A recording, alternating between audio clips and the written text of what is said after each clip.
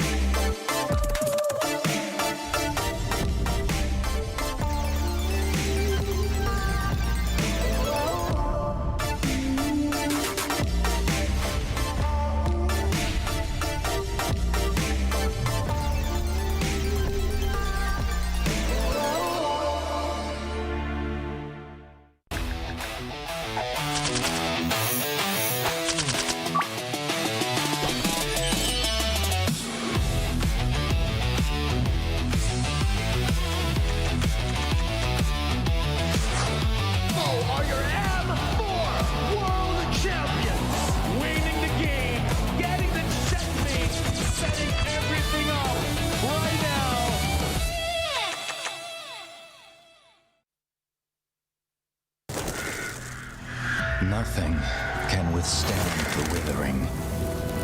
Against the endless erosion, my strength grew weaker by the day.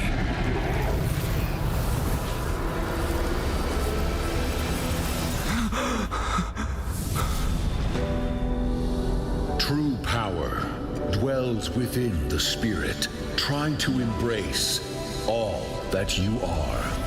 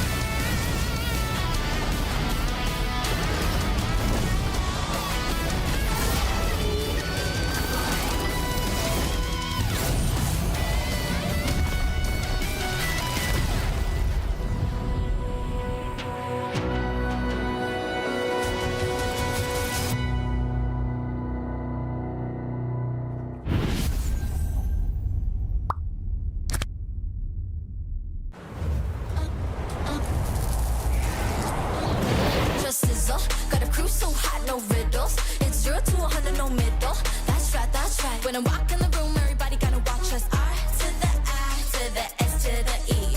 Gonna shut down the apps if they tryna get past me. You can watch us sizzle. We're making this stuff go triple. It's 0 to 100, no middle. That's right, that's right. When I walk in the room, we rise as one. Got me wild and free. Now watch us take flight. Doing it like I do. If you're rolling with me, the best team that unites. When I walk in the room, everybody gonna watch me sizzle. Got a crew so hot, no riddles. It's 0 to 100, no middle. That's right, that's right. When I walk in the room, everybody gonna watch us. R to the I to the S to the E. Gonna shut down the apps if they tryna get past me. You can watch us sizzle. We're making this shit go triple. It's 0 to 100, no middle. That's right, that's right. When I walk in the room, we rise as one.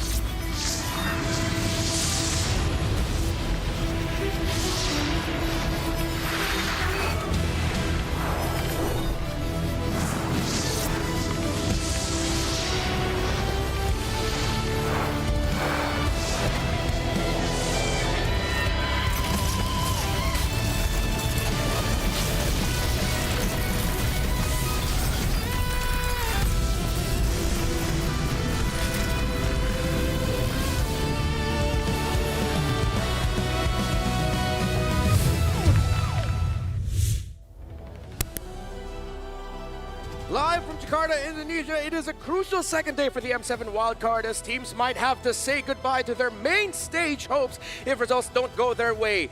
Day 1 saw sweeps across the board, but will teams be able to stabilize execution and drafts today? Welcome back to the M7 wildcard. I'm Renmar Santa Cruz, and I'll be here the whole time alongside Mr. Y69 when you could 6'7". It's Mirko, and by way of solo, averaging 23 points, 5 rebounds, and 7 assists in the under 15 basketball league when he was 22. It's Sheffin. How are you doing, man? Wow. You know your game. Yeah, you know ball. I Holy, dug deep that's for that. exactly the stat that I've put on in my under 15 game. Yeah, how did it feel to play in an under 15 basketball league when you were 22? You don't have to say that, bro.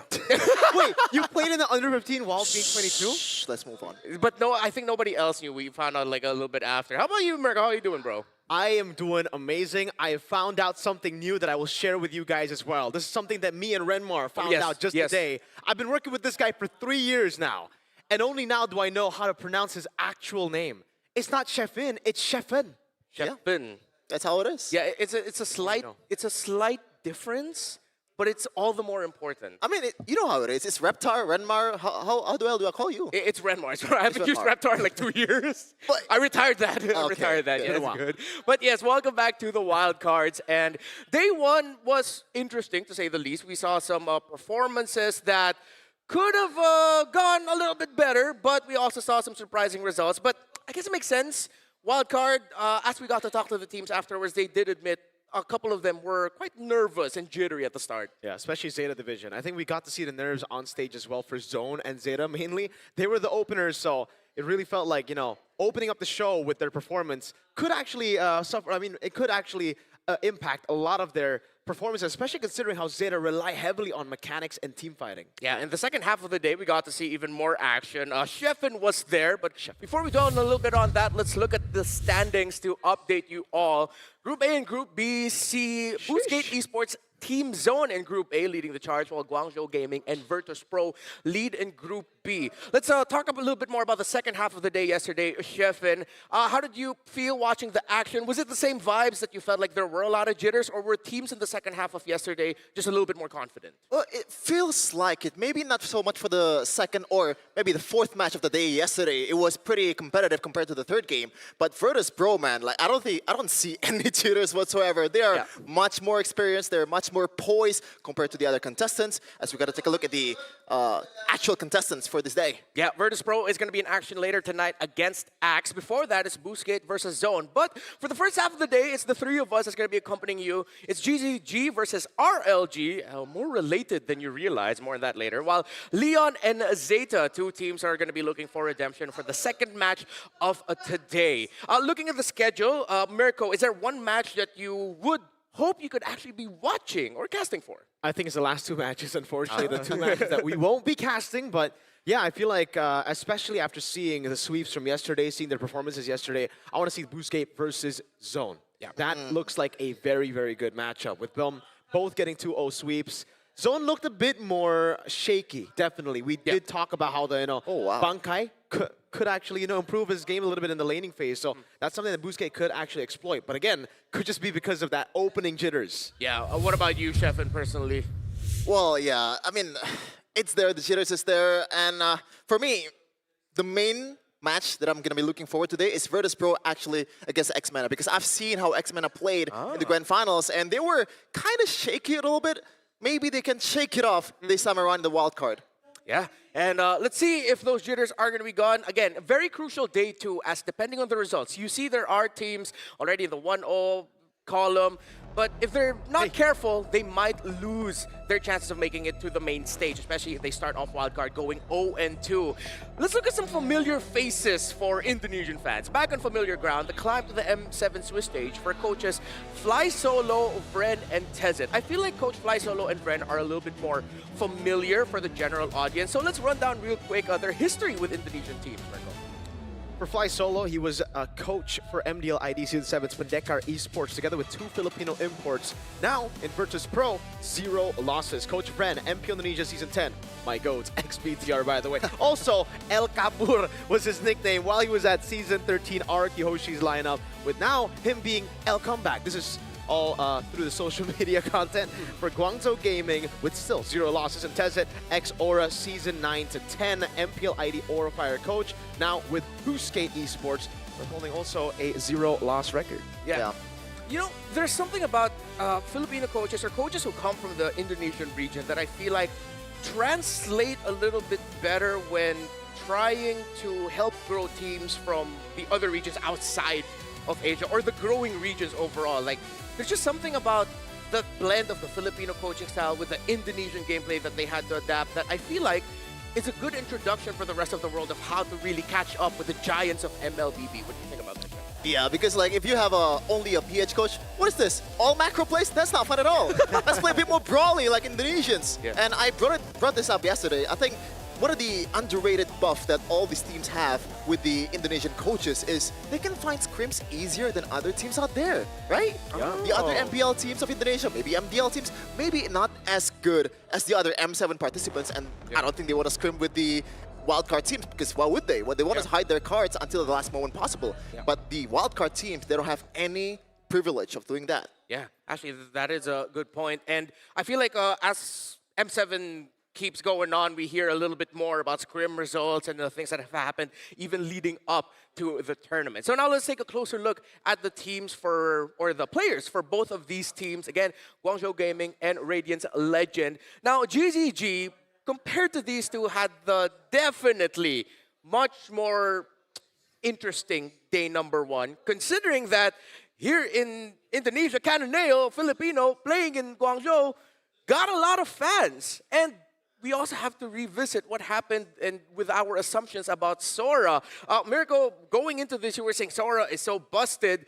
I still feel like that sort of holds true, but we haven't really seen the full ceiling of Sora just yet. Yeah, and that's what's scary, right? Because like we have seen Sora do so well in multiple different roles, even roles that we didn't expect coming into the tournament. Before the tournament, we were expecting, all right, it's going to be XP, maybe jungle. Owl pulled it off yesterday in gold lane.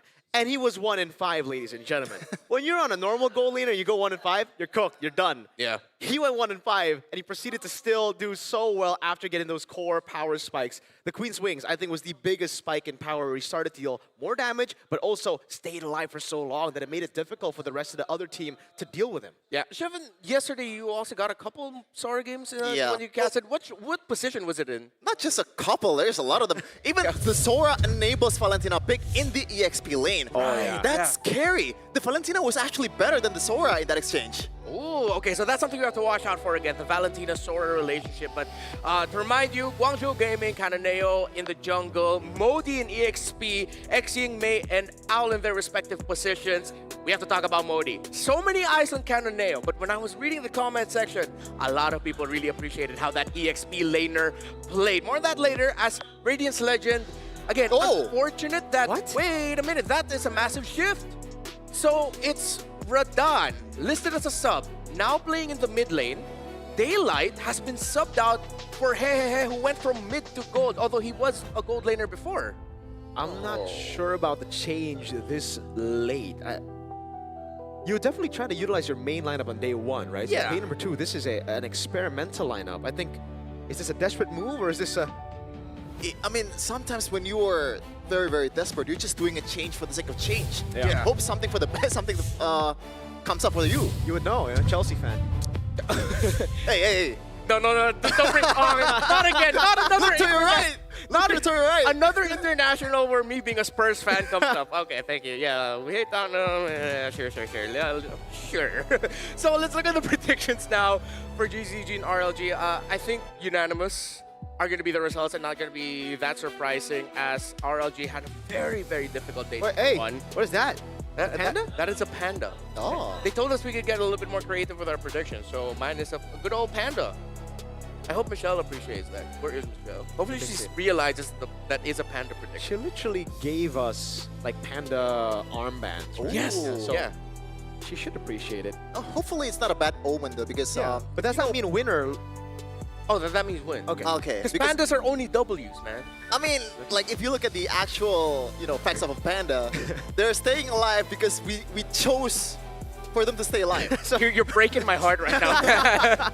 I feel like Padme they in suck Star to stay Wars. alive. Seriously, I'm not joking. Anakin, you're breaking my heart. But yes, I was also reading comments leading up to today, and it's tough to find some really good things to look at for RLG. It just was not their day. And now the fact that they're not going with their full main 5-man lineup, Shevin, as an analyst here, what do you think is going on? That's also my question, to be honest. Again, like that's the only thing I can say. Maybe they're just doing a change for the sake of change, but maybe, just maybe, this is the plan all along. The grand plan of bringing Radan K when it really matters the most. Yeah. But obviously, I'm just reaching. Yeah, well, let's see. Maybe I have to find something to say, man. Yeah, maybe I gotta sugarcoat it. Yeah, to be fair, yeah, because maybe the game, maybe the draft will tell us a little bit more about it. Let's see. Again, Hehehe is already experienced in the gold lane. GZG taking the Sora out right away, so no one wants to deal with having to draft around the Sora. Yeah, not even Guangzhou Gaming, who were the ones to first pick it yesterday, so they know how powerful it can be on blue side. It was interesting to see that Axe actually banned it on blue side, by the way, against Guangzhou Gaming yesterday. So that could be something we can bring up later for the matchup against Virtus Pro. The fact that they might not be comfortable on a Sora pick. But still, Guangzhou Gaming focusing hard on the XP lane, dude. I thought maybe this was an Alpha thing yesterday against Axe, but turns out it's their game. It's been that way for the longest time in the wildcard so far. The Yuzhong, Lapu Lapu is always getting banned. Speaking of which, Yuzhong hasn't get banned just yet, but I'm interested in the Joy ban because in the last match that they played, Kanoneo, he was popping off with the Joy, man. He's pretty much solo carrying this team, even though the draft maybe not favoring towards them either. Yep. Star-making performance by Kanoneo on that Joy. The exact stats I will share just a little bit later, but Juicin first pick yet again up against GZG. Comfort, I feel like they could have gone something for like a Kalea, as Pancake loves the pick-off heroes. But the Grok and Lance, easy pickups for GZG, and I wouldn't be surprised if they're going to be the ones setting the tempo here. Yeah, I like the fact that the Juicin pick comes in with the Yve already banned out, right? I think yesterday we did see a couple of times that the Juicin gets picked up with the Yve still open, and it just gives a way for the opponents to utilize the mid-prio to zone Juicin away and to make her irrelevant in the team fights. And by the way, you don't really have to pick something like a Farsa or someone that has a range here because you already have 2 divers already in the Lancelot and also the Grok, so you have that solution for the Jushin. They can hide it for the second phase for Guangzhou Gaming. Okay, so they really don't need to go for reach as much as they would usually need to. The dive should suffice. If they can pick up the Kalea here, I would prefer that. The Yuzhong would be great as it was open for them, but they... Wow. It's happening a lot more often that Claude is showing up. It's only them, I think.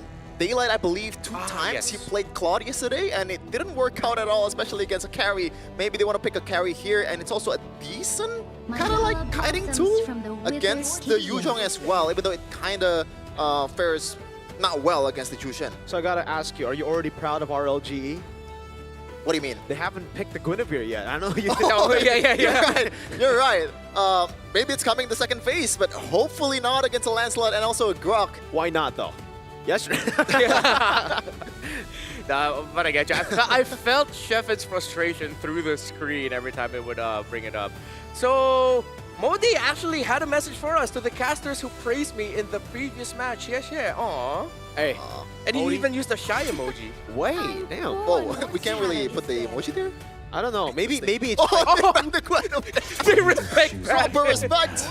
So now are you happy? Are you happy that Guangzhou Gaming banned it, or are you happy that RLG don't get it? See, I don't want to say this, but this is just how I do things, okay? Guangzhou Gaming, I feel like they're giving them a chance. You know, let's not play the Guinevere. We want you to have a chance to actually win better. Oh, wow. So that's the Sheffen way of looking at things. I like it. It's provocative, but it's cool. Fourth pick here for GZG. Considering that they already have the Lunox in mid, I think maybe just a little bit more range would actually be okay. I know they have a lot of dive, that's fine, but range would be good, or a slower type of gold laner is going to be difficult. Yeah. They can't go all magic, so I wouldn't want them to go Harith. I think they can just go for the Uranus pick first here. I think it's really, really good, right? Against the Yuzhong, Claude, and the Juicin. It's not really that vulnerable, but they instead go for the CC. Wait. Should be a CC gold lane, because it's a bad matchup against a Yuzhong in the first place. Well, I guess they want to utilize it as flex. Yeah. Not sure if that's gonna be the case, but we'll see in a second. Yeah. At least I'll have the decision. Wow. Suyo goes up. I think RLG are banking on that CC being gold, or they're not expecting like a Harith to show up anymore because at least Suyo doesn't have a lot of magic damage to worry about other than the Lunox. Wow. So yeah, it is CC gold. They go Phobius EXP, Suyo in the jungle for them, and then Rome Cho. So I always like it when there's a Grok on the other side, there's a Cho and vice versa. At least they can match the aggression. Hopefully both of them are going to be aggressive and no one just decides to go for defensive. Yeah, hopefully for RLGSA, they can utilize this Yuzhong to the utmost potential because it is kind of a winning lane against a Phobius, so you can maybe emphasize that a little bit more and get the early game objective as much as possible despite them being up against a Grok, against 2 fighters, and also a Lancelot. That is a tough test, but they gotta do it. Yeah. Okay, so general vibes with the drafts. Any preferences here? Let's start with you, Marco. Just because of the Suyo, man. I'm a Suyo hater in the current patch. I'm going to go Guangzhou Gaming. All right, what about you, Shepard? W Modi, Guangzhou Gaming. All right, so still going strong for GZG. I'm going to have to echo your statement. Let's see if RLG will be able to turn their chances around with a surprise substitution for day number 2. A very important match to win. Start off strong. It's them versus GZG. Oh, man. It's really tough for you to swap between roles, especially up against Guangzhou Gaming, who are just so versatile, man. Initially, I think we were expecting Owl to be on the marksman picks. Now he's just been full fighter. I think 3 games he's played, all on fighter. It was Sora, then what was game 2?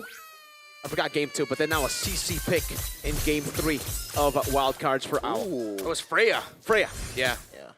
That's a new sight. Like, I've never seen a Claude that picked up the BMI first over the first skill, but that's just how it is if you're up against the CC. You want to evade the strings as much as possible. I think he just wants to be able to poke a little bit, or also use it for vision. Maybe he was also worried that maybe Owl would just run straight into the nearest bush to surprise him with a yo-yo blitz. Yeah, and it seems like that he just keeps using it to check bushes.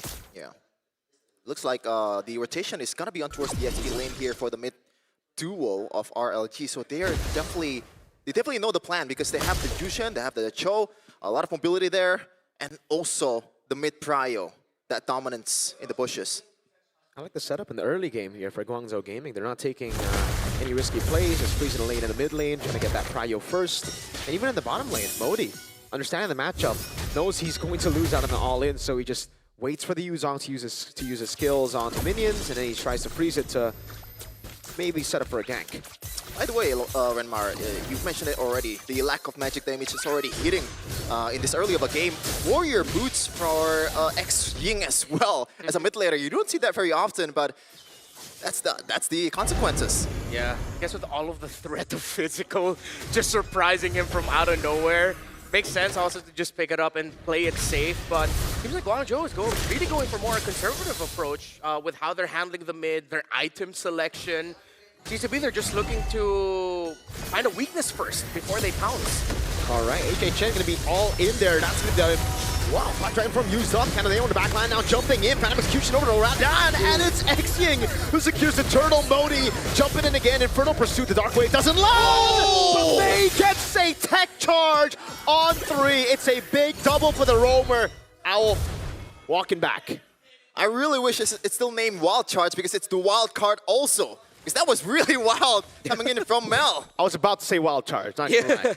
Keep it that way. Keep it that way. I mean, it's been wild charge for the longest time. Maybe old habits die hard. Is that the wild card?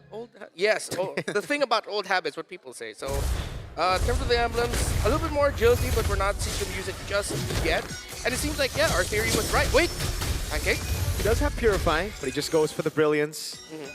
Yeah, and he's also out of mana as well. Just might as well just trade some damage. And by the way, I just realized that Owl is on a Purify, not really the usual side that you see on a CC with a Vengeance. I thought it would be a Vengeance just because of the fact that it's up against a Claude too, right? Like it or not, the Claude is going to hit in the back line, and Vengeance is a good way for you to punish that. But they prefer the safe route. But look at this, Modi. Really good Dark Wave, but the way the Dragon locks him down. Modi, he's been able to make a lot of plays, but this time with 3 members on him, it's tough. Yeah, it looked like Owl just accepted his fate. He didn't even use that Purify you just pointed out. Rare L from Modi, but he's got to bounce back for sure because he is in his prime. Oh, X-Ying actually. Okay. Ah, wait, I just realized for a moment there, it was Modi that got pounced. Yeah. Not Owl. I'm still so used to seeing the CC get played in the ENG lane. Absolutely, man. I just want to say, though, I actually like the Purified choice in this game over the Vengeance. Yes, you're going to be good against the Claude, but at this point, you're really just playing for the team more, right? You're getting tempo against the Claude, rotating over, and the Purify will help you way more against the Yuzong and Cho. Guangzhou still playing steady. I mean, the counter-punch style worked out for them after that turtle, so, I mean, don't fix what's not broken. Yeah. As they're going to set up for the turtle here. Oh, Guangzhou Gaming. I don't know about the way to Dragon over on May, though. Now it's going to be Modi jumping in with a shoulder bash. Oh, in front of Pursuit over. Dark Wave as well. Pancake's going to be taken very low. Modi will get the kill on him. As Turtle gets started. Tech charge lands onto HHN. Caught in the bad spot. The shoulder bash locks him. And Cananea picks up a very easy kill. Good flicker from Modi, but it's answered by the BMI. Honestly, it's definitely still a W for Guangzhou Gaming as they're going to take the turtle here, but it wasn't that bad for RLGSE, considering that they're up picking a marksman in this early of a game, and that Claude joins the fight and still somehow kind of made a difference, just a bit. Yeah, I feel like Pancake getting that kick onto that Grok would have been better if it was a little bit later in this game. Because you saw his entry with the Blazing Duet was perfect. He just does not have the damage yet. Oh no. Thankfully no flicker just yet from Mei here, and RLG knows that the threat is there. Oh man, it's so good by Guangzhou Gaming though. As a gold laner, this is tilting, man. When you have the gold crab, or sorry, the gold cannon minion get zoned away from you. Great control by GG. Oh, cannot arm up against the CC. It's way too difficult. And RLG, they're just behind the tempo. They cannot match their rotation, and now their gold lane suffering for it. Yeah, it's an easy turret here up top. This is just how it is if you win the lane and also knows how to rotate. So far, RLGSE is definitely a step behind of Guangzhou Gaming in terms of rotation. Even in the mid lane, which is supposedly, when you have a Jushin, you are going to be super dominant. Seeing it's not Gansha at all. Maybe that's why Radiant's Legend is slowing down a little bit in the mid. As we saw there, he just straight up went for the Chaos Assault with the ultimate. Oh, man! Oh, man, that'll bait out both Crimson Beacon and Flicker. The current call will lock Hehe down as Owl looks to be the one with the last lap. Hehe forced to use the Flicker in forward with Blazing Duet as well, but Owl's still doing so much here. Has to sustain, gets through a Modi, catches him on the Shun Pool, and it's X-King with just one into the Brilliance. Poetry in motion by Guangzhou Gaming. And right now, Radiant's Legend Gaming, the map is definitely red right now. That's a desperation Blackjack form that resulted in nothing. GG. I like how they're using ultimates at the center of the map to take control there. And it's not just they're trying to bait out abilities, they're also using that knowledge of what Radan or Pancake has used so that they can get plays elsewhere. And yeah, because of that, RLG just now have to accept the fact that they will not be able to control majority of this game. They're gonna have to find a way to crawl back through macro or sheer miracle and luck. Yeah, considering that they're on a Yuzhong as well, and the value of Yuzhong is so far almost non-existent, man. Yeah. 0 objective win coming in from Radiant's Legend Gaming, and this should be something like a time bomb for RLG currently. With this much scaling heroes too, Lunox is gonna scale heavily to the mid game. Seems like the more we really look at it, any point. Oh, Modi! Dark with the Flicker. Radan does not have any of the blinks available, so it's free. Mei tries to bait out the Furious Dive, will be able to do it. Knows HHN does not have the Black Dragon form up. Not looking good at all. Not just the Yuzhong, even in the early game, if the Claw does not have the farming space that it needed to have, if you dive in, you're gonna take more hits than you deal hits to them. So that's super, super bad for RLG. Still, similar to day number 1, Modi making it look easy. Now with this Phoveus, yesterday was the Yuzhong that really put him on the map. Quick look at the items. Main frontliners, War Axe for the Phoveus, Dreadnought there. Well, there's a Dreadnought, and still just Dominus Ice for the Grok.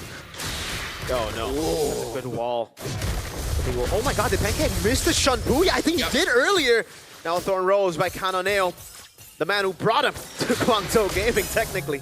Unfortunately, and now he has to, you know the meme of like, I don't know which movie was it from, like, I don't want to shoot you, brother. Am I just too old to know what you're talking about? Maybe it's too niche for you. Yeah, let's go with niche. I'm not an unk. And again, like, it's just so tough for Pancake to look for the pick because Owl has the Purify, right? No. They have to use the way the Dragon Appeal. Oh my goodness, they just kicked back the Phoveus. Sad. Yeah, it is very difficult for if you're a Radiant's Legend fan, if you're Guangzhou Gaming, it's business as usual. Again, it's literally everything that you're asked for, taking the conditions in the map individually. Everything's just going right for them. Yes, they've suffered just a couple of kills. They lost a tower at the bottom, but that was because they traded that. Yeah, and if they're down to inhibitor turrets for RLG here, the wave clear is quite abysmal here for RLG. I guess Suyo is not that bad for a jungler. Hey, it's a marksman at the end of the day, but it's a single target marksman.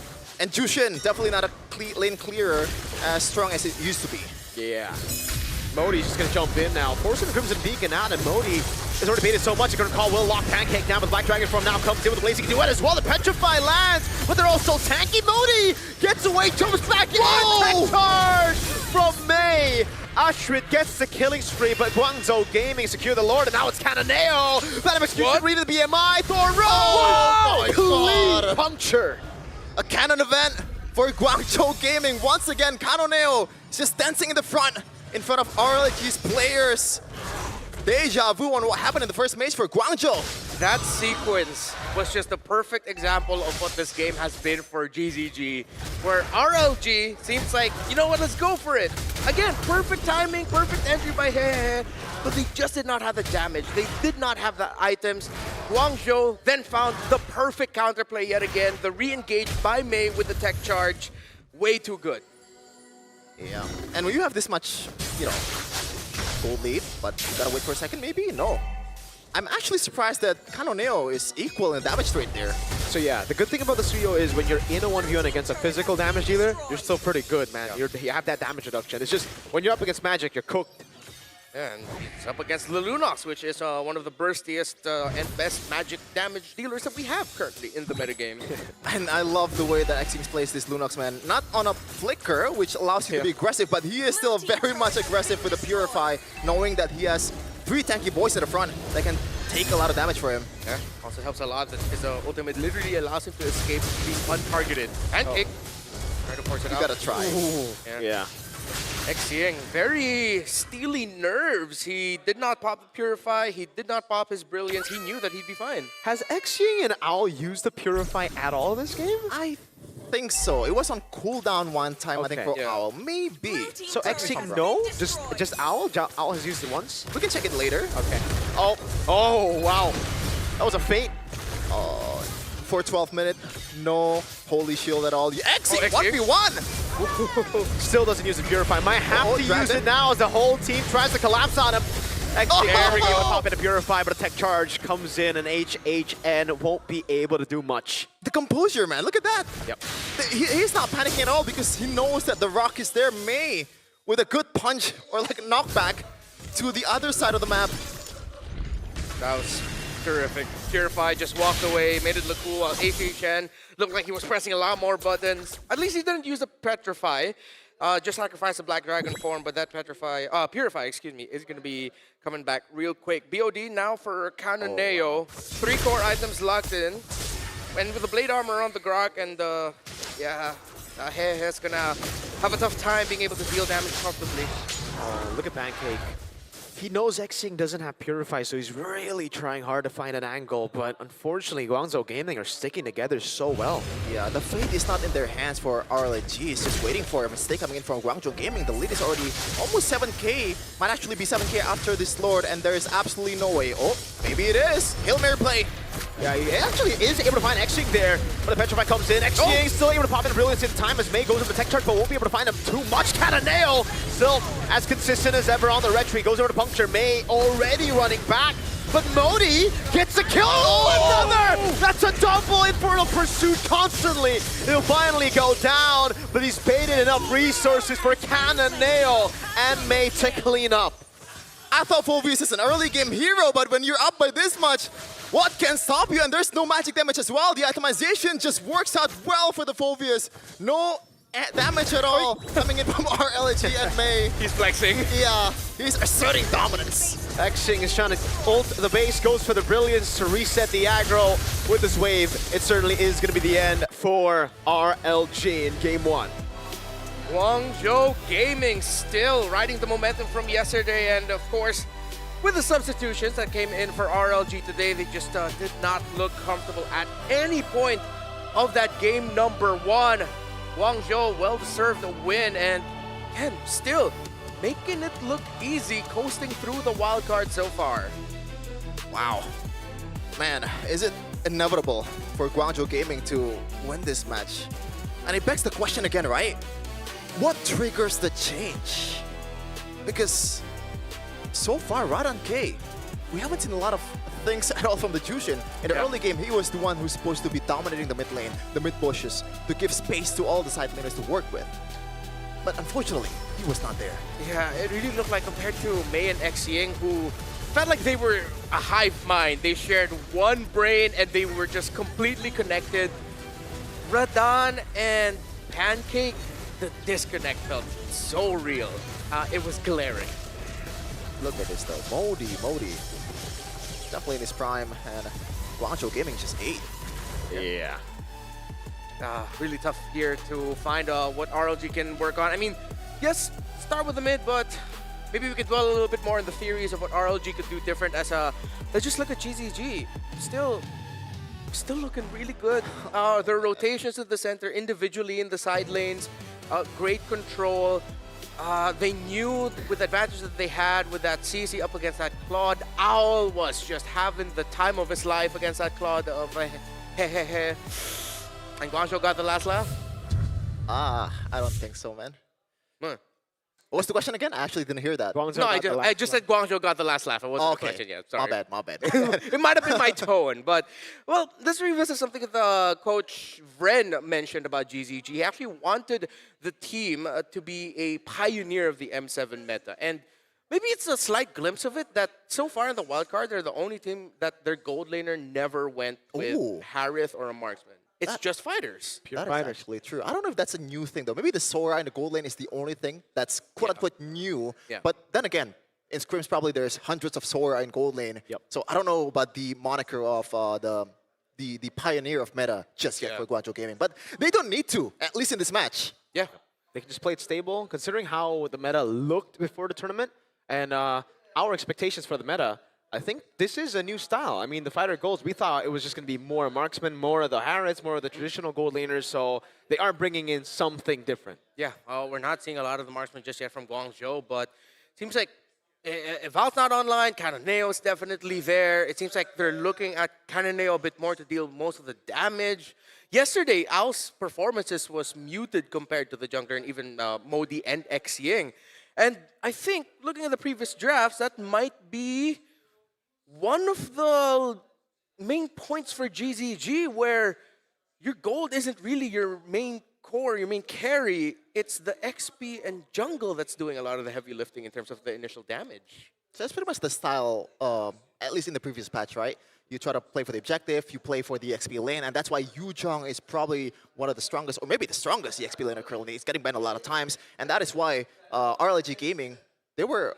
Wait, it's RLG Gaming, right? Yeah, RLG. They were the one that's, they want to play the Yuzhong because they want to get the early game. Unfortunately, it didn't work out at all. And usually when things didn't work out, you say, just go back to the things that worked out. But so far, nothing has worked out for RLG. Yeah, and I feel like it's just the small mistakes that are just, culminating in such big losses. I think, again, when it comes to turtle number 1 for them, they had the opportunity to give Yuzhong the XP crab, but unfortunately, Astra took it away. So they halted themselves from getting level 4 on Yuzhong and starting the turtle way faster than Guangzhou Gaming could react. Yeah, and I thought that after that they were able to get that quick little kill onto Modi, that they could use that as a means to, hey, maybe let's finally start getting our Yuzhong out in the map a little bit more, get some wins in the opposing jungle, but they couldn't. It seemed like after that, it was just like, okay, let's just go back to reset. Why? Exactly, and it's so weird when you have your Yuzhong actually being the one to trade. It should be the Claude that's trading on the map while the Yuzhong is playing on the other side to react to the opponent rotations. Yeah, and that's why you've been very vocal about like Sanford. Yuzhong is the only hero that can be bring out by Sanford, right? Back then. Now maybe a lot of more players are more used to that, and that is why like not a lot of players can actually, or not a lot of teams can actually use the Yuzhong to perfection because it's a hero that requires momentum, right? Yeah, and it's also a team hero. It's not really just one guy. For sure. And I just want to nitpick just a little bit. In the first few seconds, Radan K used the lantern to check the map in the bushes, and he lost out on a lot of mana. I'm not sure, is he not used to playing Jushin, or his mana was literally 0 in the first few seconds? Not sure, man. maybe. Yeah, overcommitment maybe in terms of their own respective resources. A lot of things to work on here if you're RLG. And now clock is ticking. Again, with teams already on the board with 1 win, another series win or more teams that and fall under the 2-0 column means that they're getting closer and closer to just already sealing slots for the next phase of the wildcard in the crossover match, where the top 1 goes up against the top 2 of the opposing group. And GZG's getting there. I think after what we saw from Guangzhou in day number 1, it's them, VP, and a little bit more towards Boostgate and Zone, somewhat in the middle of like of those actually advancing into the wild card.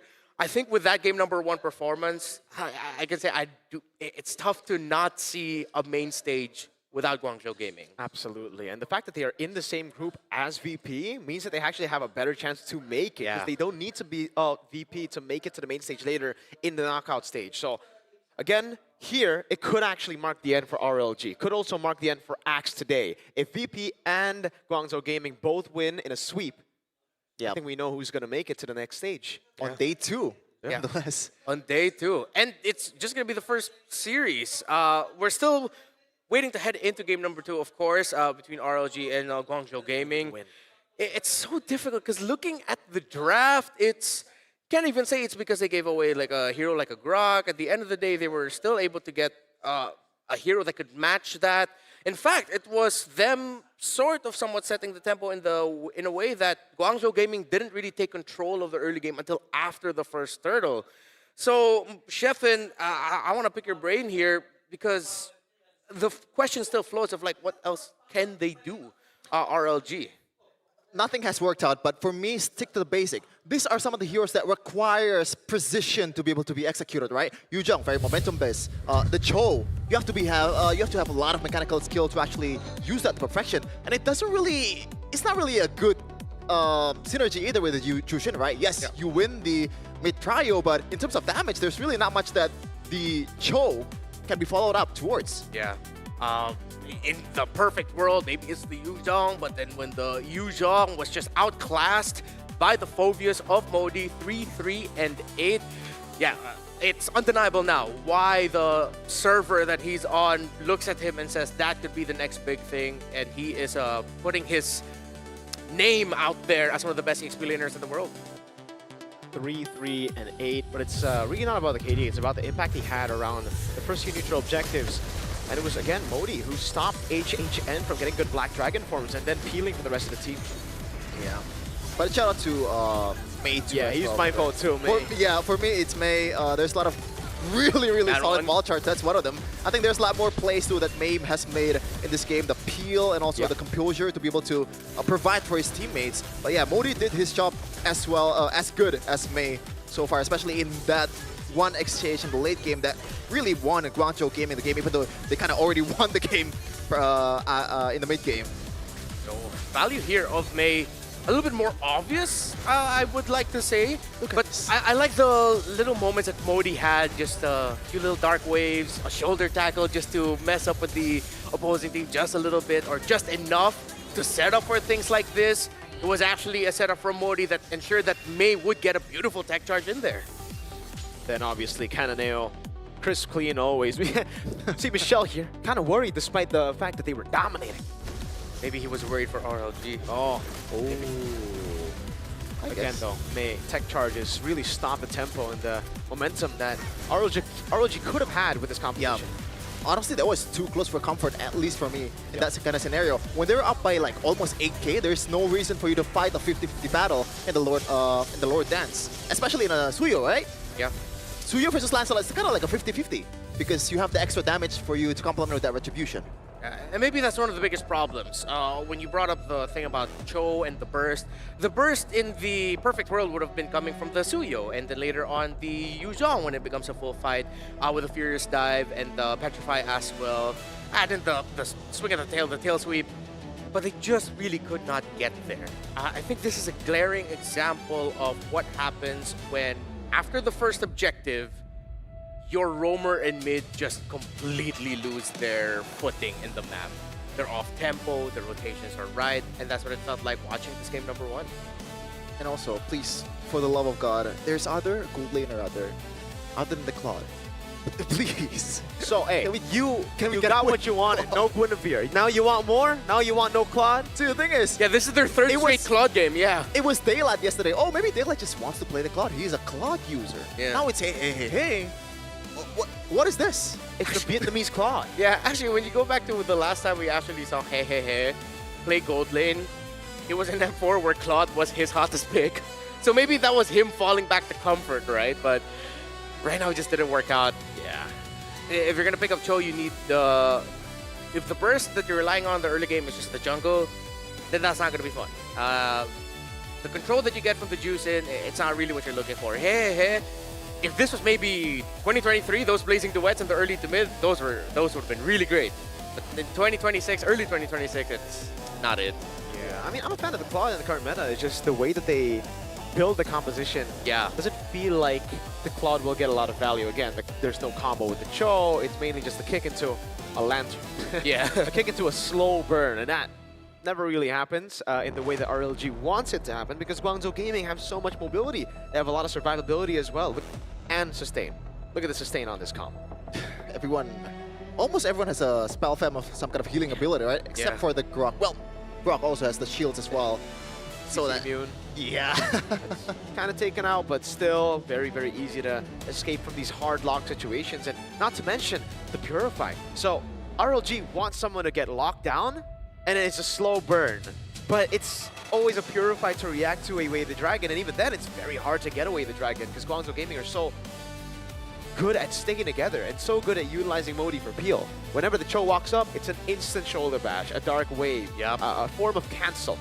Yeah, it's those little micro crowd control that as the MLBB esports scene matured, a lot of the teams started putting way more value on. It's not just the big sets, it's not just the big AoE, it's the little things that matter, that add up. And now, again, these two orgs, more related than you realized.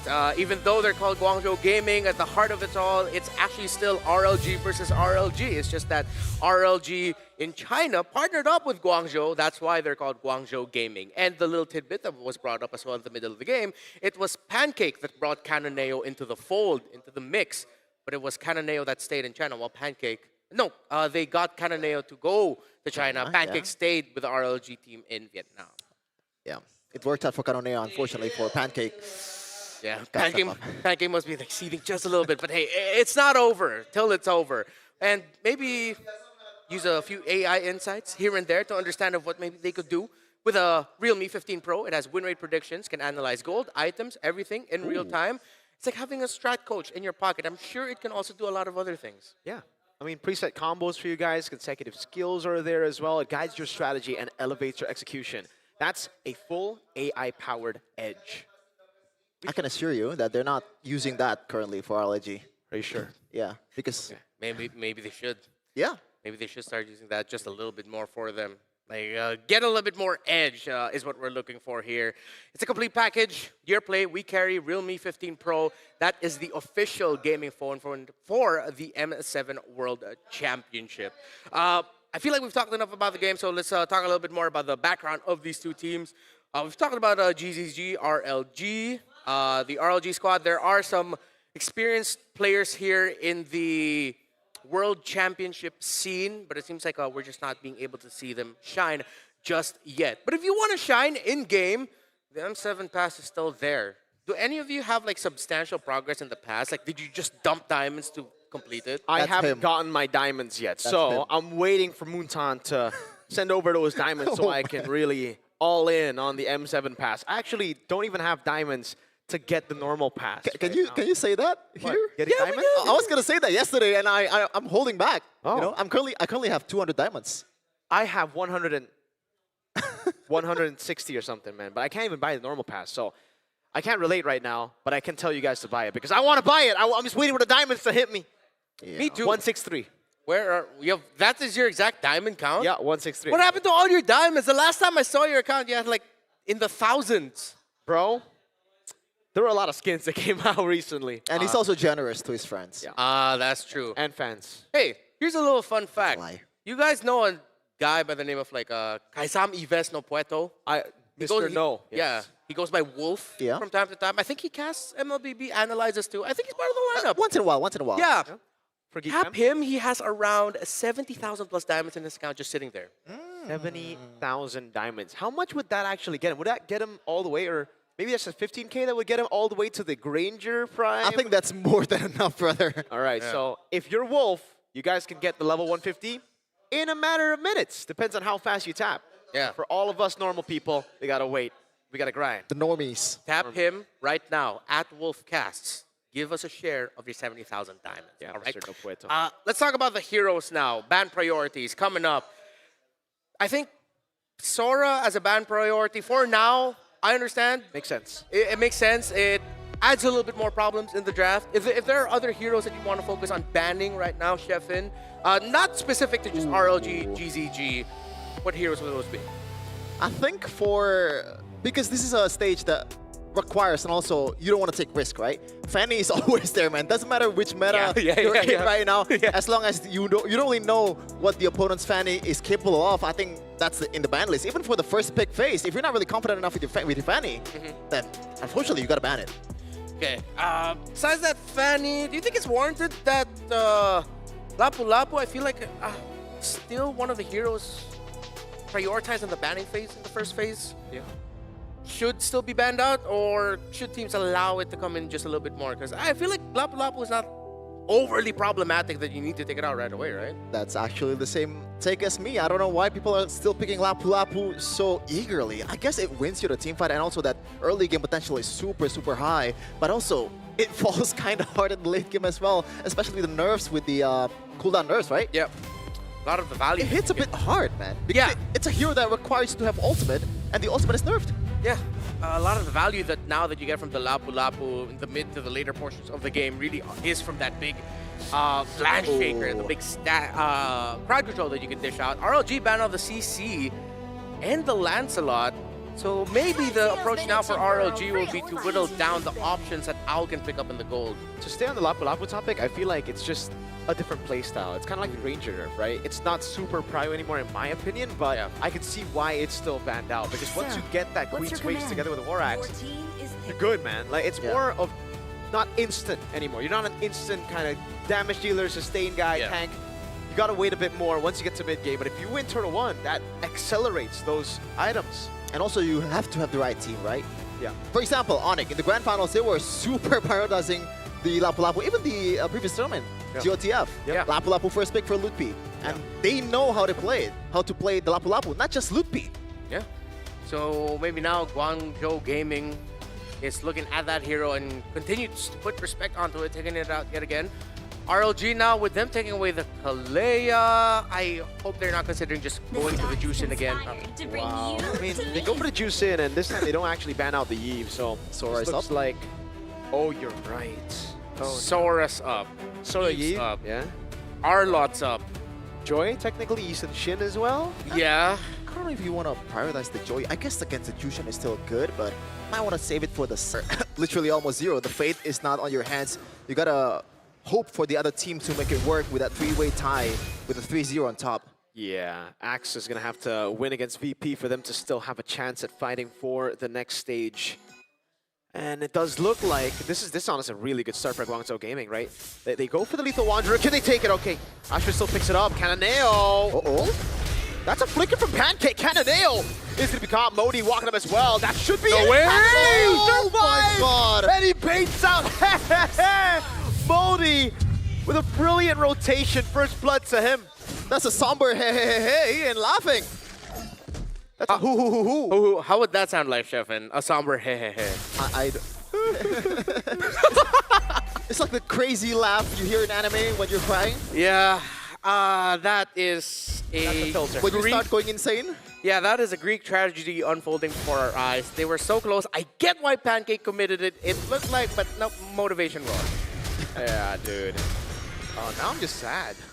Yeah, that was a very sad start there for RLG. Pancake put it all on the line. Yeah. I will commit my flicker. Get this season Shin down. Oh, and look at this rotation as well. They try to utilize the river to go get a sneaky gank down below and then rotate, but Modi's chill, man. He knows. Yeah. For GCG, they're not really in a rush. But never mind. Lands. Tracer's going to come down. Oh, Cananeo actually able to go to Tracer's. To kite back. Asher able to get a great quad shadow, but he used everything, and now Xing can walk up again. Pancake a little bit of damage. Looking for enough to peel. A Purify out. Pancake gets the kill, but Owl gets a double. Almost enough DOT on HHN to get a solo kill down below. Owl's going to go for it now. Pancake walks away. Daylight. No. Okay. Even when things are looking like 2 times by now, I thought it was going to be a kill for RLG, and this time it's actually a kill, but it ended up not working out for Radiance Legend Gaming at all. Even in the bottom lane, they're losing out on trade. This is looking it's going south for RLG. I mean, expected in the EXP lane matchup.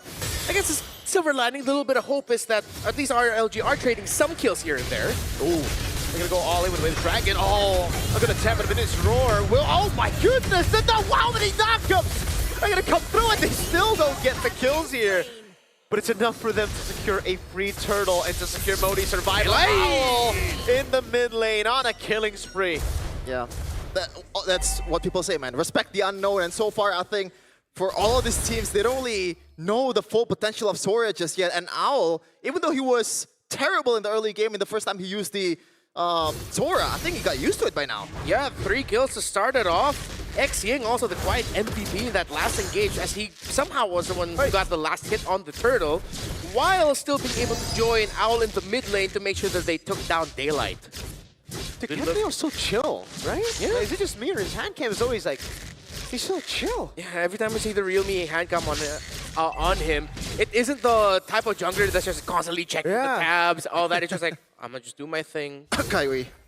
Yeah, Kyrie, when you look at him, he's looking at everything. What a tryhard. What a sweater. Yeah. Oh, Guangzhou still in control here, but RLG with a little bit more bite to their game in this one. Seems like the little bits of healing that's coming out in Spell Vamp that Guangzhou has is the little difference maker here. So many times that there are members of GZG who are really low, but RLG just committed a lot of what they can dish out in the start of the engagement. Yeah, they're trying to play like aggressively here for Radiance Legend Gaming, but unfortunately the margins are not working out for them. I just wanted them to realize that Minotaur is unexpectedly super squishy in the early game, by the way, especially if you prioritize the photo for the first item. So Pancake, if you want to kick the beef, then go for it. Yeah, tenderize it just a little bit. Yeah. Wagyu Mei. Wagyu Mei. Oh, don't get me hungry here, man. I made myself hungry yesterday. Turtle's gonna be up now. And Guangzhou, let's see if RLG will be able to read this scenario with the Minotaur.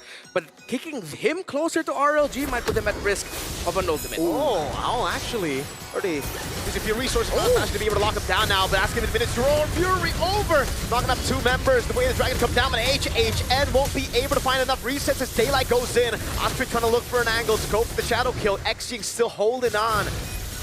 And it's him walking back. Pancake! Jiku knows the way to Dragon, but Owl disintegrates in the back of the shadow kill. Did nothing with the help of the motivation roar. Cannonale will take Pancake down.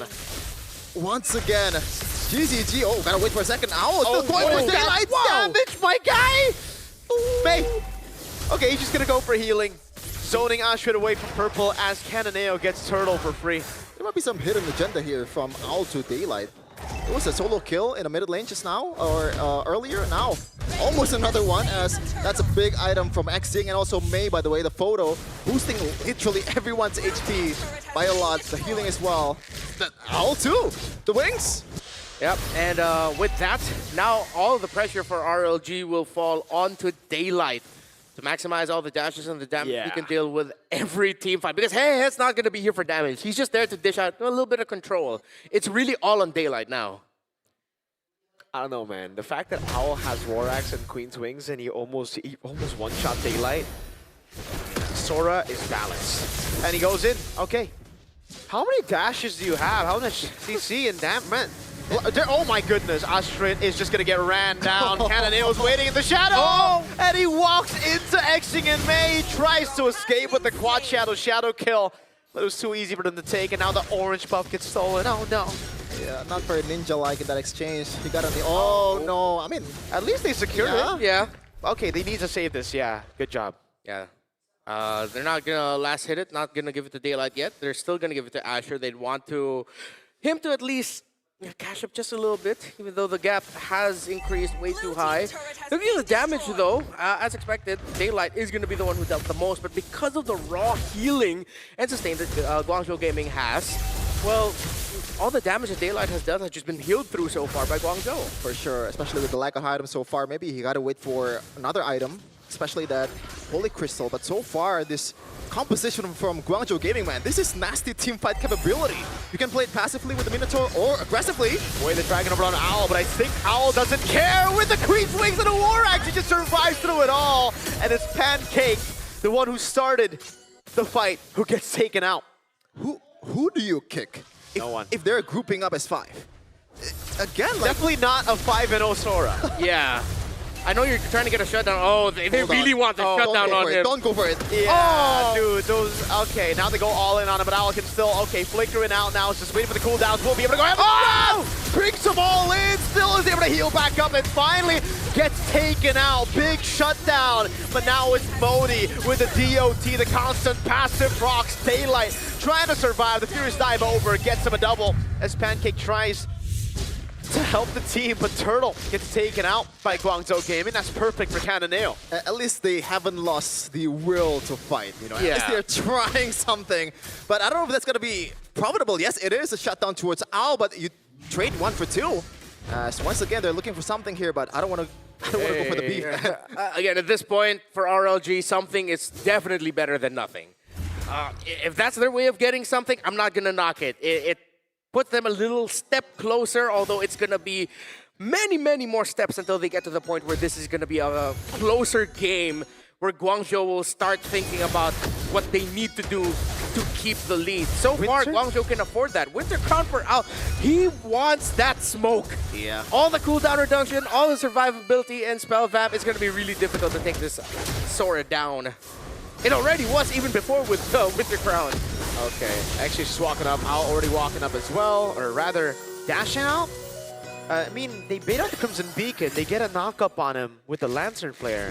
But Owl's got big hands. Yeah, and he is begging to be kicked, man. Yeah. Me. He's hoping for it, man. Yeah. He's like, please, bring me to the team. Maybe he's Lightning into that. touch.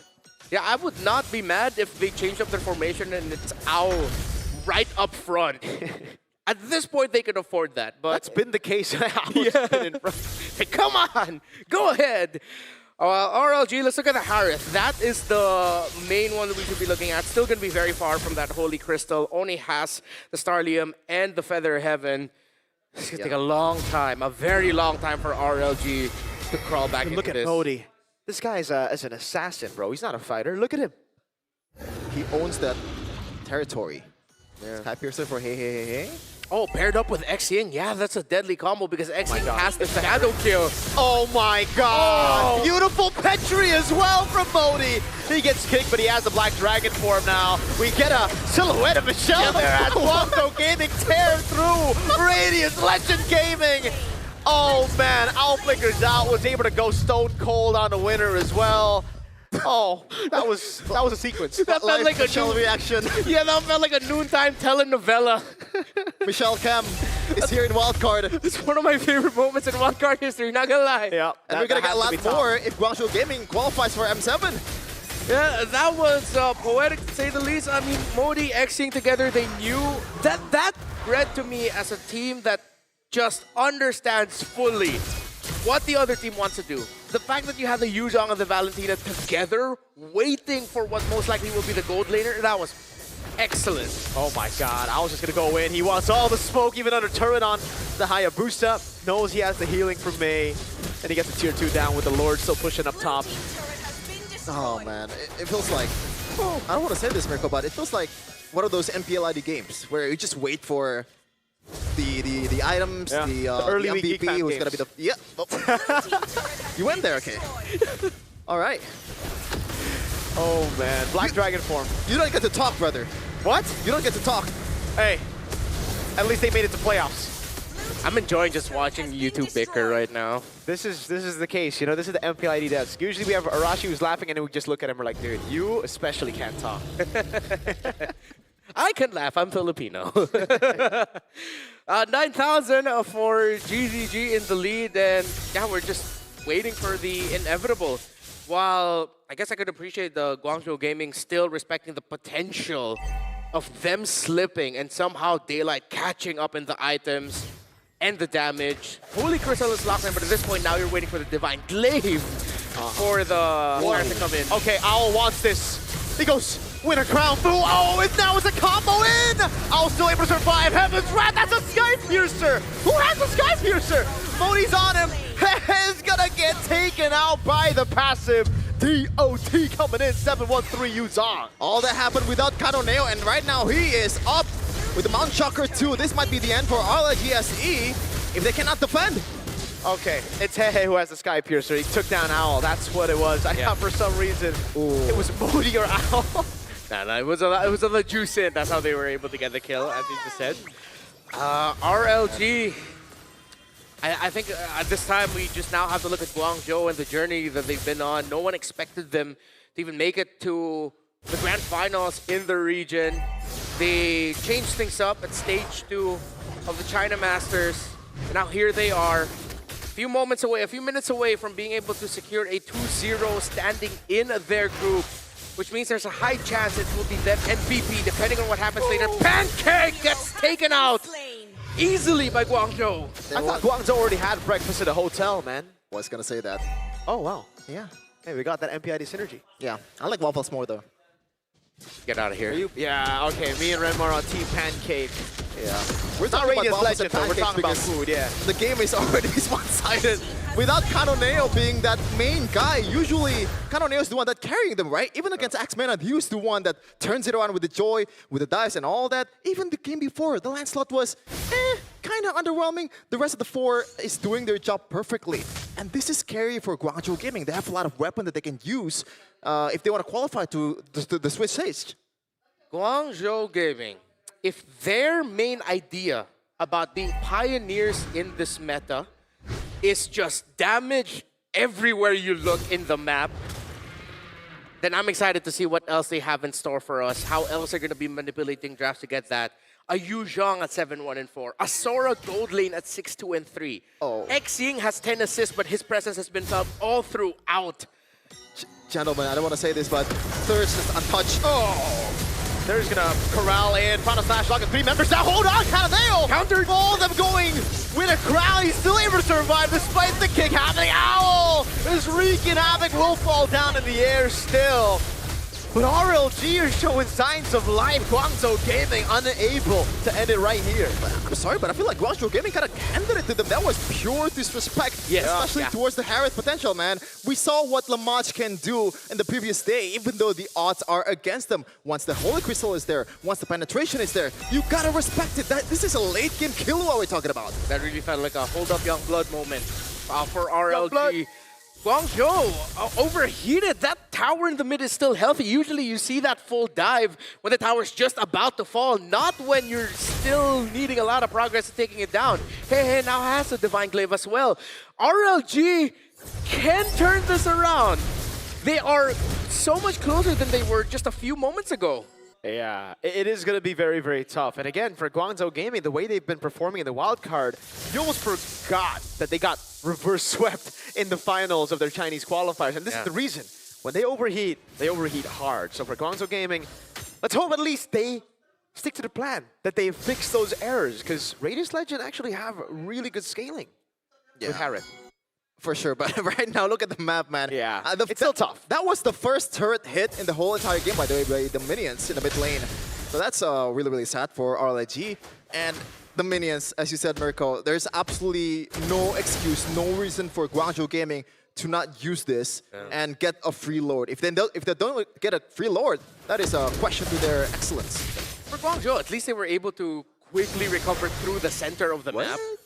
Dealing with a shadow kill. Actually, X-Ying has been looking to get a shadow kill majority of this game. Huh. At this point, he should build damage, like physical. Yeah. He probably can at this point. He can afford, he probably has the gold.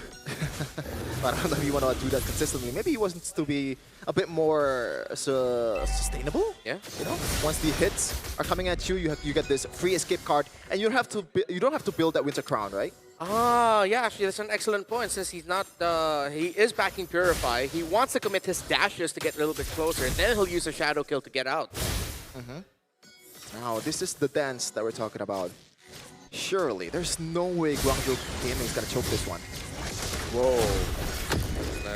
Just going at it, and it looks like they're just going to commit onto it. The wave up top is set up That's just yet. actually Black good. Dragon for him. Ready, Pancake. He tries to go for a great turn by May. Man, knocked up by May. They will get the kill on Pancake. Right now, it is just Pancake, and they've used a lot of their resources. Oh, but they go back in. Daylight's gonna be caught, and they are way too ahead for even the Harrods to sustain. That's a Petrify to lock HA. Shed Owl now jumps onto Hehe. Won't be able to find the range. Oshrit jumping back in again, but Cananeo buys the immortality in time, and now with no Quad Shadow, it is free for Modi. Just put on the stacks on him. Oshrit getting away with the Quad Shadow again. The cooldown helping him there. He will be able to recall. Whoa. Guangzhou will not go for the Lord. Pancakes up in 6. Yeah, they're saying it's endable. Does look like it is going to be endable. Oshrit with the Quad Shadow one more time. They just need to go for the waves right now, but Hehe is going to get shredded by Cananeo, who's unstoppable. Pancake back up. 5 seconds for Daylight. Pancake. Saber survived. Now he's giving the shadow kill over to the mini waves. Will be able to clear out the mini waves now. That's the Minion's Fury. And the win. The Dragon's Daylight over Mexing. Daylight has gone back up. That's a winner crowned into the immortality by Daylight. Trying to survive now. Going back at it. The base is wide open. It took a bit to get here. Guangzhou Gaming will get the clean sweep. Still undefeated, Guangzhou Gaming. Going perfect the first day, now continuing their onslaught. And they are they through at this point? We cannot fully say just yet, but it's really looking like, based on the performances in the group, looking really good. 2-0. At this point, getting a 2-0 start, yeah, they should be good. Because at this point, there's already one team at 0-2, no other team. They're gonna go up against Virtus Pro, but at the end of the day, it's just like deciding on which one of them will be the #1 in the group. Yeah, and I think Guangzhou Gaming is not afraid on who are they going against in Group A, by the way. Yeah. Because they have their eyes set on to Virtus Pro. Yeah. But at that point, again, it's just for pride of group dominance. While the crossover match, if ever they are going to be #1, they'll go up against #2, and if it's #2, then they go up against #1. No matter what, GZG have definitely earned the respect of our global community, and they continue to do so. Impressive performances in the wild card. This time around, I know there's a lot of focus on Modi, Cananeo, and even Owl finally having a huge impact game as a fighter gold lane. But I want to look at Mei and Xing. Yes. This series, they are so freaking good. I agree, especially Xing here on. But sure. Me too. Me too. Where is it at? Please. Left out. I cannot think of any more really good things to say to Guangzhou Gaming.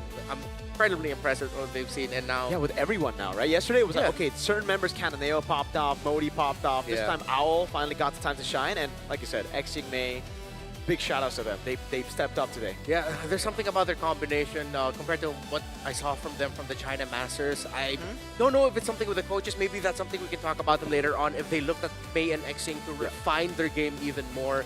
Because even my memories of them yesterday, it was a lot of just, again, they moved together.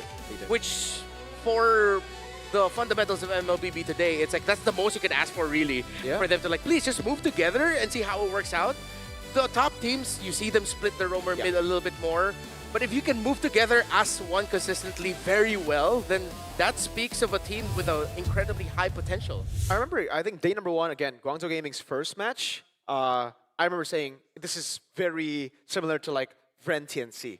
But now with the Minotaur, it really feels like early days AP Bren with Vren. When they pick the Minotaur, they just stick together, play together. So it's really cool to see Vren bringing those ideas and now mixing it up. So you don't know what you're going to get. Whether you're going to get the crazy brawls or the group ups. A lot of flexibility here for ZGG. That's from America. What about you, Chef? And what do you feel like is the biggest strength right now of GZG, real quick? Because I think one of their biggest strength is they have Visa on their hand. They just have Visa. Yeah. We have Visa. I got one in my hand. don't That's have the one. back. I'm not going to show you the back. Where's your I Chef? don't have one. No one. Oh, your no. Chef? Here, You can I'll give share. it to you. Am I gonna get deported if I don't have one? No, No. This is not that kind of Visa. It's Oh, the okay. Visa you use to pay. Ah, I see. And why do you have to worry about getting deported? You live in Indonesia, man. Yeah, you're just literally going to be, because he's from Solo. So maybe, Wait, how far is Solo from here? I actually don't know. Is it a different island? It is not. Nah. Nah. I See, got it's not it. that far. You're fine. So, again, Visa, this is the official payment partner of the M7 World Championship. This is it. Be the champion that you want to be with Visa. All the unlocks, all the upgrades, everything you need, Visa. So, groceries, Visa. Visa. You want to fly into M7 to watch M7 from a different country? Visa. Visa. And literally a visa. Yeah. I was surprised he actually needed a visa now for Indonesia. Yeah, that's Usually for Southeast Asians, it's just we just go in with a passport. Wait, you need a visa? Yeah, I needed like an e-visa. That was new. I thought Southeast Asia Yeah. just, come I and go. see. There might have been a hit in my name. I don't know. I wonder what they thought I did. I don't know, but all of this is brought to you by the official payment partner of the M7 World Championship, Visa. Be the champion you want to be. Kaisam Yves no Pueto highly suggests that you get a Visa card. I don't know if people can see it, but this is one of the most adorable card designs I've ever seen. Like that, It's Chevin? super simple. I like this smile here. Chevin likes the ones usually with more art. Yeah. Oh, is that the name of the mascot? It's V. V? Oh, whoa. That is cool. Hopefully And they don't get sued Speaking of by Oh My Venus. no. I mean, No, it's all good. Okay. It's not the threes. It's the VE. So Ah, we're good. Hey, speaking of another cutie, the skin Whoa. of Edith in game. Wait a second. This is more Chefin's thing. Chef- There's Chefin, an Edith skin? It's your turn to take over, bro. I didn't even know that. Exactly. His favorite hero in the game, by the way. Yeah, because of the voice actor. Shout out to Sante Win.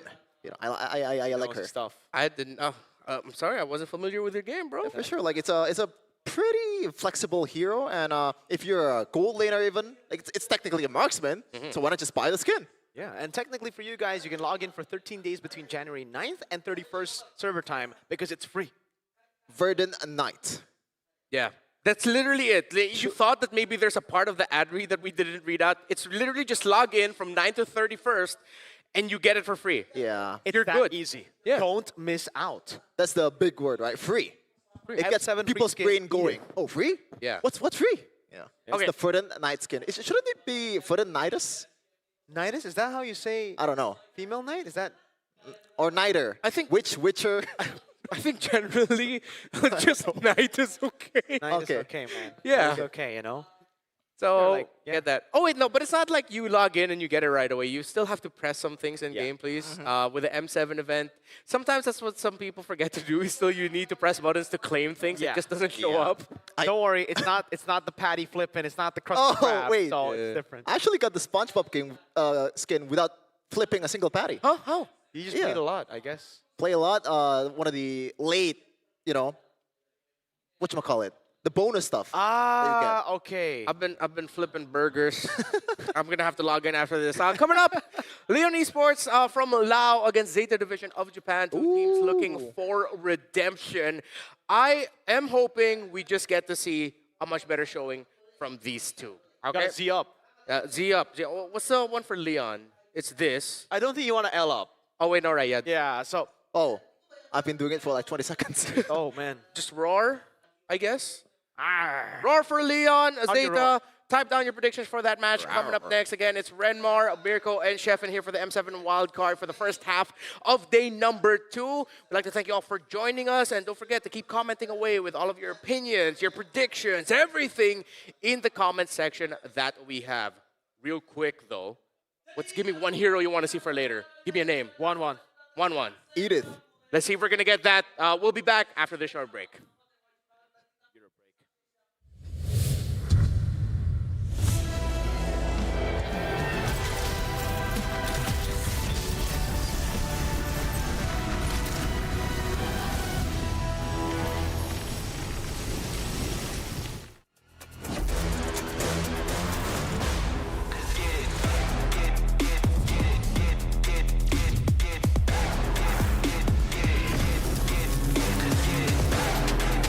He has been slain. An enemy has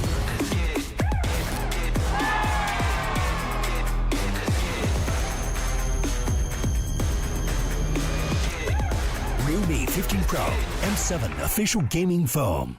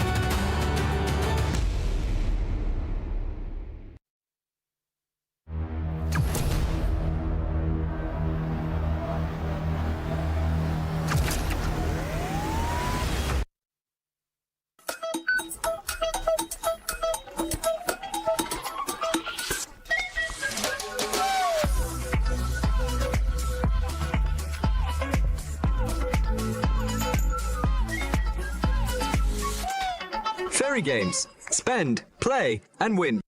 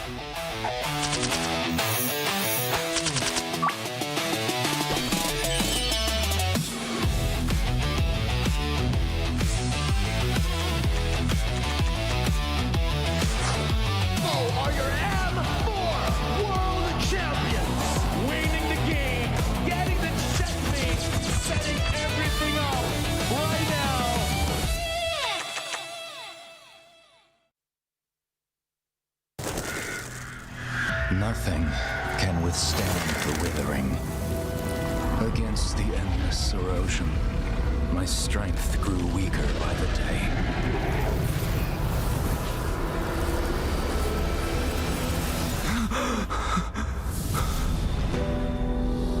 True power dwells within the spirit. Try to embrace all that you are.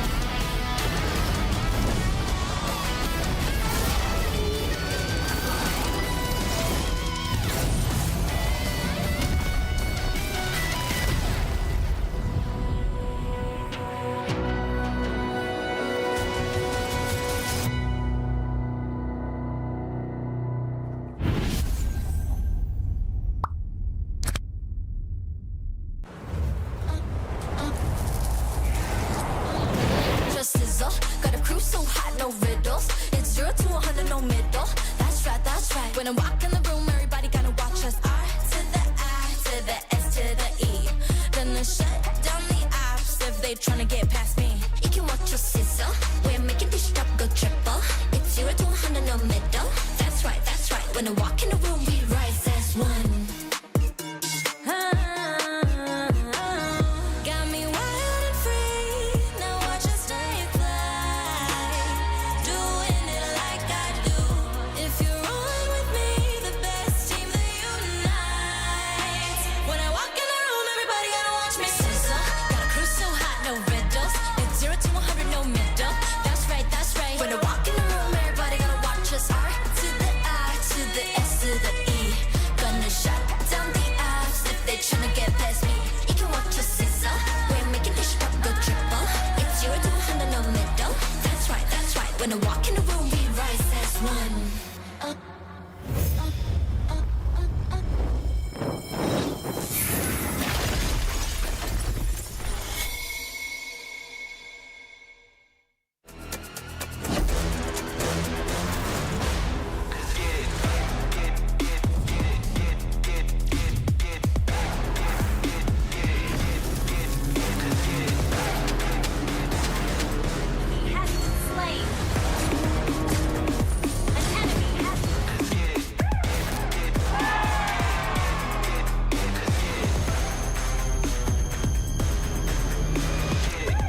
New Me 15 Pro M7 official gaming foam.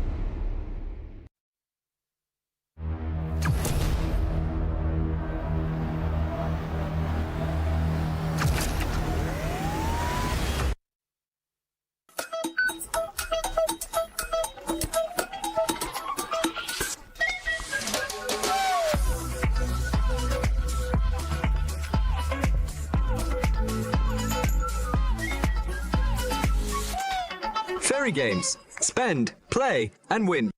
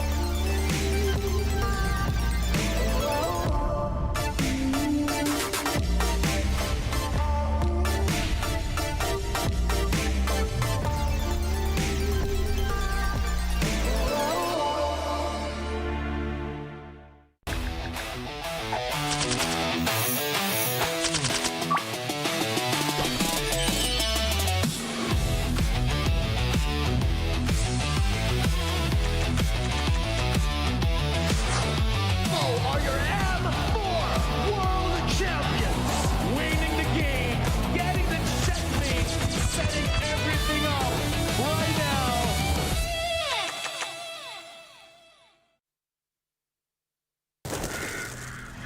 Nothing can withstand the withering. Against the endless erosion, my strength grew weaker by the day.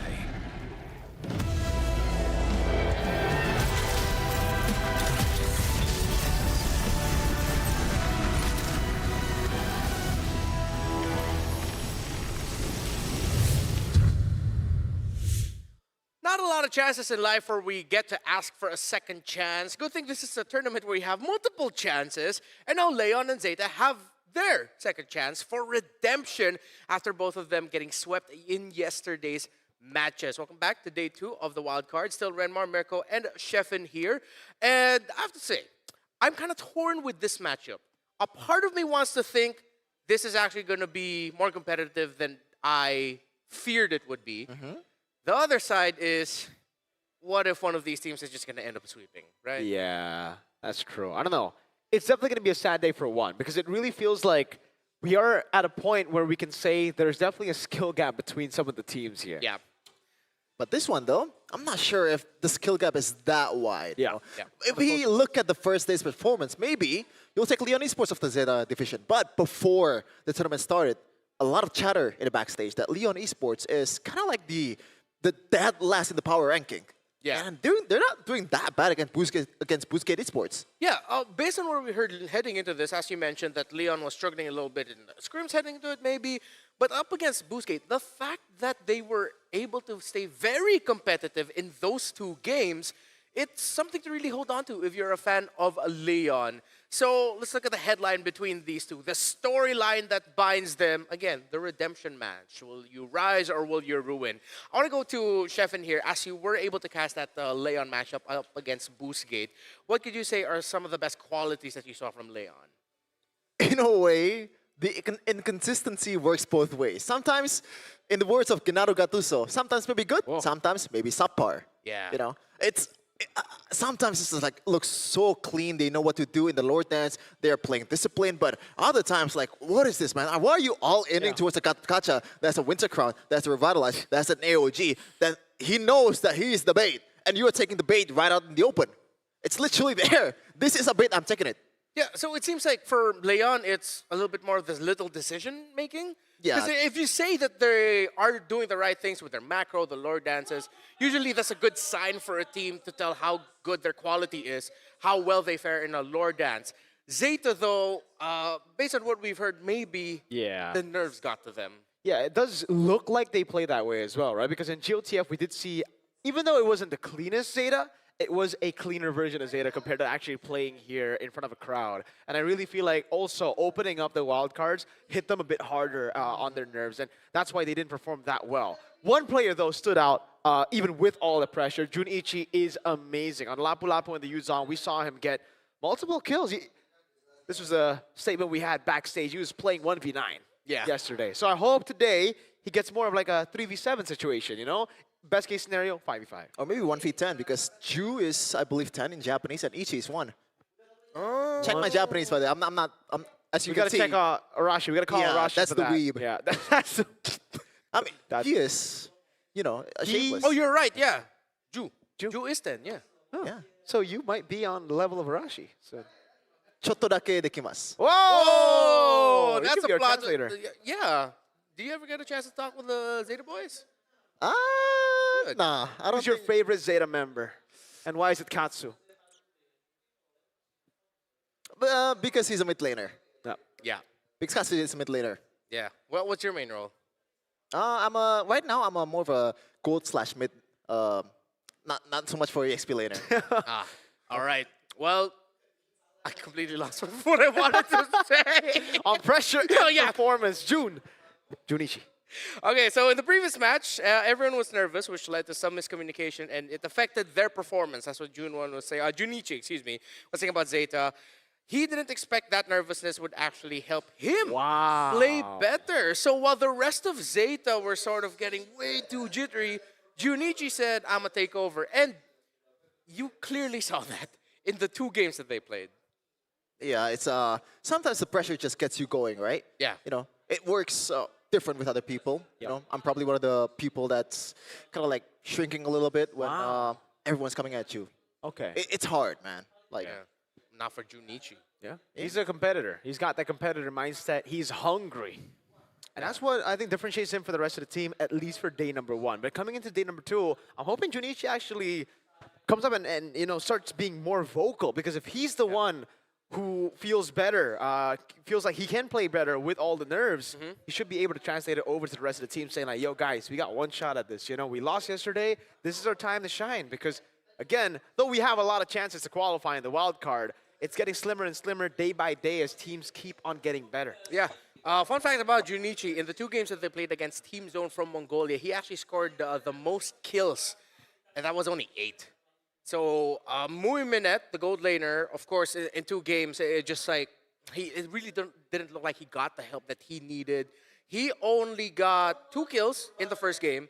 Second game, he got 4, but that's only 6. So at the end of the day, it's still the EXP laner with the most kills. And going back at it, for Zeta Division, I feel like that has to be their main thing. Yes. Decide who's going to be carrying your team. Are you playing through your XP? Are you playing through your gold? What is the Rome mid trio doing then? Are they taking control, or are they just keeping the tempo steady so that the side laners are going to be good? Because when they go up against Leon, a team that looked competitive against Boostgate Esports, coming from a region that is up and coming, you really need to decide what kind of strategy you want to go for. Let's look at Leon Esports.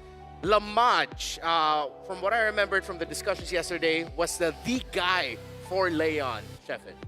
yeah, Lamach, early game kind of sketchy, but it's a Harith. You got to scale just a little bit and get the items going. I just realized Haki is slightly looks like a certain someone. What? Is it Kyrie? Does it look like Kyrie? No? I don't see it. I don't think so. Maybe the hair? Maybe the hair, yeah, the hair. The hair definitely is looks definitely- like yeah. Kai. If you squint your eyes just a little bit. Oh! Let me take off my glasses. Wait! Yeah. You might, wait, Yeah, oh, yeah, you're yeah. on to something here. You're cooking. You're definitely cooking there. A Zeta Division, then, if Kani and Katsu in the center of the map don't want to get cooked as they did yesterday, then they're gonna have to shake off all of those nerves. At least they can go into this knowing that Junichi set, ready. While Kani and Katsu, in the previous times we've seen Zeta Division in other internationals, look like the rock for the team.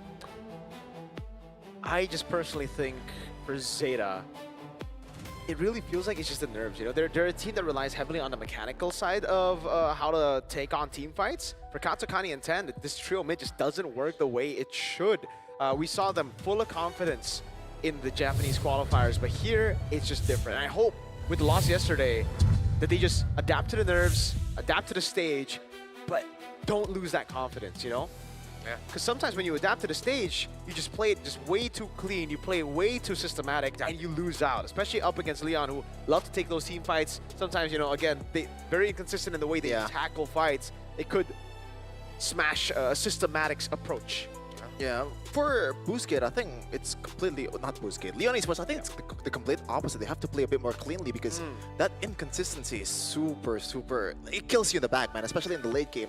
I always say the world-class team, the elite teams, they know what to do in the late game. Everyone can win the early game, you know, by sheer draft or like hero power and all of that. But late game is when it all crumbling down if you're not ready for it. Let's see which of these two teams can be much cleaner this time around as we look at the keys to victory. For Zeta, improve positioning and target priority when contesting for neutral objectives. The one I like there the most actually is the targeting priority. We got to see a lot of times and said a lot of times during the decks, it's like, why are they going for this instead of that? Be more aggressive, but only when there's a clear purpose and follow up. That seems to be one of the little problems that they had for Kani in the roam, where Kani would go in. It looked like, hey, we could actually do this, but they actually didn't have follow-up ready for it. While the last one, just draft around your own strengths and game plan. Except, I hope we don't see Baxter anymore. Yeah, Ooh, I think that's actually why this comes up, right? Draft around your own strengths, because the Baksha felt forced. It doesn't really feel like it fits in the roam anymore. It does not fit Ten's playstyle, knowing that he's a flashy guy and he wants to be on the carries. I always advocate for unique picks or nostalgia picks, you know? Okay. And when I see Japan region, I remember the 10S gaming days. You know, in M1 and Baksha, Rafaela, they got banned by the Filipino teams, but they force a hero, two heroes that's not really meta anymore to get banned. So why not just pull off the Baksha again? I don't care if they lose or win. Just go with the vibes. Go with the vibe. And hopefully they'll make it work if they want to prove you and me in our predictions wrong. But at least all of us are in agreement that this is a little bit more 3 games instead of it being a full sweep. But why is it always me being the odd one out when it comes to Zeta game? Zeta games. Yesterday, I was the only guy who went zone. Today, I'm the only guy who went Zeta in the Zeta matches. I don't know. Why? Do you want us to all be the same next time? Is it the curse? No, I actually think they're gonna. Well, zone 1, I think they were gonna win. But what do you guys think, Leon? What did you guys predict Leon? Because of their performance against Busquets? Yeah. Okay. Mainly really just that. Okay. But even with the loss yesterday, I still feel like Zeta can get one over them. And I think usually when I try to predict for, and I put like 2-1, like 3 games, that's usually also me saying 50. that, yeah, it's 50-50. Okay. It's just this team I lean a little bit more towards. All right. That's 3 broken walls. Wait, no. Did we also get broken walls? I think we got mostly broken walls. I don't know why, but I feel like the more we get into this meta of different maps, like it becomes less relevant. Or yeah, it does. Even when it came out. Past it. Yeah. Yeah. A lot of coaches were like, nah, we don't really draft towards maps unless it's dangerous grass. That one? Yeah. Okay, we get a lot of value. Hold on a second. Just a little bit. Here we're in the draft. Sora. Great choice, Zeta. Just take it out. Red side, that's fine. At least Salviola. this time you don't have to think about so much. Leon is now looking at the center of the map. If they go for a 3-mage ban, I will be so surprised if this is going to be a Farsa suddenly taken away from. And now Katsu's hero pool has shrunk. That might be the idea here. Maybe Kimi. We haven't really seen a Kimi at all, right? Yeah. In this wildcard? We did.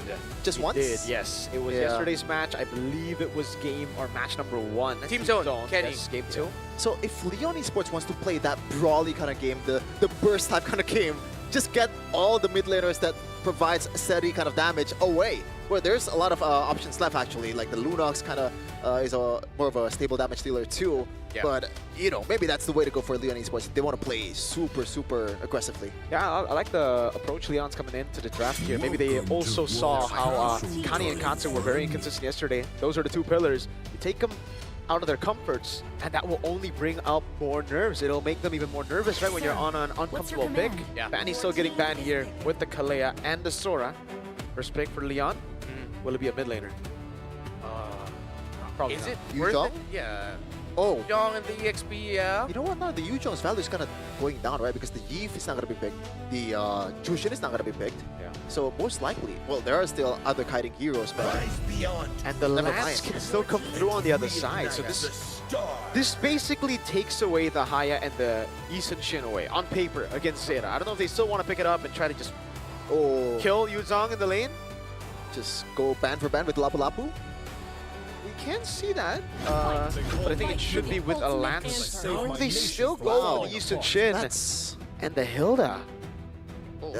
Don't really see that very often. Going Isun Shin towards the Yuzhong. Usually it's a pure counter, but You got a fact here. Yeah. Katsu and their sub-Falcon are actually Hafus or Japanese Filipino. Oh, Katsu's a fellow Filipino. So bridging communication between Coach Ola in Tagalog and the Japanese roster. So yeah, this team does not speak English to one another.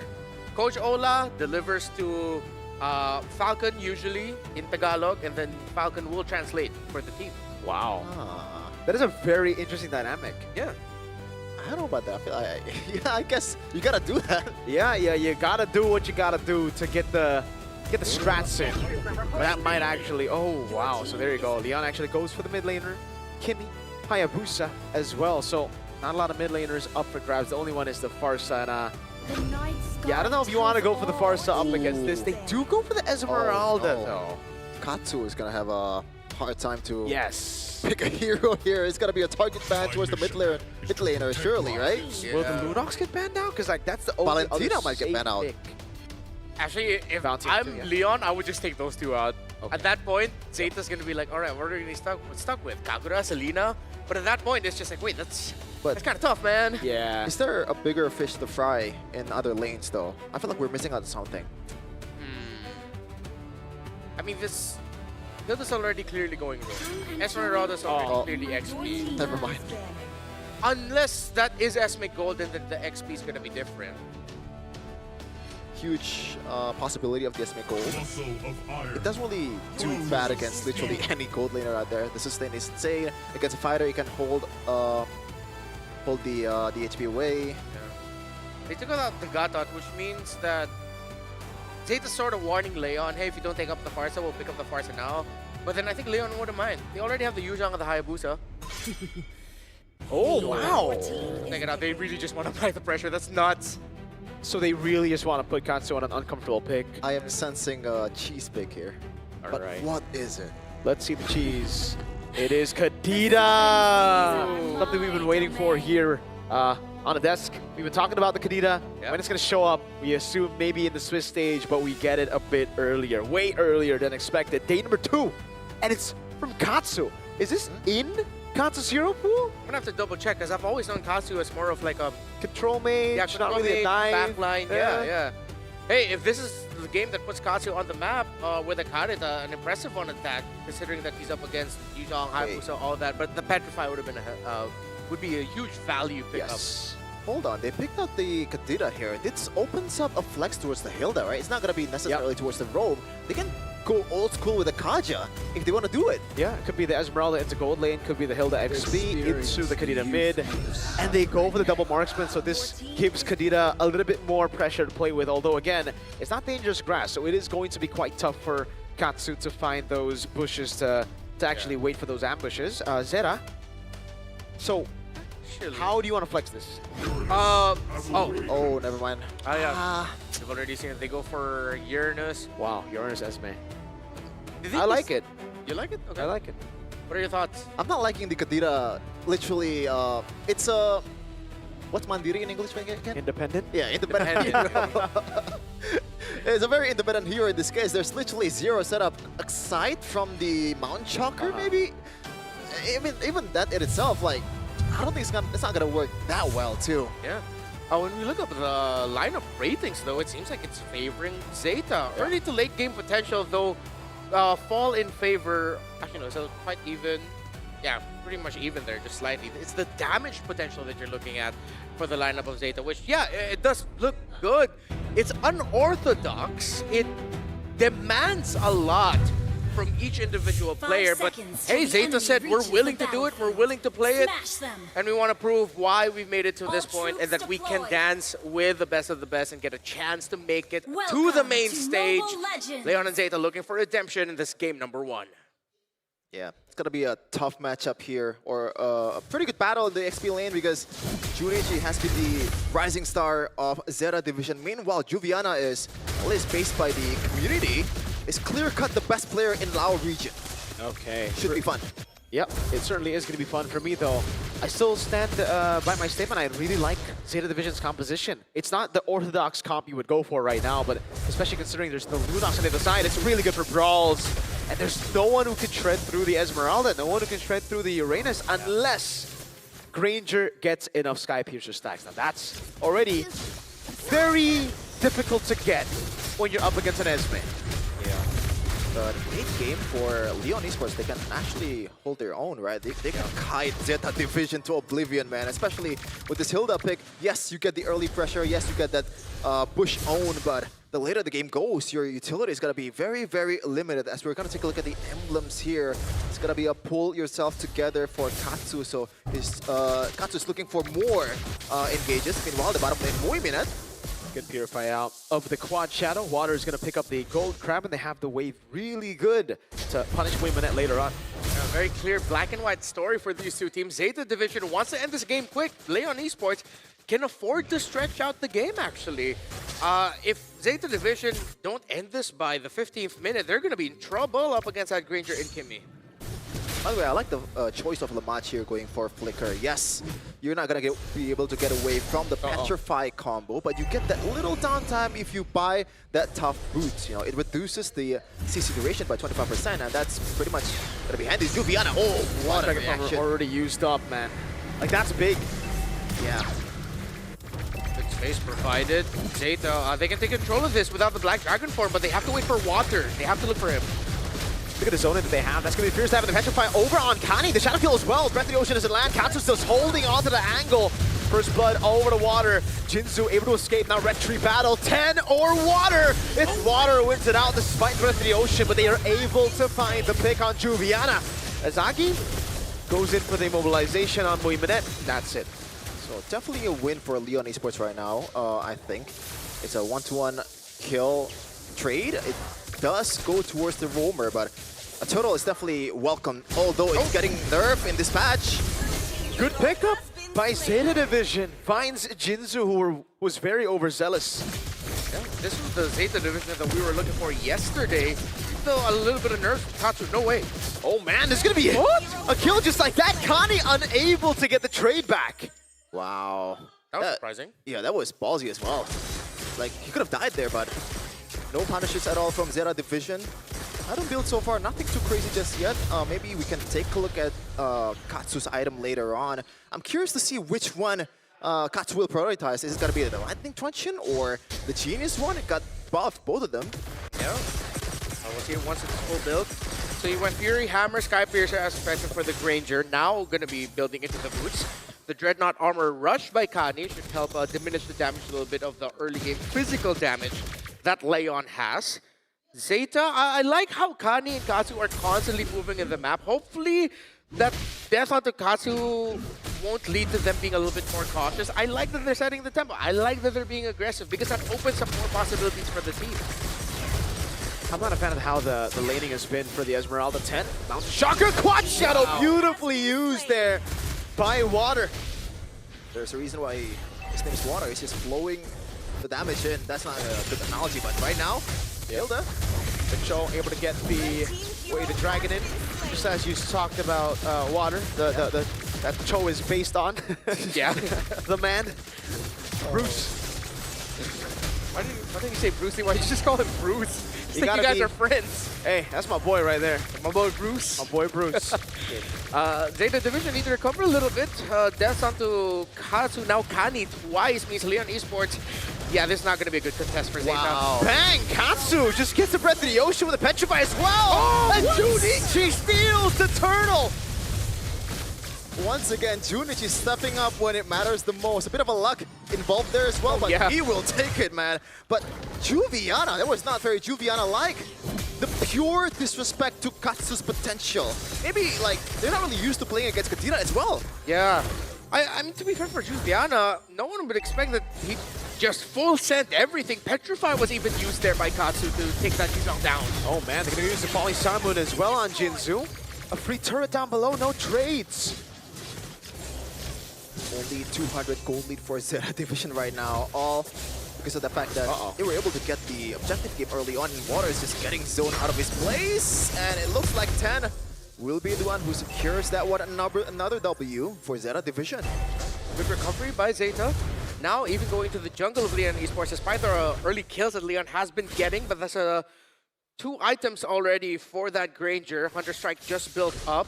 So for Zeta, if ever they're going to end up in a big fight up against that Granger, they need to man-mark that Granger as the priority. At least just send Junichi to eat up all of the bullets for everyone, because if he can freely hit, then it's not going to be good for Zeta. Who's going to stop Uranus and Esme right now, right? Like, they're going to have to play pure front to back, and that means Zeta's just going to get all the macro control all over the map. And Water cannot stand alone. Whoa, this is a new combo. Katsu tries to get the angle, to get the Petrify in. Yeah, at least there's signs of that. Katsu is very much, you know, he knows how the hero works. Yeah. Okay. Great little stun there, but misses. 10, what now? All right, it's June just standing there, doing what Uranus wants to do. This is a very awkward game, right? Like, Yeah. Leon can't go in, but Zeta can't lock anyone down either. They're just standing there until Katsu finds a set. Yeah, but Leon has to overextend just a little bit for Katsu to have a say, right? It's Jinzu and Juviana. Those are the two, you know, and ironically, priority targets for Katsu. It's so annoying. Because those two are the only one that's available. Yeah. Little nitpick, I'd like Katsu to actually move to the mid rush instead of holding the pixel. He'll get a little bit more value with that mid. June 1 asks to find, yeah, just do this, but maybe don't give the kill. Yeah, there we go. Yeah. Just provide the space, and Zeta Beautiful. will get the turtle. I'm wondering if Agi wants to go for DHS later on, just because the fact that there's has to. three front laner for Zeta Division. I guess he has to, but Kami taking a lot of beating, but Yeah, fine. I don't like that kick, man. Traction pulse will be able to lock him down. Junichi in the front, though, taking all the damage as 10 rotates in with the Traceless, gets combination mobilization field, and the Petrify, but he traces it forward! And he falls. Agi's on a killing spree. Junichi does not have the consecration, but does have the Purify, will be able to use it now. It will be a kill, and Lamage gets the Sky Piercer now. Oh my goodness! The lethal ignition ticks down on Juviana. Yeah, Katsu held on to that Petrify for the entire exchange. When Leon was pushing Zeta back, still Katsu held on to it. He was just waiting for the counter, and they got it. Yeah, I'm not gonna be surprised if Juviana and pretty much the whole front liners of Leon Esports is rushing towards Athena shield, just because the fact that Katsu's gonna be there waiting for them to punish, especially before objective game, because that's gonna be the big boys. That's very pivotal in winning the team fight for Leon Esports, because they need that one to peel for the two squishy backliners.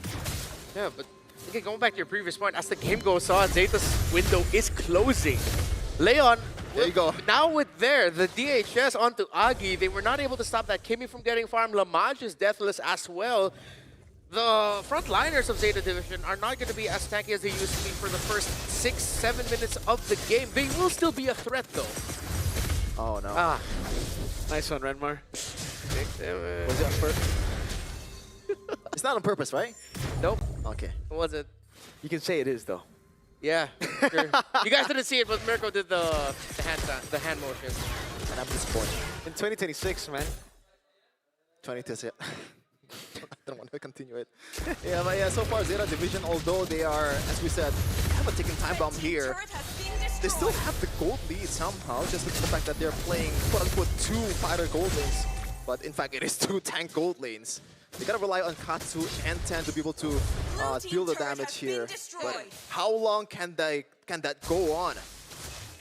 Oh, Katsu might have to use the rough waves. Gets it in time, but Jinzu's waiting.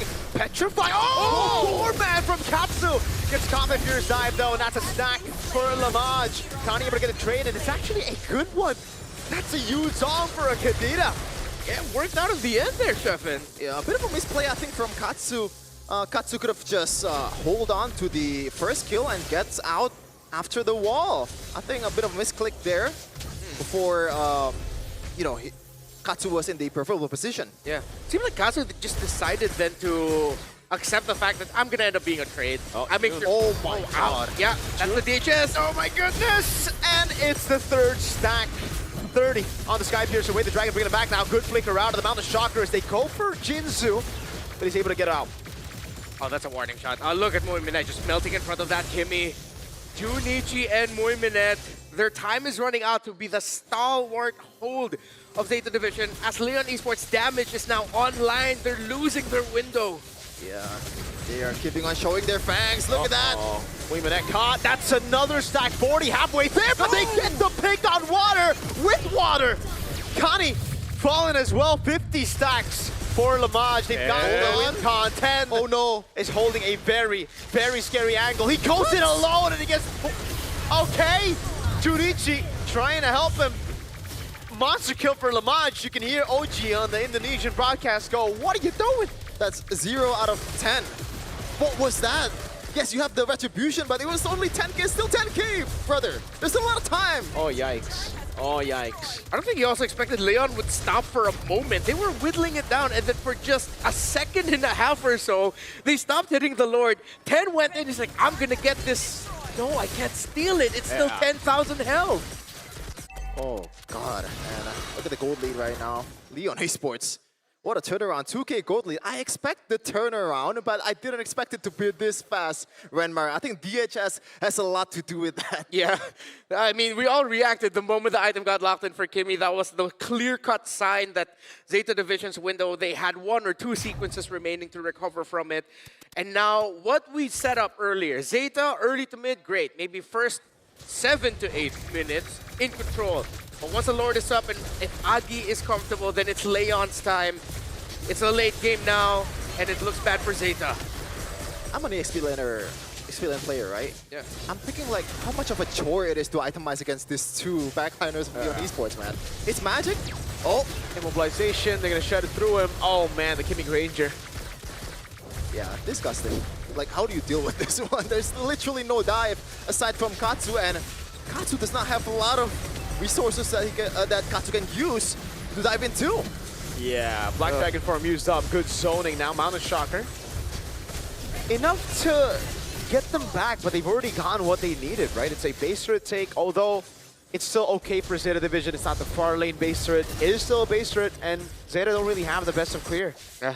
60 Skypiercer stacks now. Yikes. For Lamage. Perfect game. Still continuing his great performances from yesterday. Now, Deathless, similar with the Kimmy. It's the question of how can they maximize a Petrify from the Kadita.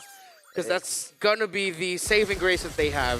Lamage is learning a thing or two from his cousin Haji, because he is definitely a KDA machine here. Oh, that's true. A little fun fact about Lamage, it was Haji himself who recommended him to Coach Bonchan and Coach S on In Twisted Minds to try him out, and they were impressed by the cousin of the KDA machine. Now we see him here with Leon Esports on the brink of winning game number 1 here up against Zeta Division. Now there's a Malefic Roar for 10. The thing is, yes, the damage is there for Zeta. The problem is, they kill 1, there's still at least 2 more problems you have to deal with. You take out the Haya, you still have the Kimmy and the Granger. You take out the Granger, you have the Kimmy and Haya. Oh, man. And it's a winner crown for the Granger now. So 60 stacks plus winner. Yeah, that's going to be a tough one for Zeta Division. And by the way, Juviana, actually, I don't think he rushes towards the Athena shield, but he does have the wings. So a single Katsu Rough Waves combo will not be able to kill him just yet. Tendo goes in again. Yeah, he's trying. Oh, wait, the Dragon of the Flicker! Comboed in! Agi gets the Mega, and they're gonna run wild on Junichi next. Water on him can petrify, and it's Lamage picking up the double. That's 80 stacks on the Skypiercer. Looking for more. Might be able to flicker in. That's a triple! And a delayed Maniac as Connie tries to escape, but gets gunned down by the Dead Sonata. A Maniac for Lamage.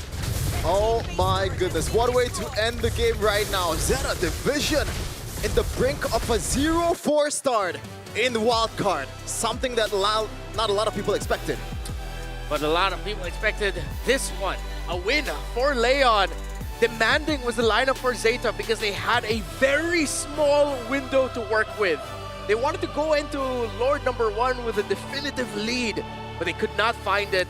And Leon got the items they needed for their Kimmy and their Granger and takes game 1.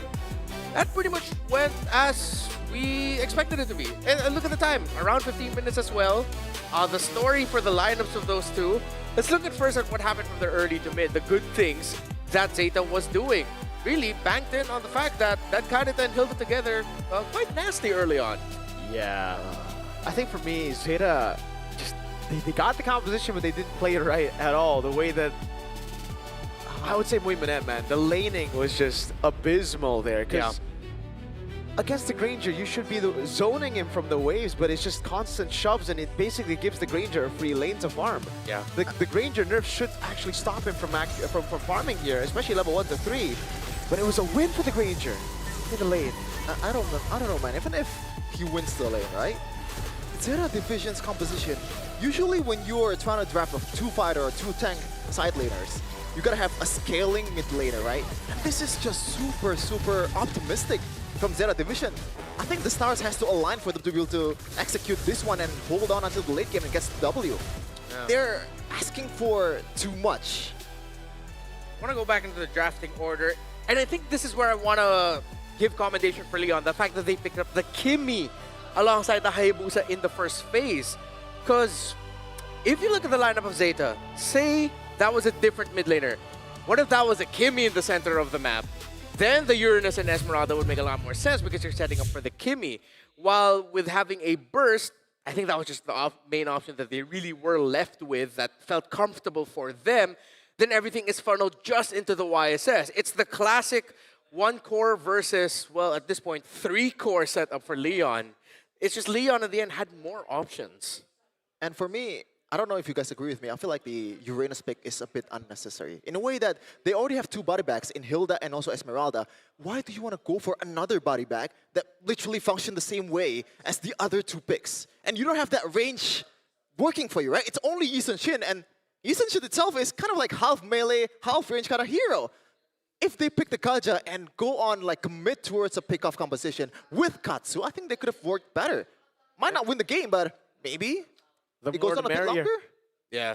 And maybe not even the Kaja. Oh, wait, no, they themselves banned the Kalea in the first phase. That's why. That's a rough thing. And then if they wanted a sure stun, the Cho got taken. They banned high loss. So it seems like, yeah, they set themselves up for that one. For Zeta, despite it not being the most optimal way to draft the way that they did, they still made it work somewhat. It's just, it was the most difficult version of what they could have done. Yeah. I don't know. I still feel like the execution was just on par, I guess, you know?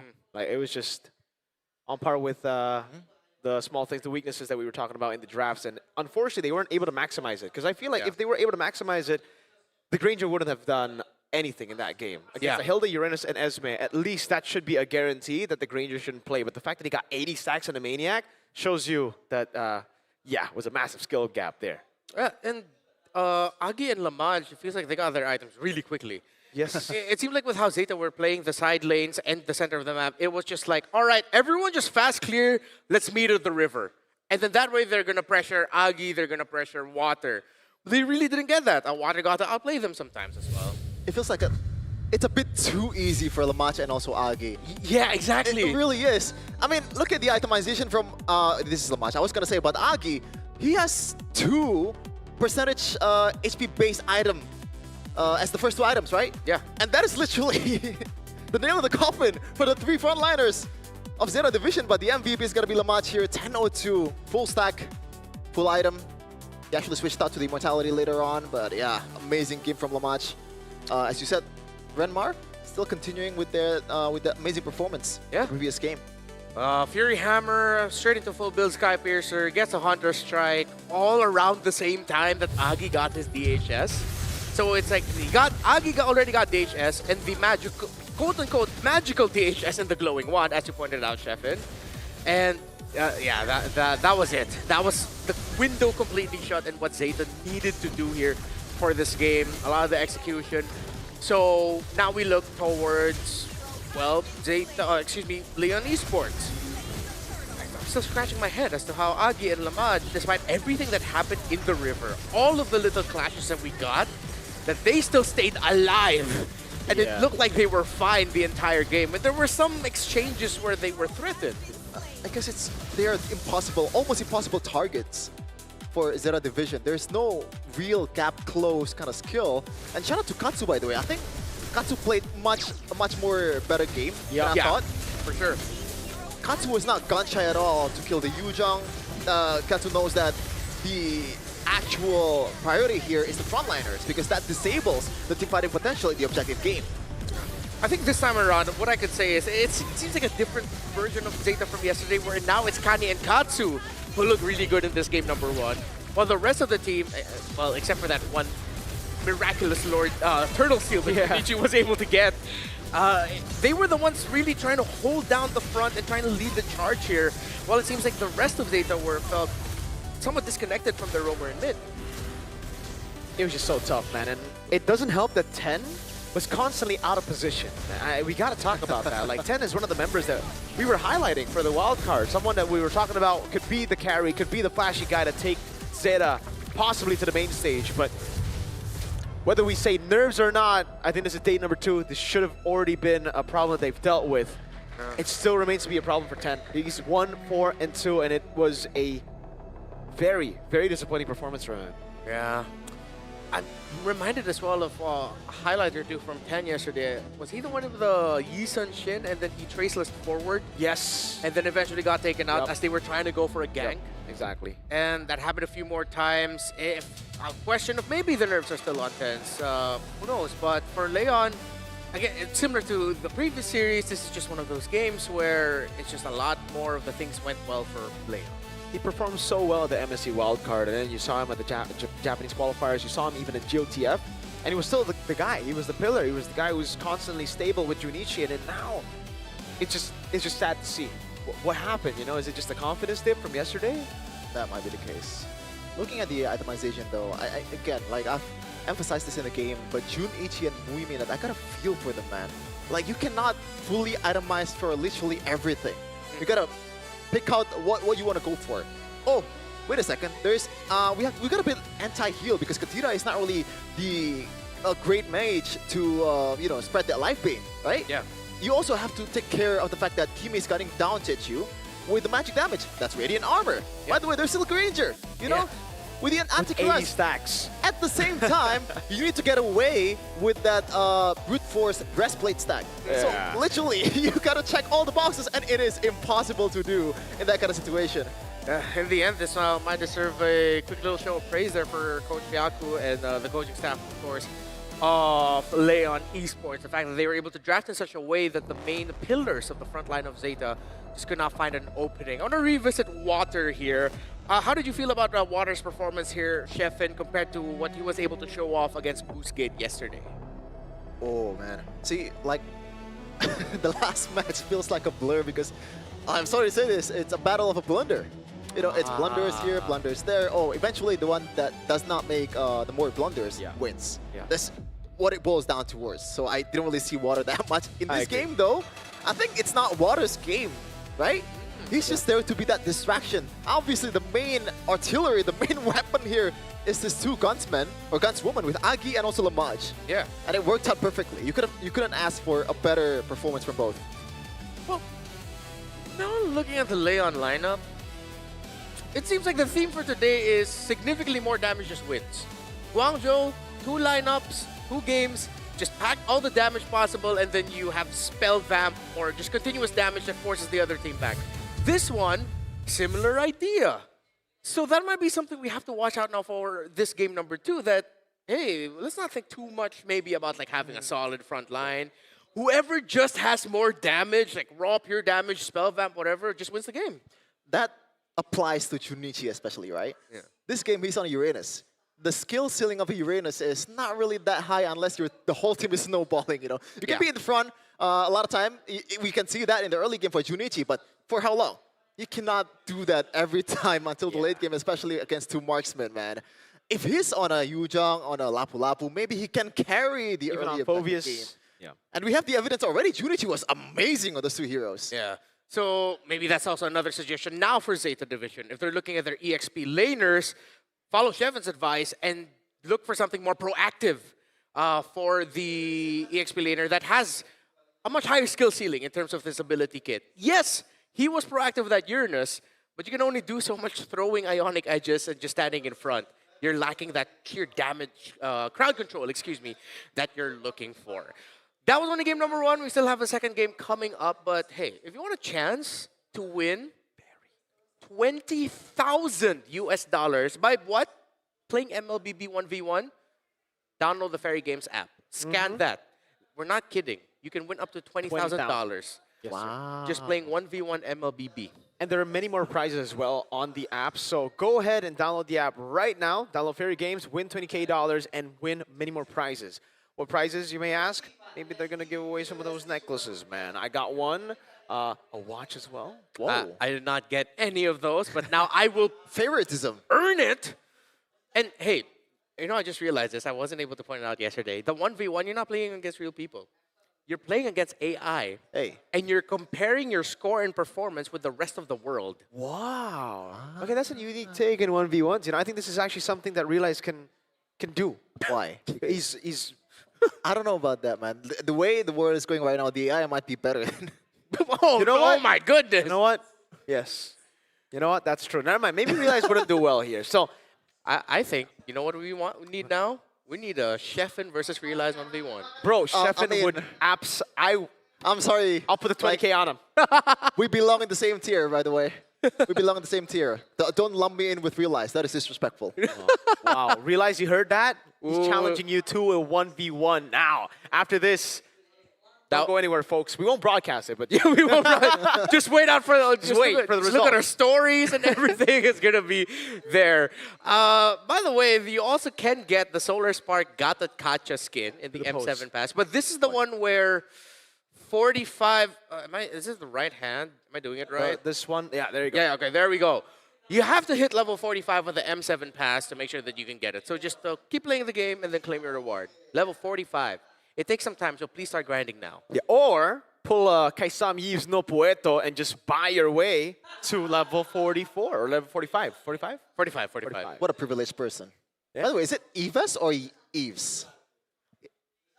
That's a good question. I think it's don't Eves. know. Brother, you've been with him for like 10 years. Yeah, I only learned how to say Sheffin.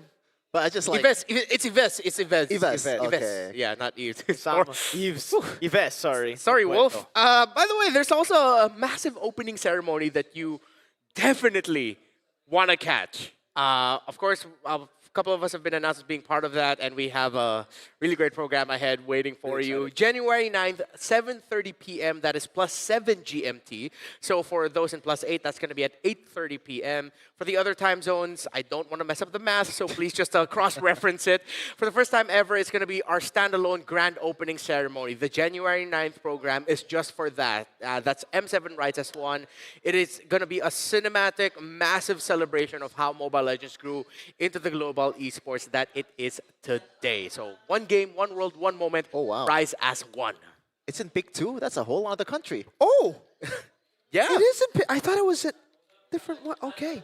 It's like Neo Indonesia or something. Yeah, people pick a different country entirely. It's like, it's not Indonesia, it's just pick. Oh, Yeah. wait. You haven't been there. Yeah, You've been there. you brought me there. But it was, Oh, right. There was nothing there back then. yeah. Oh, there's more now? Yeah. This is, they've Expanded? upgraded. They've expanded. Well, technically it's the same. They haven't expanded, but they've developed it. Yeah, you and Arashi brought me there at like To church. 12:30 or 1 a.m. You guys went to church? They brought me to a closed church. And hey, speaking of, Fan Lee is here, one of the KOLs from MCGG. He even competed at the MCGG tournament that I was able to cast with Naisu. Fan Lee. Yeah, earned a lot of points in that one. Not able to win it, but he definitely put up a strong performance. So good shout out to Fan Lee and what he does for the MCGG community as a whole. That's Magic Chess Go-Go, who, by the way, are having their World Championship alongside the Carnival, the main stage. That's the Go One. I agree. World Championship. That was kind of funny. Yeah, it just went from Fan Lee to 10 sleeping. Production, thank you for that. That Is was he sleeping or contemplating life? Okay, I don't know. That's a good one.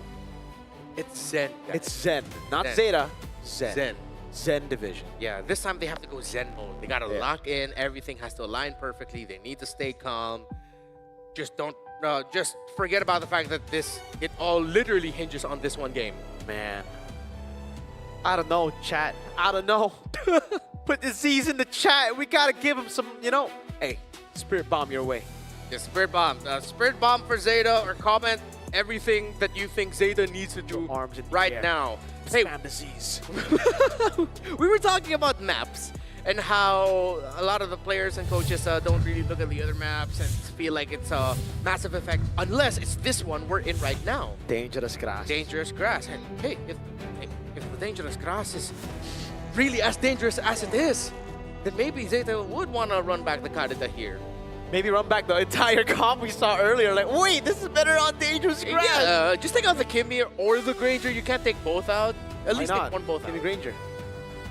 Yes, take Kimmy Granger out. Chefin? Usually, if it's on BLID, I'm gonna say it, but nah, not the time. I have something to say, but yeah.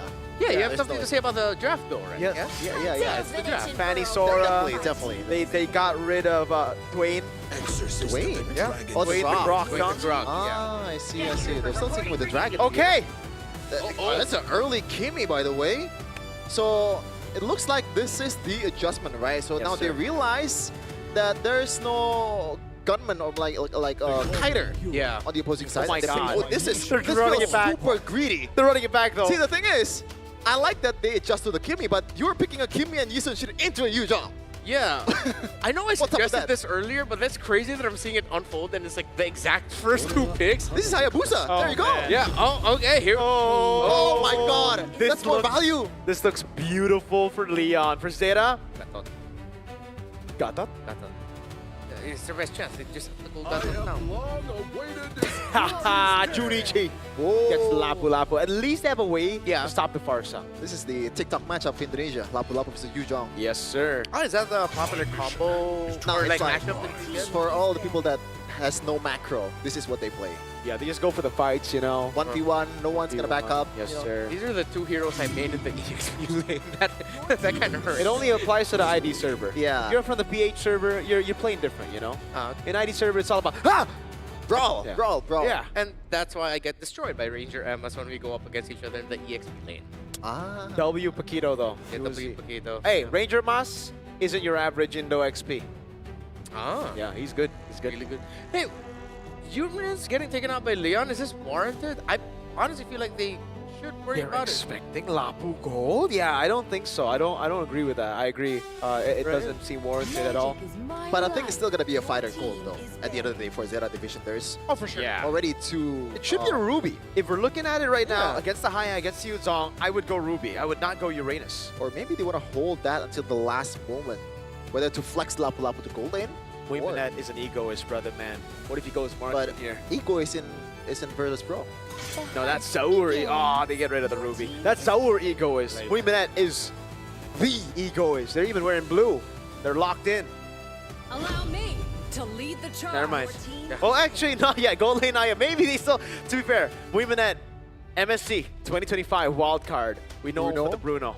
He's a top global Bruno, if I'm not mistaken. Yeah, I don't know if you want to make the Farsa even more valuable and the Hayabusa But there's and a the Hilda Yuzhong. and a Lapu Lapu. No, listen, listen. You're cooking too much. Yuzong, Haya, Farsa. They're gonna have to choose which one. If there are three different choices. Okay, never mind. Don't go Bruno. Don't go Bruno, you Wait a cannot. minute, please. We have a battle in the Okay. grass. Okay, that's better. That's better.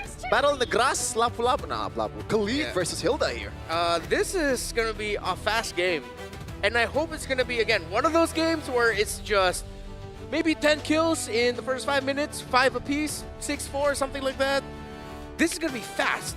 You rotate fast, you find pickoffs fast, and for Zeta, I'm glad they eventually just leaned towards CC and Lapu because they didn't need any more damage. I mean, in terms of like Kimmy and Yi Shin as your main damage dealers, that's good. But Sheffin, your quick thoughts on the draft?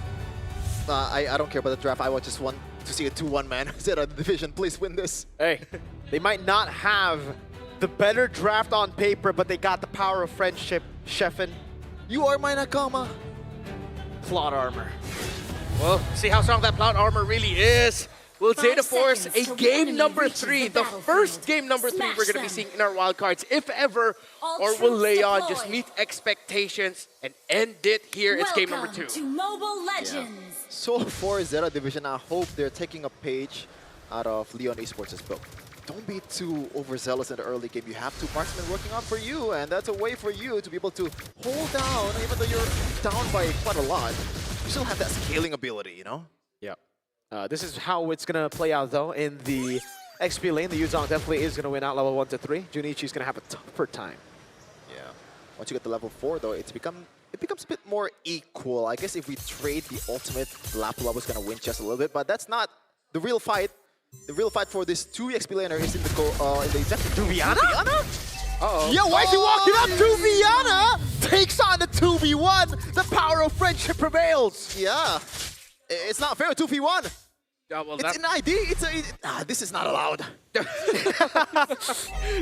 That's a great start there for Zeta Division. I think he really wasn't expecting that the field would be there, but then he saw it. He had time to just start walking away slowly, but still decided to go for it. And a little bit of questionable as well as to why Jinzu and Agi did not make the most out of the fact that they didn't see the hill on the right side of the jungle. They could have quickly gone to the orange side, except they just hovered around the mid instead of trying to apply pressure onto Ten and Katsu. No, it's called being patient, Wenmar. You know. I To don't me, want to get it's advantage in early game. To me, it's overthinking, man. To me, it's overthinking. That's definitely something that they miss out on, especially with the Farsa, right? This is Khalid the and best Farsa. rotator in the whole entire game in the mid lane. Why not just use that in the early game? Yeah, you have Farsa and Khalid. You can afford that after you clear the first minion wave, you look in the jungle real quick. I mean, both of them are flying. Uh-oh. Okay, Jinzu gets away, that's true, but Kimi is flying as well. Oh, okay. Floating. Jetpack, right. Duviana's not forward. This is horrible for Leon Esports. This looks like it's going to be a free turtle over to Zeta Division. Kani, it's not actually zoning the Hayabusa, but Water is not finding the angle now. Gets the flow. 10 is able to go for the registry. Oh my goodness, Agi with Flicker out now. Jinzu taking it very, very low. And Katsu gets the lasers shots on to Jinzu for the second kill. Yeah, it's a roamer and objective game trade, but I think it works out for Zeta Division from the economic side. 1.6k gold lead already for this team, and they're playing late game comp, so it works out really well for them. Massive. This is the best Zeta Division literally has looked all wildcard long. The best start that they've had, the first 3 minutes, best first 3 minutes that they've had. And again, the pressure continues onto Duviana. So a lot of respect from Kani and Junichi to actually stop that Yuzong from popping off. Oh, Flicker out now. Dispersion of damage over to 10, but the Shuriken, the Quad Shadow finds the kill on Katsu. Down below, Junichi winning out of the trade. Yeah. That's how it is with Apulapu and Yuzhang, man. But Junichi will try to go back first and get some HP. Juliana will be late in the laning phase. Or, okay, go back. Jinzu. Raging Sandstorm, good trace this away, and Kani picks up the kill now as Agi tries to get a read on the movement of Kani, but he's too quick with it. Hi-hi. Okay. Some Japanese here from Mirko. I'm not familiar with your game, but yeah, if it's Khalid, okay, if it's Khalid and Hilda, it's a battle of who owns the bush first, especially with the Farsa as well, right? This is a hero that, you know, maybe a pseudo Kadira without the ultimate. You know, the first kill and second skill, that's a lot of pure burst damage in the early game. And Kimi cannot do that. As we look at the Realme hand cam there of Water, still deathless, but Zeta Division are applying pressures on his roam in mid, which is stopping his effectiveness somewhat, although he was able to get that sweet dive straight onto Katsu in the center of the map just a few moments ago. Whoa. Duviana still really struggling up against Junichi. Now, once we go into the second turtle fight, it might be one of those scenarios where Leon, this is their best shot of just flipping the script and taking control of the midpoint. That should be the case, and Jinzu has the flicker too. Watch out for that Raging Sandstorm power, because 10 is going to be a squishy target for the Khalid. Junichi, that's an early. Oh my famous fighter. Hope it comes out when the next objective fight begins. I don't know if it's going to come out. Maybe? Take some time. There is a Black Dragon form for Duviana and the Petrify as well. Okay, Black Dragon form used up now. Kani in the back line. Look at Agi. They're gonna have to use all their resources to defend Agi. Even the Raging Sandstorm let out 2 with a furious dive of the Petrify though. That's what they need. The Mountain Shocker lands. Junichi could not find the angle, and Zeta will lose their early lead to Leon Esports. That is proper disrespect, man. Yeah. You're just grouping up in front of Khalid like that? That's an easy picking free real estate for the Khalid. Yeah, it also didn't look like Katsu and 10 were completely on board with just going for that dive, that sequence. I thought they were giving space to 10, but now it's his jungle getting pressured. He was forced back. He couldn't complete that turtle take. That looked like a massive miscom by Zeta Division. Oh, a dive under turret. Mountain Shocker popped the quad shot of his land. 10 could time this. Can he get it on time? No, Water's too quick. Yeah, and all of a sudden the 1.6k gold lead is now shifted towards 200 for Leon Esports. Oh man, not looking good at all for Zeta Division, as I mentioned earlier though. They still can play with this 2 marksman comp, although there's a lot of solution on the other side. The dive is also nasty as well from Leon Esports, and they have a lot of range to work with. So this game extends, so it's going to might be a similar story to the previous game. Leon, right on the moment we called it, they were able to find the turnaround, but it felt a little bit more just like, again, because of Zeta miscalculating their odds with forcing that sequence. So it's not dire straits. This doesn't mean that Leon will have full control of the game, although Zeta need to start looking at trying to find a way to get more towers down, as Leon has a 2-tower lead. Looking at the items though, nothing too crazy so far. Junichi, weird situation. Still fine. Yep. Water. Oh, Mountain Shocker lands as well. Water taken down by 10, and Kani. Lamage walks up here on the Esmeralda. The traction pulse will force out the flicker out from Lamage. Jinzu floating away, or surfing rather, sorry. Water is solidified by the Mountain Shocker, and you cannot get away from that situation, man. Gotta watch out. And I always say this is the Hayabusa disease. You thought you are more slick than you thought. Now Water is able to get back in time for that turtle.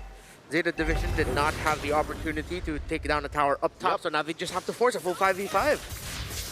They're gonna go on Turtle. Turtle number 1 was secured by Zeta. Turtle number 2 by Leon Esports. Now, the final turtle of the game. Black Dragon Farm gonna be used up with the Quad Shadow already used. Junichi coming down with the Raging Sandstorm, and the Petrify locks him again for Water to get the free retry, but Juliana will fall. Lamage shredded down as Kani disrupts the backline. Will be able to flick around. Jinzu! Oh no! You hate to see it!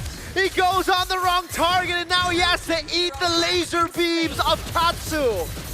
That's unfortunate, man. As we always say, that's a tilter and a half. Oh, Sheffin, you're a Khalid main. How do you feel about that? I'm feeling a lot of things. That's pot armor. You know what? That's pot armor. Yeah. Oh, that's unfortunate. I'm pretty sure Kani, after that, he just let out a huge sigh of relief. I really thought that was it.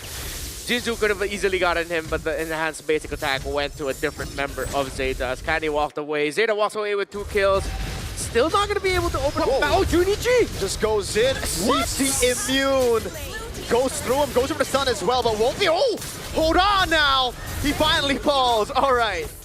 That makes more sense. The turret does go down, though. Yeah. He just took it like a good boy. He didn't really attempt to get away from that situation. I guess he does not have the wings by wings. Yeah. You've got to count for that single dash of Lapu Lapu that can catch up to teamfight quite fast, man. Yeah, it felt like he just accepted it. He didn't even use his flicker out of there. Just like, okay, this is my life now. I'm sure. Sometimes in life, you just got to know when to accept defeat, you know? Yeah. It's okay. He just knew that wasting the flicker and trying to get away would not have been worth it.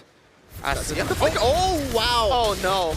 Oh, man. They just don't like Katsu. Mountain Shocker lands on Jinzu, but he's able to heal up for a bit as Kani gets the kill back. It's a roam traded in for a mid laner, so good for Leon as they push in bottom wave as well. Not only it's a mid laner, it's a scaling mid laner. It's no longer the Kadira, it's a Kimi, so it's more value for Leon Esports. Although, wait, Zeta Division is up by 1.5k gold lead? Since when? Since that big swing with that team fight. Okay. When with the Jinzu plot got armor. taken down. Remember the plot armor? Plot armor. You don't remember the arcs of the show you're watching, man. Oh, God. This is wild card, man. It's supposed to be wild. Yeah. And, Jeffin is in the building.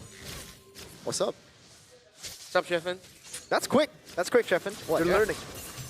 Oh, the camera. Just realized. Hey, Lord.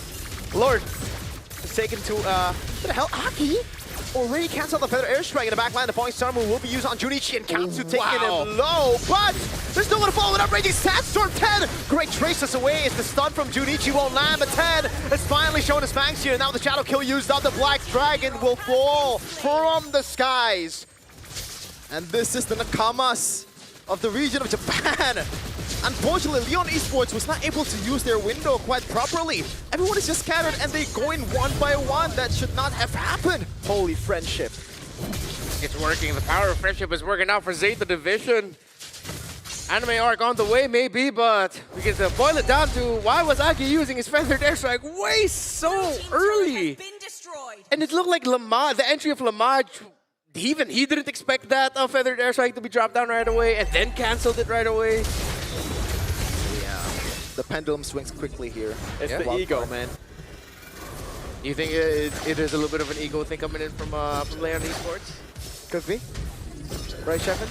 Might be the case, and we're might be looking at the first ever 2-1 in wildcard after how many matches? That's right. This could be our first third game. 6 match? This is Yeah. match? This is match 6. Yeah.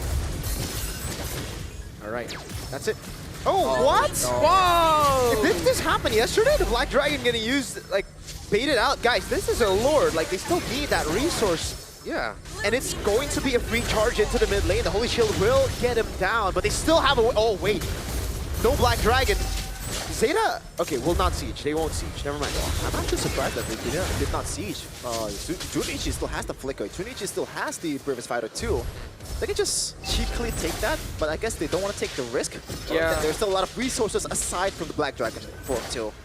Usually in that scenario, I think they were looking at the Feathered Airstrike. If it was used by Agi early again, then they would have continued the siege. But the fact that Agi held onto it this time, they just decided, not going to be worth it. The Farsa can easily clear. We're wasting time. Let's just retake control of the map here. I also like how they didn't quickly rush to clear the minion waves because now Leon Esports is forced to go out of the base a little bit, which increases the chances that Zeta might actually be able to find a little mishap play by Leon. I hear that wool, Miracle, Wind of Nature. Yeah, I like that with a nature purchase. Yeah. Oh, third item. Which is, in a way, kind of feels like a bit rushed, but you have to, right? Yeah. Hayabusa and also Yujon. This is probably the best Khalid. divers in the game too. Yep, and there's no way you can get away from the Khalid, right? Yep. The Flicker, the Raging Sandstorm, it's gonna come at you. You're not gonna be quick enough to respond. Slow and steady management of the minion wave by Zeta Division. Leon Esports also not being too eager to try and show themselves in the map.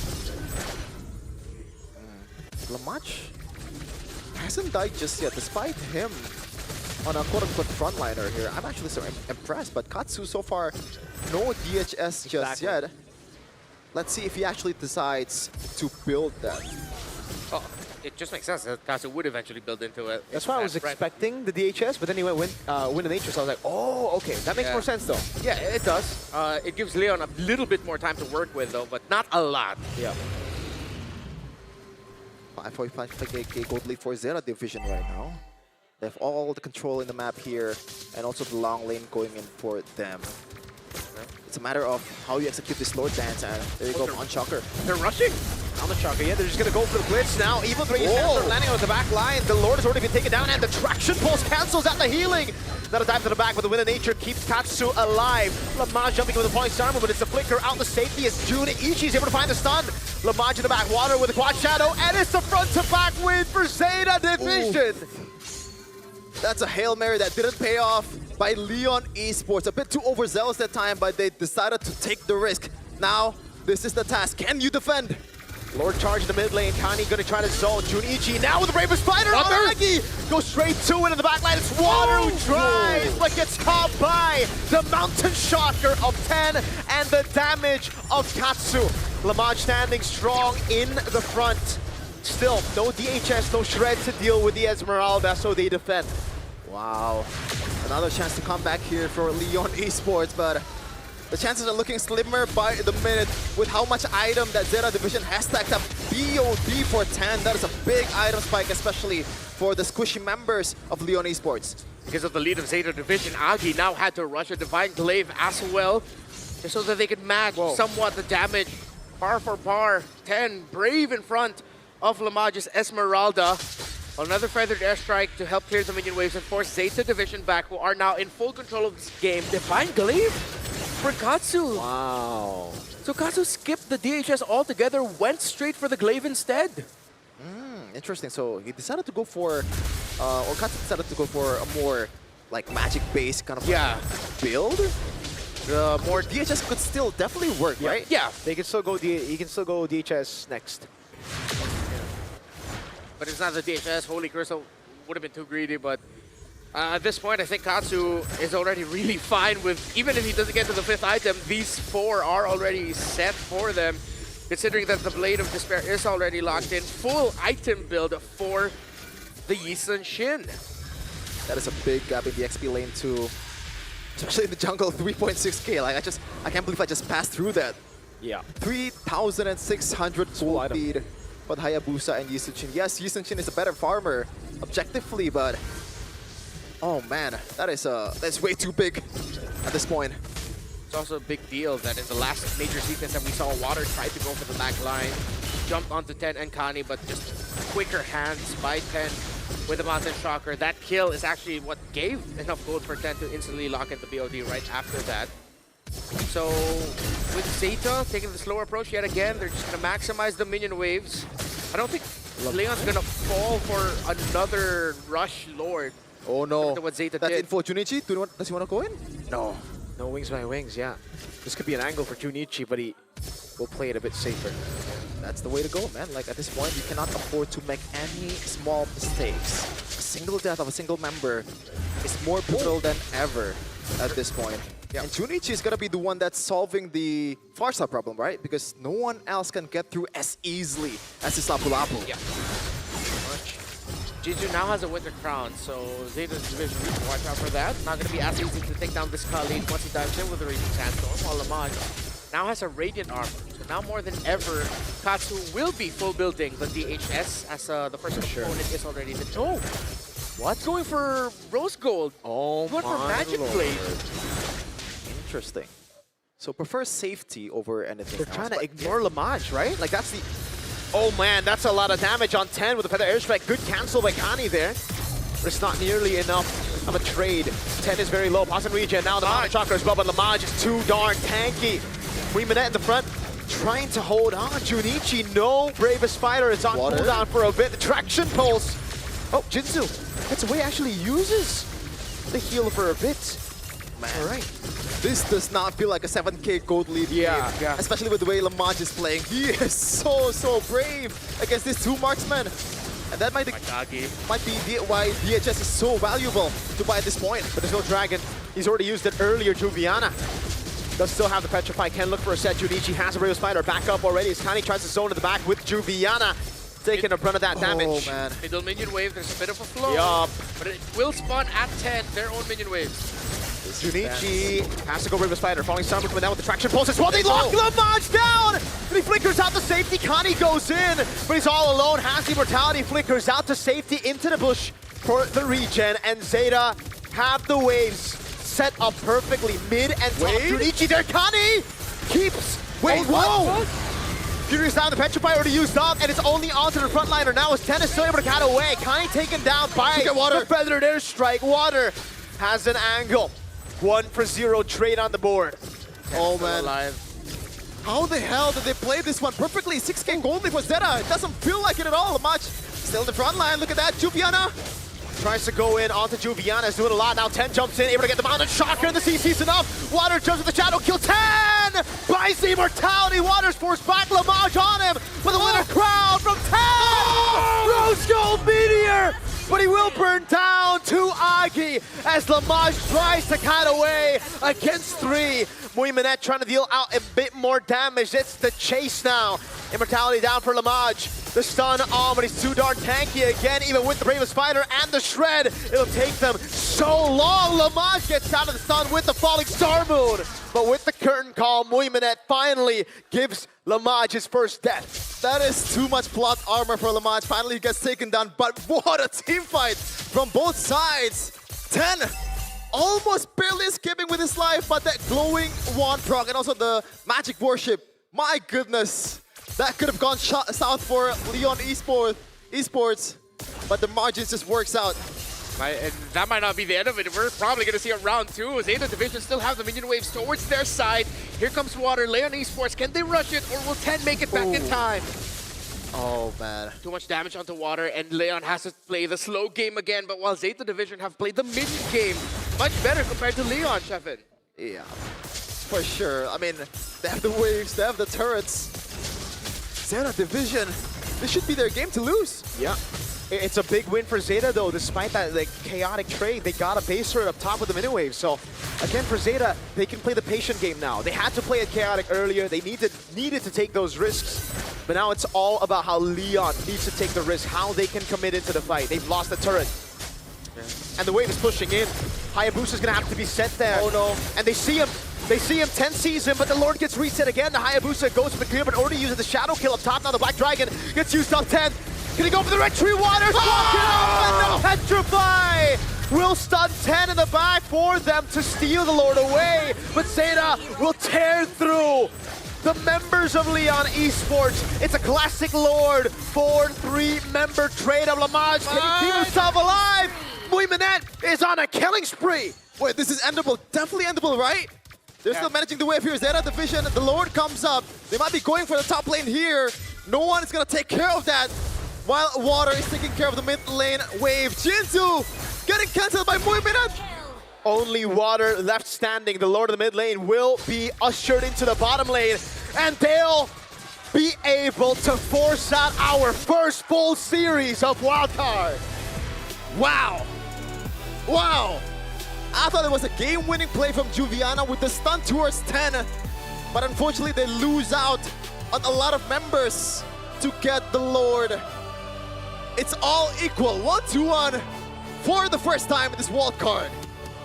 Zeta Division, happiest and most animated we've seen them all throughout the wild card. And even the crowd here in Indonesia was going wild for these two teams.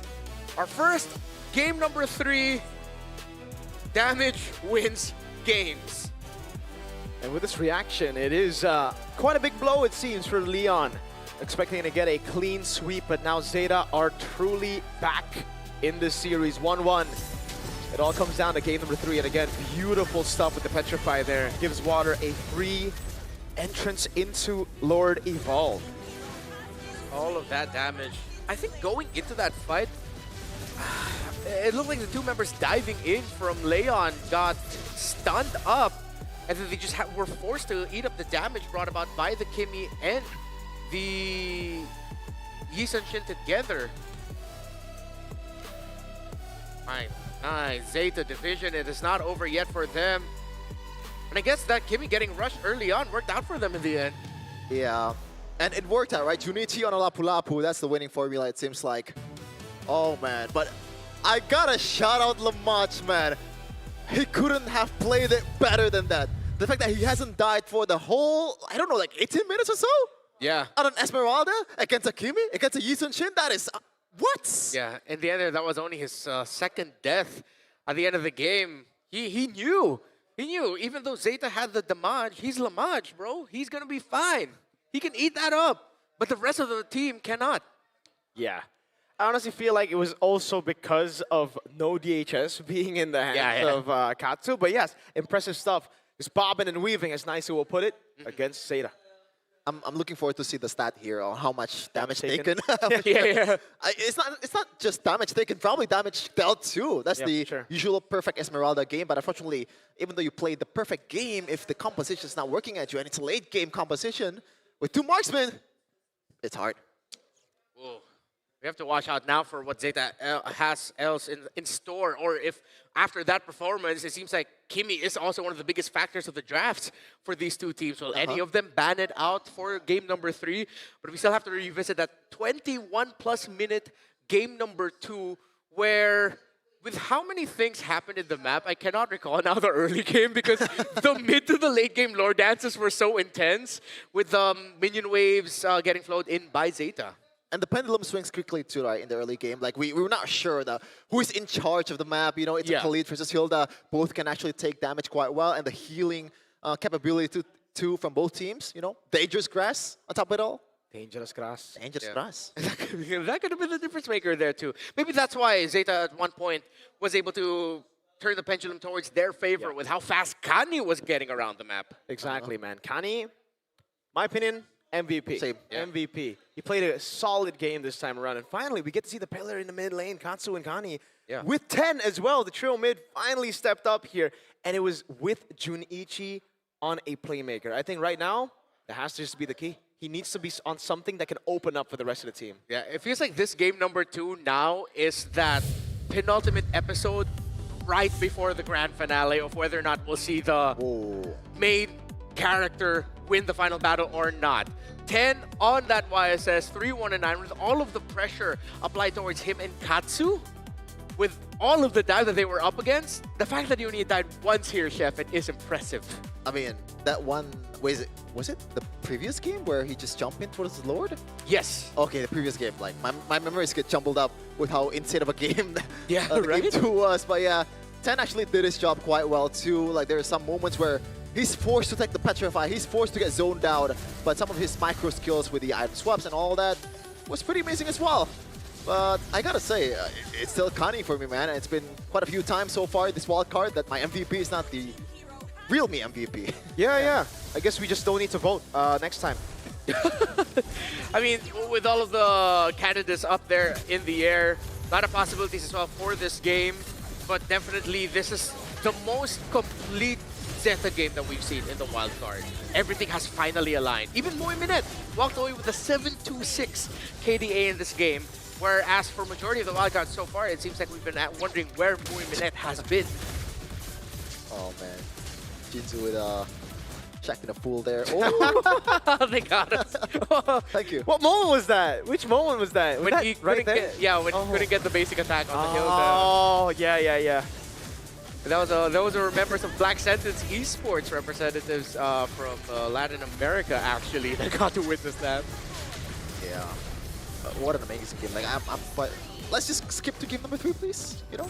Yeah, I'd love to just skip to game number 3, man, because like the highlights are truly just highlights here, right? They're brawling it out for a lot of these fights until the wave up top, the turret up top gets taken out. Then you can see a little bit of just the Lord dance. But even then, it was more of a committal after seeing Water use the shadow kill up top. And honestly, I don't think we can break down the game enough unless we get a full-on replay. It's slowed down. We can break it down little by little. Too much stuff is happening, and this is just... They know what to do. Yeah. Like, they lose out on the Lord, but they win the war. Again, for Zeta Division, they leveraged the lead that they had in terms of map control and the minion waves. While for Leon, instead of trying to find a deeper opening with deeper pushes with minions, they just cleared it, made it manageable, and hoped that they would win team fights. To the credit of Leon, again, with that Petrify there in the end, in the previous fights even before that, they were testing Zeta with every sequence, but then Zeta came in with their own flashes of brilliance, calling back to 10. You don't see him with a Winter Crown now or Immortality, but he was juggling those items around.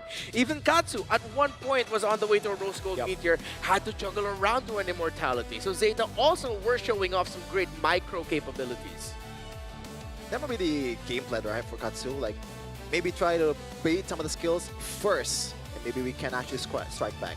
Not the one, Katsu is not the one who starts the team fight, or maybe Zeta Division is not the one who starts the team fight. They're waiting for a mistake from Leon Esports.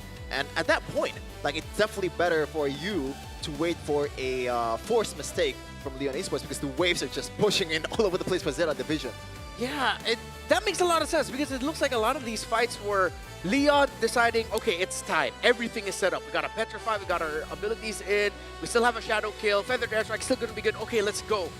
But then Zeta survived. Yep. Those moments where they, again, the value of having the Wind of Nature rush in by Katsu. The fact that at one point it was a Magic Blade. I can't recall if Katsu was able to full blade the Rose Gold Meteor, but then shuffling it out for an Immortality. Tense item shuffles as well. It all worked out for them in the end, because eventually with the lead that they had with the minion waves, Leon had to fall back. It's a weird thing to say. I think the objective for Zeta Division in the late game is to not to win the team fight, but to not lose. To survive. Yeah. Survival, yeah. I agree. I think throughout the game we got to see, and especially that final moment, right? Well, not the final moment, the one that got them the base turret up top, that ultimately got them the win. It was a bait technically from the Hilda. Yeah. They all rushed into Kani, seeing that Kani was low, and the fact that he was able to bob and weave, delay the inevitable, delay the fact that he was going to get taken down, baiting out the Raging Sandstorm, the Furious Dive Petrify, that built up for the fight to be so long to a point where the Lord up top took the base turret down, and then after that, it was just all in. But yes, in the end, Leon were still able to get the Lord, but when they got the Lord, they had to use everything to defend and to get to 10. So with all the resources already being burnt out just for that one goal, it was easy for Katsu, for Junichi, for even Muiminette to clean up. Yeah. the more that we break down what happened in this game, the more I realize that it's pretty top class what Zeta was able to do here to pull off this victory. Not a lot of teams are willing to just play for survival. Usually it's either we lose this fight or we win this fight, we back off. Zeta said, we don't have to win, right? We can just make sure that we don't lose and that they lose by blowing all of our abilities, and then we go forward. Even though Lamaj many times was the last man standing, there was just no more follow-up because Leon used everything. Yeah, and now the stakes has never been higher for both teams, right? Because this is the make or break game, right? Technically, elimination. Well, they're all playing to qualify. A right? chance to qualify. They're not qualifying just yet because they already has 2-0 loss in their hands, but it's definitely gonna boost their chance to qualify by a significant margin, especially over the team that they've already won over. Yeah. To remind you all where these two teams are coming from. They're coming from Group A, wherein Team Zone and Boostgate are there as well. And going down 0-2 in series is significantly worse. While if you go 1-1, then that's going to be good. Now, there's a chance, wait, man, we might end up having some tiebreakers there near the end, but we're getting ahead of ourselves. That's true, actually. Yeah, we could have tiebreakers. Is that all on Shift 2? Huh? Is that all on the Shift 2 casters? Oh. Let's see. Turn, I realize. They might be here for a long time, but good thing sitting here for a long time doesn't hurt us at all because we got Secret Lab with us. If you want to play better or cast longer as well, get the ergonomic chairs of Secret Lab. Scan the QR codes right here. This is the Secret Lab Titan Evo. Is the M7 version actually purchasable? Well, I don't know. Find out over the QR version. I know we also give away Secret Lab sometimes from time to time, right? I want a Secret Lab. I want a Secret Lab. I still don't have one. I think as time goes on, I regret even more and more for not getting a Secret Lab. Look at how Sheffin is... A sleepy Zen. He is Zen Division. He's pulling a 10 before game 2. Maybe that's what they need, right? Yeah. The nerves were getting to them. They were getting overhyped. A lot of times they just want to go for those brawls. They just need to calm themselves down with meditation. Okay, I'm done with my nap. Oh. That was a nap? I thought it was meditation. 20-second nap. Oh. That is not a nap, but sure. If it works out for you. Do you feel energized? Yeah, I dreamt a little. What did you dream? Oh. Did you dream a potential result for game number 3? No, I was dreaming of Belowski lifting a M7 trophy. Dude, I can't wait for him to do that with BTR. What world did I find myself in with you two? Is this what happens after just multiple years of one region controlling the world championship? That this is the it's all wow, you gotta rub it in, huh? It's all on you guys. I'm not rubbing it in. I'm just wondering what's happening right now. Again, while we bicker here, you can also just hop on the pass right now in game. Best team in the world. It's yours. It'll just be there. Get the Thunder Ascendant skin. Just have to make sure you unlock it. If you hop into the pass and you're wondering how come you don't have the skin, it's because you haven't spent diamonds to unlock the pass. It's literally, I'm not messing with you. Go on your app right now. I ain't playing with you. Purchase the pass. I ain't and you playing have with the skin. you. What was that? I ain't playing with you. Is that a reference? I don't know. Okay. Is this how you feel? Yeah. How I sound like to you? What? I ain't playing with you. I ain't playing with you. I'm not hurt. If that is an impression of me, then you No, have it's me all not. It's wrong. definitely This is what I sound like, truly. You also have the Cosmic Finality skin. This is the leveled up version. Remember, every M7 skin that you have for the main hero has 2 versions of it. You have the very nice normal version, then you have the upgraded version at level 75 in the pass. It's way better. It's not ESL. Dude, we saw it in game 1. He got a Maniac, right? Yesterday, the Granger game was not too good. This time, it's amazing, and you get to see the effects. Yes, the Death Sonata effects are really good. The Rhapsody as well. Even just walking, dude. The guy's just... Yeah. It is brimming with aura. It is. Aura. Yeah. It is. The M series skins are usually some of the most flashiest that we get. I remember at one point, some people, I can't recall what it was. I think it was the Yuzhong one in M5. When people brought up, it's like, hey, how come when I go up against this Yuzhong skin, I'm lagging? Then maybe get yourself an upgrade, you know? Upgrade with a real me phone, you know? Get the 15 Pro with that AI. So let's revisit some keys to victory here, this time for Leon. Clean up mid to late game execution and stop giving up leads too easily. We haven't really seen this yet from them because in the previous game, they were crawling back. So let's look at this one. Target Zeta support duo early to create openings across the map. I feel like this is the one that they really have to hold on to the most. it feels like they have the blueprint to victory in the game number 1, right? Yeah. Now they have a better way to execute it with Khalid and also Farsa, and they didn't use it for some reason. And that is why Kani was able to be so dominant in the bushes. Also enhanced with the fact that it's a dangerous grass map. It works out for the Hilda better than the Khalid. Yeah, let's see if we're gonna end up in dangerous grass again. As 10 and June 1 now, have to be more careful because Leon would look into baiting those two out and overextending. This time around, a lot more control from 10 and even Junichi to be able to say, hey, you're not gonna pick us off that easily. We know how important we are to this composition. As we head into the draft, my biggest question is who's getting Kimmy? I feel like Kimmy's gonna be the key to the draft here. Do you want to first pick Kimmy though, right? Like, cause, okay, we'll see the side selection. We'll see the map first, okay? Because Dangerous Grass actually impacts the whole thing. Yeah. Hilda, Furkani. Oh, the plot armor. And I think the plot, bro. The main reason of Kimmy being such a high commodity in this series specifically is the Yushin and also the Eve ban, right? If those two are not banned, then they have a lot more option to play with. Yeah. But with those two constantly getting taken out, you're forced to trading either someone's gonna get the continuous damage of the Kimmy or the other one's gonna get the burst damage of someone. Wait, are they really setting up for it? No. It's not gonna be a Kimmy first pick right There's away, a right? Eve open now, so it's like, I don't think the prio should be... Well, maybe they could just go first pick Eve, because there's no Yuzong on the other side. That might be the case. Yes. But it's gonna be one of those rare scenarios where I'm very happy to see a Valentina answer right away. Sir, Because what's your not only command? are you stealing away the real world manipulation, you're blocking a lots of the best partners that you have for the Eve. On that AoE in zone. There you go. There's the Eve. I think they just jump on a Valentina pick right now. I'm Go not Hilda first, sure no? about that. Hilda and Hayabusa maybe. Ooh, I don't know about Hayabusa though. With no Yuzong, don't you want to go Yi Sun Shin again? Oh, oh wow. With an Esme. Esme? I Great mean, choice. it was the biggest, you know, Lamach was playing it beautifully in the first game, or second game. So maybe they want to take it away from him, but I don't know if that's warranting a first pick. There are bigger fishes to fry in the situation.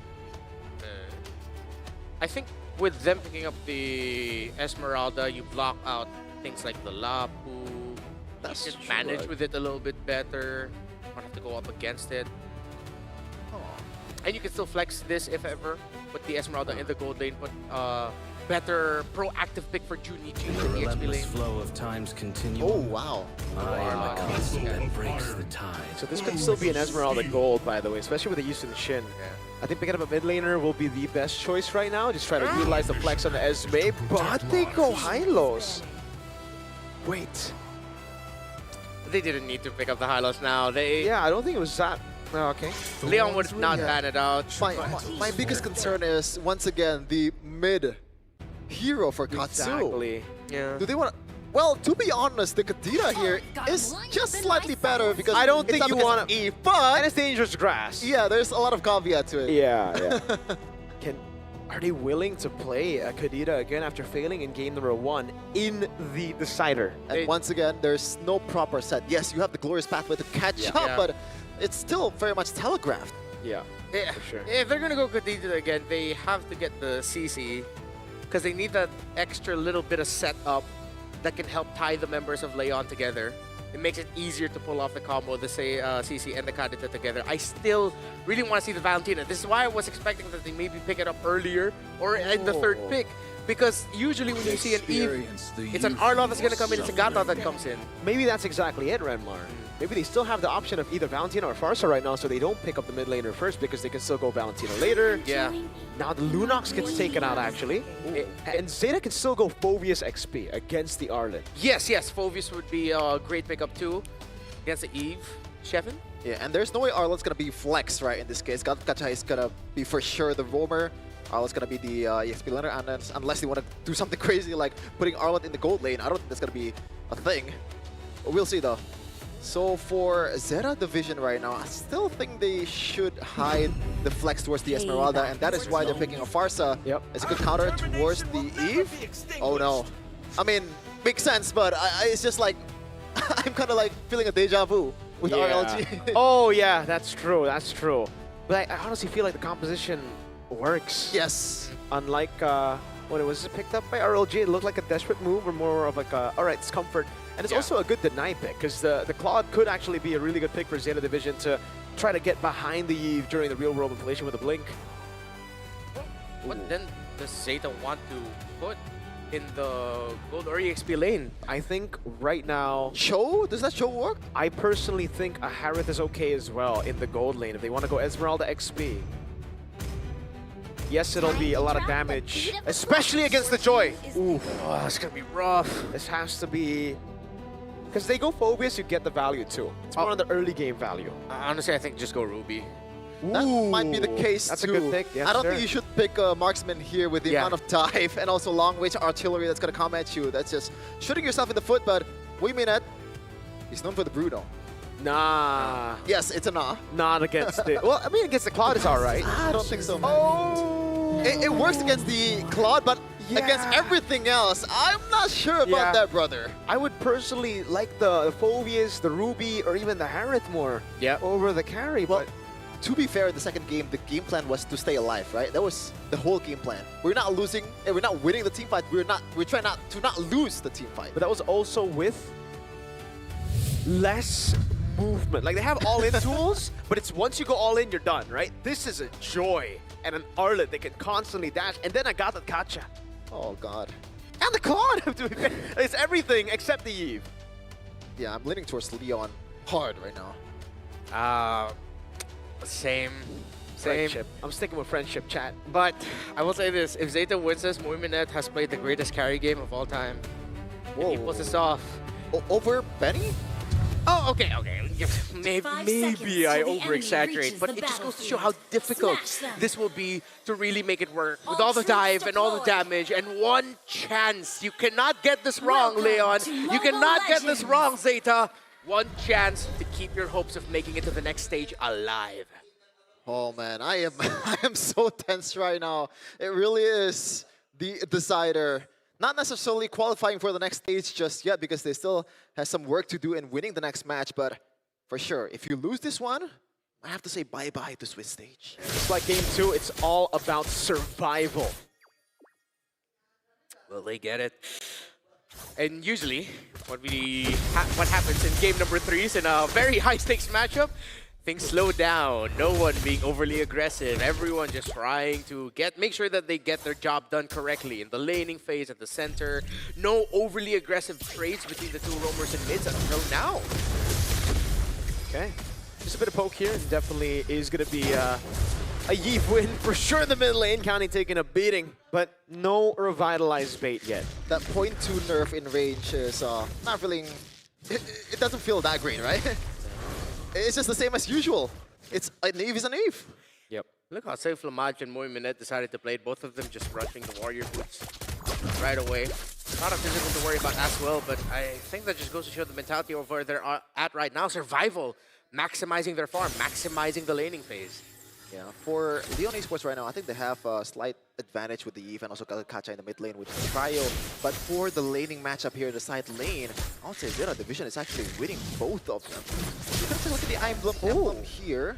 That's a steal. Wilderness Blessing for Junichi.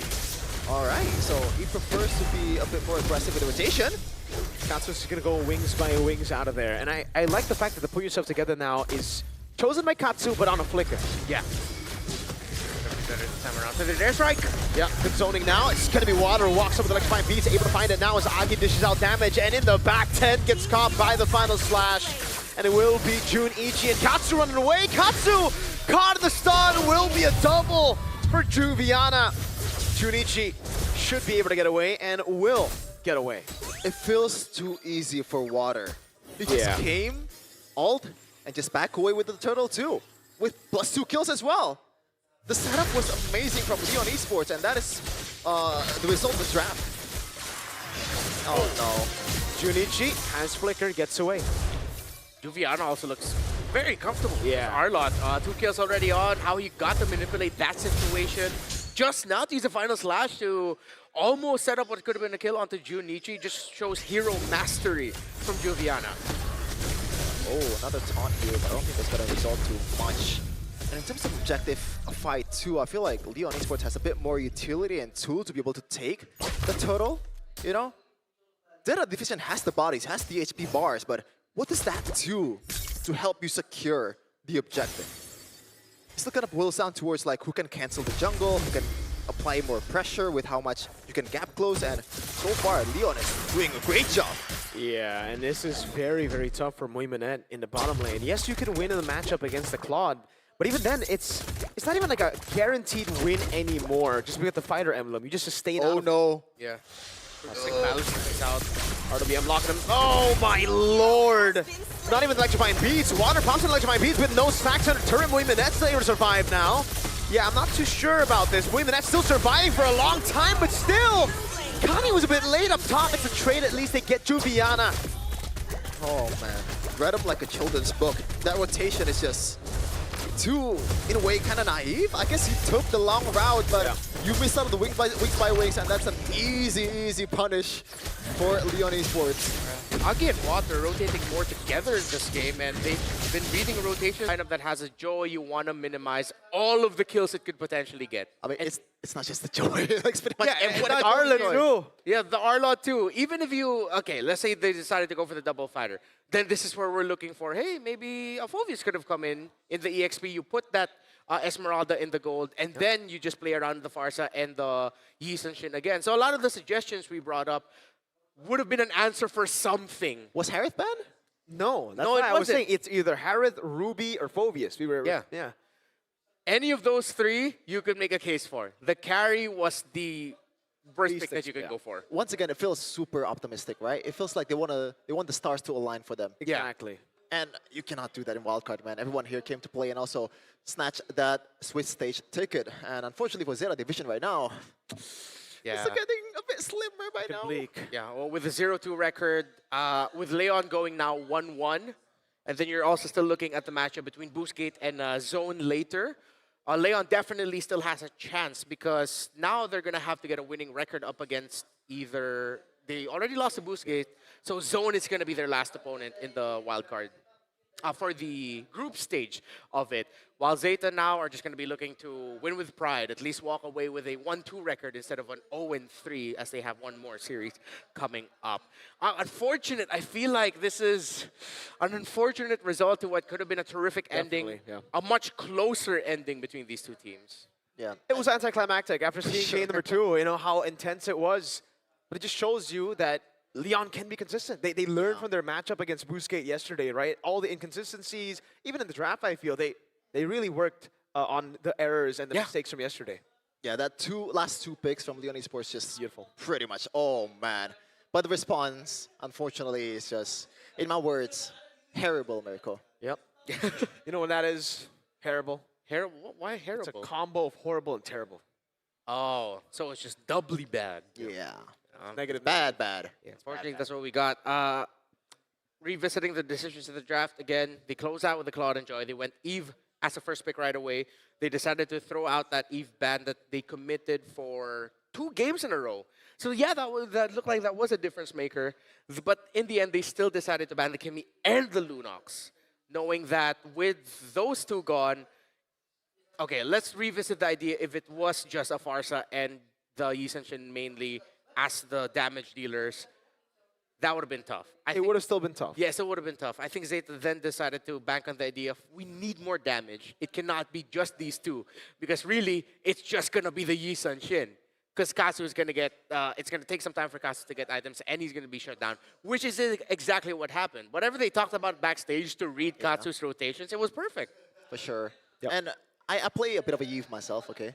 And I feel like I prefer going up against the Lunox and also the Kimi over the Farsa in a way. Yeah. So, yes. Why the bans? I think it's just because they were like, all right, we have a Joy and an Arlet.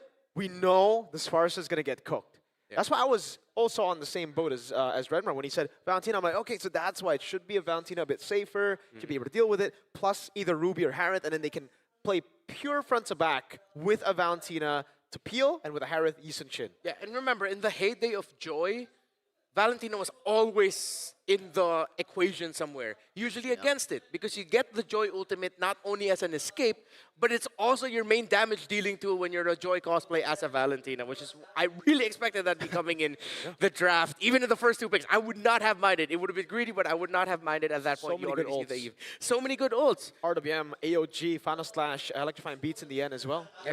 Everything was solid. The third pick eventually became the high loss. Yeah, I think that was the biggest mistake Yeah. on their side. And it was a dangerous grass map, right? It was. It was There's still a lot of options that can replace the Hylos. There's literally a Hilda. Yep. Hilda wasn't banned, I don't believe it Hilda was wasn't banned. They themselves banned out the Kalea, okay. Yeah. But then I think they doubled down on the idea that when you're up against a Gata Kacha, you need to go up against a high loss because it's the only other roamer that packs Revitalize, which I feel like they still could have gone for something else. Yeah. They leaned in too hard to that idea.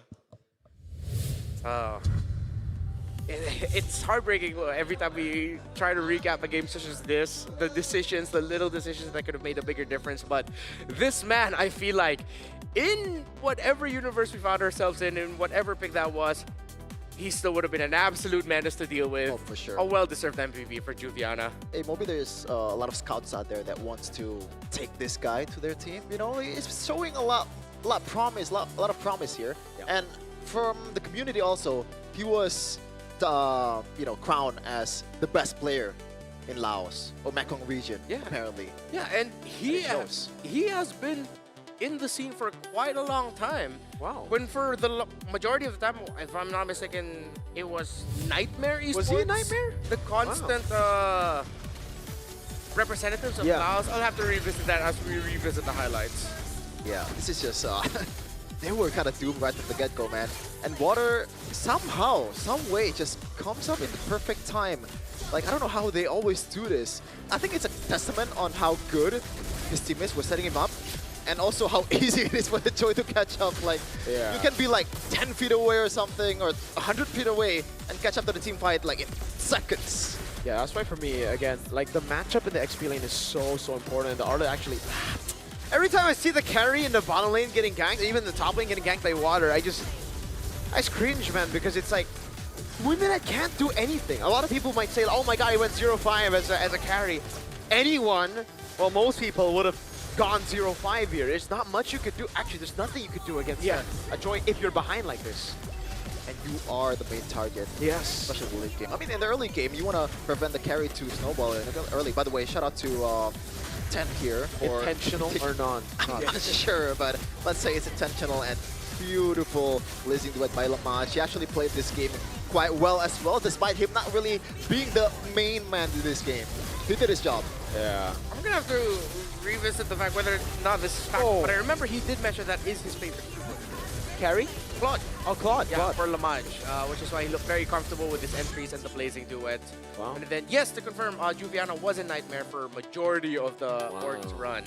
So that's why I believe the Laotians do crown him as the best player in Lao because of how long he's been playing this scene, of how long he's been playing the game. 10 minutes was only this, was all it took for Leon to ensure that their chances are still very strong to make it to the next stage in the crossover match where we're only looking, to remind you all, we're only looking for the top 2 teams of each group to go over into the crossover. And then those teams will only be playing 1 match, and if they win that match, they go to Swiss. It's brutal because there's only going to be 2 teams who make it to the Swiss stage here from the wild card. Leon are going to have to improve at a crazy pace because Zone, Boostgate both look amazing. There's going to be a chance here for Leon as they get to watch Boostgate and Zone next. So try to note down all the weaknesses. The fact that we mentioned Bankai for Zone, losing out on the matchups, Juviana needs to exploit that. Yeah, for sure. Thankfully, though, from the trajectory that we're going on here, the improvement from Leon Esports from the previous match against Boostgate Esports is very evident. Yes. Albeit, it's Zeta Division. They gotta be a bit more battle tested here. There's a lot better teams out there. Unfortunately, like Virtus Pro, that's the main boss of the wild card. It's almost Guangzhou Gaming. Yeah. They're going to cross paths. They're in Group B. A lot of walls to hurdle for Leon Esports. Yeah, it's looking rough for Group A. Oh, actually, yeah, That was also discussed, if I'm not mistaken, by the teams themselves who were looking at Group B as yo, that is a very difficult group to try to excel with. So whoever's going to be getting out of Group A, it's you pick your poison. Who do you feel more confidence against? GCG or VP? And technically, If ever. depending on how it goes, if we get to confirm number 1 and number 2 for Group A, Virtus Pro and Guangzhou can technically lose their match and be like, okay, we want to choose between those two teams. Right? Like if let's say there's Zone and Boostgate, if you had to choose if one team is much better as a matchup for your team. Yeah, I'm not advocating for that. No, definitely. We obviously, don't but want to advocate that, but that is a possibility. That's strategic. I'm always a believer of the one who wins is the better team. You know? Maybe not in all cases, but let's just pretend. What if you get a win? What if you want to win against a team that you have a better chance of winning against? Like a rock, paper, scissors thing? Yeah. Oh, God. Right? Don't make this a bit more complicated than it is. It's the wild card, baby. In the Philippines, we just win. Oh, my God. Hey, Redmar. Hey. What color is your Piala president? What color is your MDL Indonesia 2-time, by the way? Undefeated in M Series, by the way. I can tell you the colors of all the M Series World trophies we have. Isn't it just like gold or like? It used to be red and gold, then it became black and gold. Yeah. Here.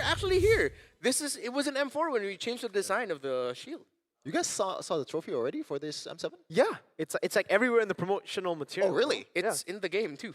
Oh. That's true. It's like they show it literally up, up yeah. there. It's So in the your sign. lane. Oh, you don't play XP anymore. That's true. Ah, that's why. Maybe I'm going blind. Maybe. It's also the logo. Oh, That's that's, it. true. Yeah, that's true.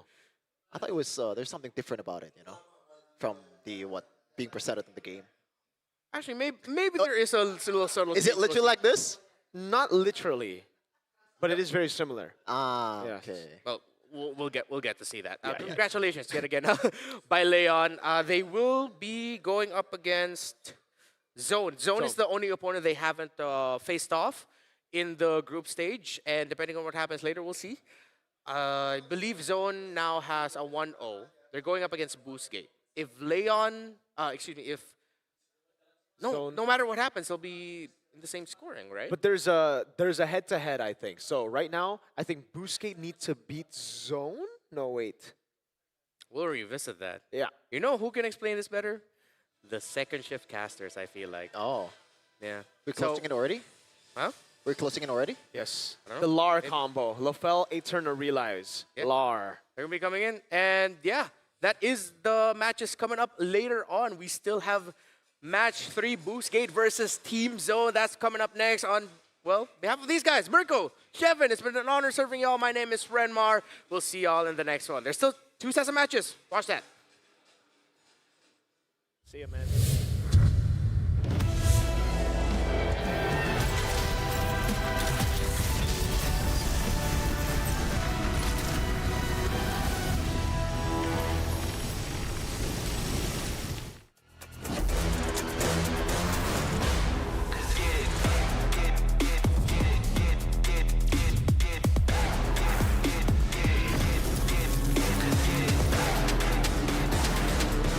Has been slain.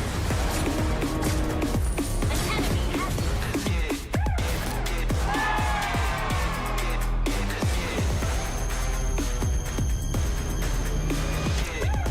Realme 15 Pro M7 official gaming foam.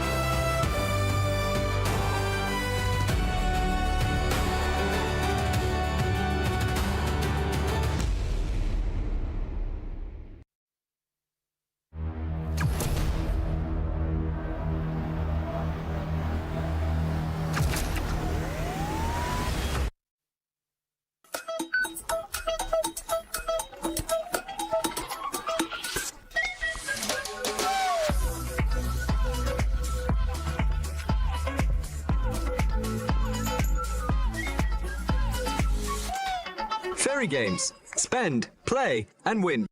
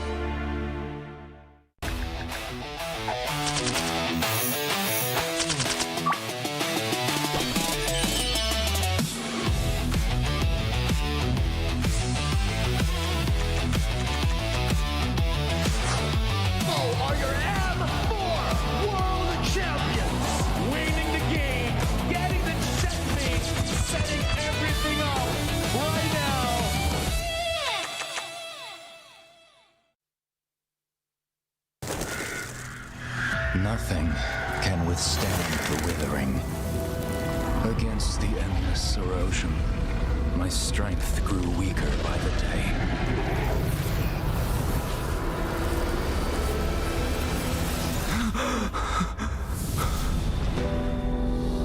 True power dwells within the spirit. Try to embrace all that you are.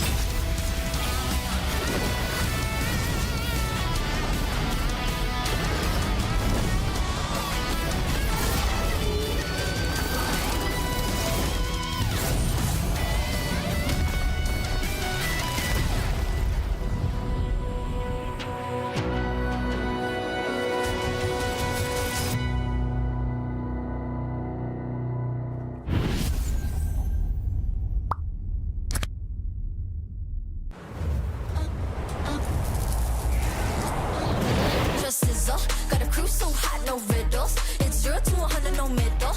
That's right, that's right. When I walk in the room, everybody gotta watch us. R to the I to the S to the E. Gonna shut down the apps if they tryna get past me. You can watch your sizzle. We're making this up go triple.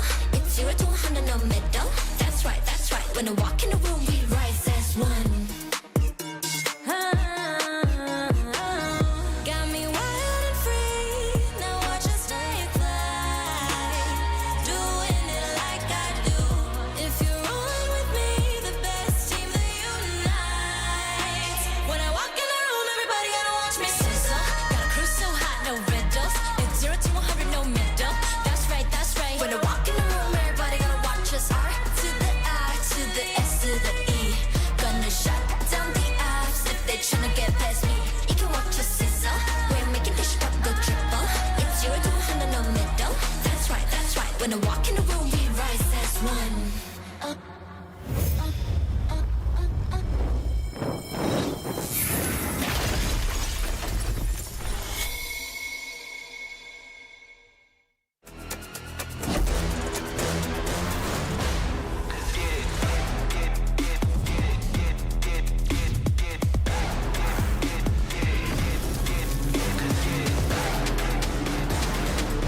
He has been slain. An enemy has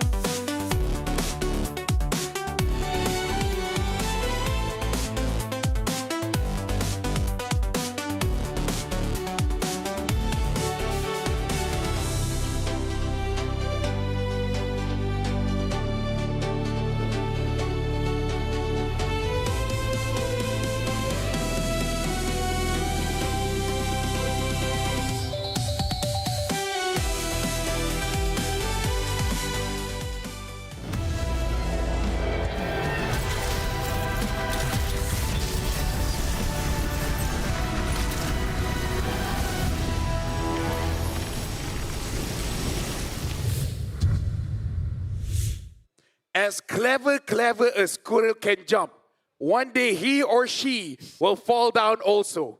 And people keep saying the grass is greener on the other side, but it may just be a different color. It could be jade green, it could be sage green, or you could just be colorblind. That's all the things that people have said in history. But this is not in history. We are insane. Speaking of insane, Eterna, an amazing friend, one of the best I've ever had to work with, part Indonesian, part Australian, and all women. How are you feeling? Good, feeling good. I was a little, nervous about your Yeah? opening again, but I feel like this time was a little bit more subdued. And of course, a good new friend realized. Over here, I gotta say, let me just open up this one. Yeah. I prefer you. Why? The guy yesterday was, I think you can win him in a 1v1. I can. I will. I might just have time to practice Sora, and I'm gonna beat him up. He was saying In game. In game, not real life. Of course. We don't do violence here. Of course. Or you can just go to love Beyond and then, have Mirko call you Yeah. guys out. That's That would be also cool too. Pretty cool. That'd be cool. Right? Griffin, I'm eyeing you. Am I in you? I don't know. Anyways, right now we have two more best of threes for today. And now it's rise to the top of Group A here because Bootsgate going up against Zone. If Bootsgate wins, if I'm not mistaken, Yeah. this kind of solidifies Group A at that point. Yeah. Yeah. Either way, right? Very competitive right now in Group A. Very different story to Group B, but we're looking at two different teams who have made some mistakes, of course, in their opening games yesterday, but the idea is there. We can see that they both really have a good idea of the meta. Yeah. It just depends on how they're going to execute it a little bit more cleaner today. Actually, yeah, let's talk about Bootsgate here because they already like to play early aggression. Yeah. But then with Coach Tezet there, he's just like, yeah, do that, but more. Right? He just added the sambal onto them. The sambal The garnish. turkey sambal. Well, I mean, Tezet is kind of like an Indo rep as well here in Wildcard. I think he is, not kind of. Yeah, he is. He's Indonesian. He is Indonesian. Ex-Aura, ex-Aura. He used to play as well. And I think he adds the structure. Indonesian teams, we are notorious for being called the brawl server. You know, Yes, we very fight a notorious. lot. But I think Tezet has a lot of experience from the teams he's coached, the teams he's played in, and he instills structure into a chaotic Boostgate esports team because these Turkish teams, man, they like to fight a lot.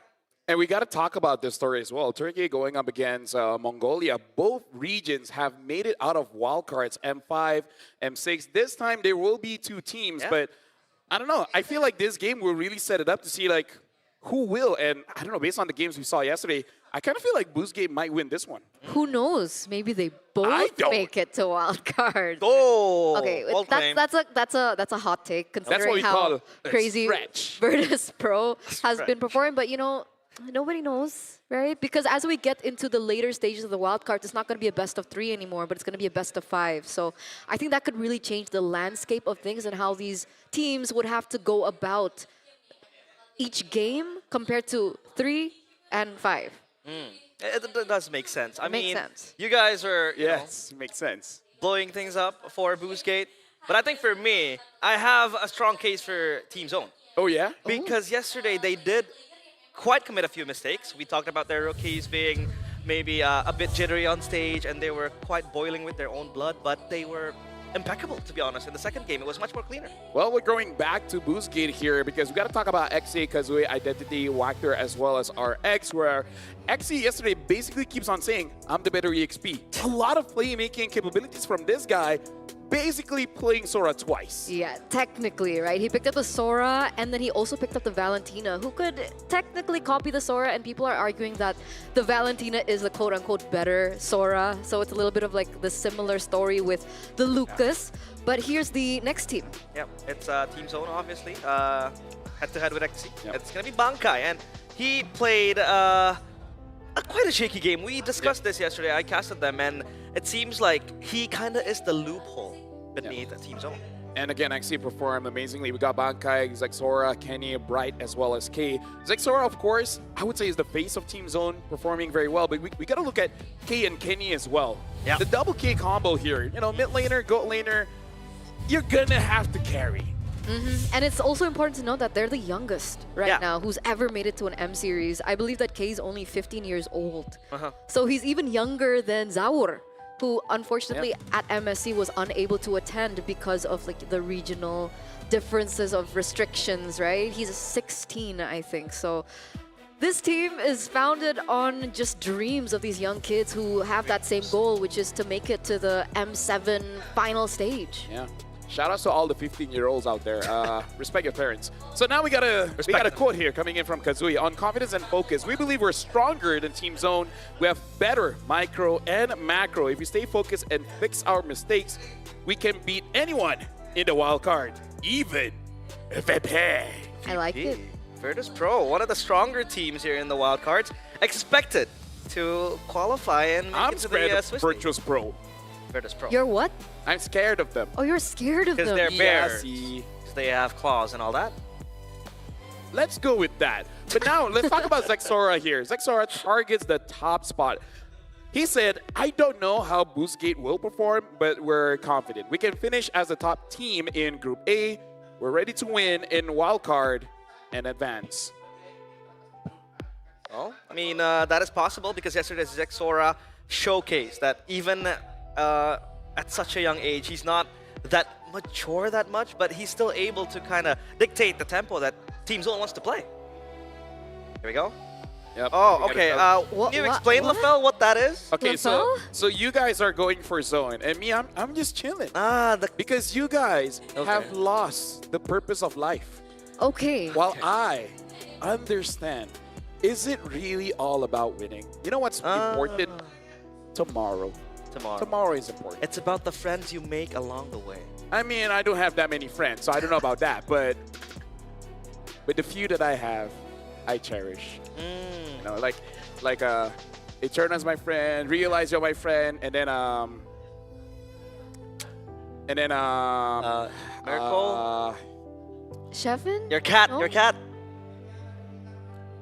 friends though. It's kind of like a parasitic relationship. A Parasitic toxic one. relationship. I give them food, they give me headache. Well, it looks like it is going to be dangerous grass here.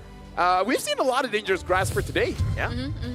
We saw the Hilda come through because That's of the true. dangerous grass. Yeah. We haven't seen the Khalid yet, though. Yeah, is Khalid just out of the meta right Wait, I now? think we saw one just now. Yes, I think it was yesterday too. Yeah, earlier today as early well. today. Yeah. Remember Khalid. the one with the chastised pauldron? The chastity pauldron. No, Wait, no, ew. chastise. Chastise, sorry. Chastise. Yeah. Chastise, That's what I said. chastise. I like your Thesaurus ability, but yeah, Boozgate here banning out the Kalia as well as the Yuzong.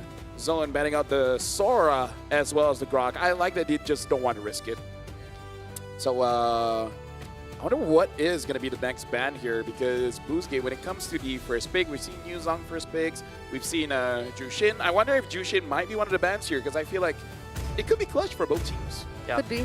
Very safe as yeah. well. Especially a few of the Hayabusas has been popping up too. So yeah, that Chusen is very safe to be picked up. But the Hilda gets eliminated here. We just talked about the Hilda being a good hero in the dangerous grass, so the Hilda does get eliminated. Boozgate are maybe saying that they might want to go for an assassin once again, right? We do know that Kazue prefers his assassin, so we're looking at heroes like perhaps the Hayabusa again, the YS. Double range means you can have that fighter in the gold lane. I wonder if Boozgate, because of the bans of Joy and Lance, are they forced to use this Gwyn in the jungle? Which I hope not.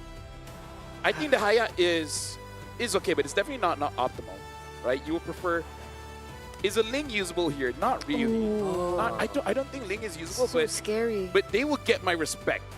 But they would, pick it up. if they pick up the Ling, wouldn't they need to have mid-prio? They do. But they just win.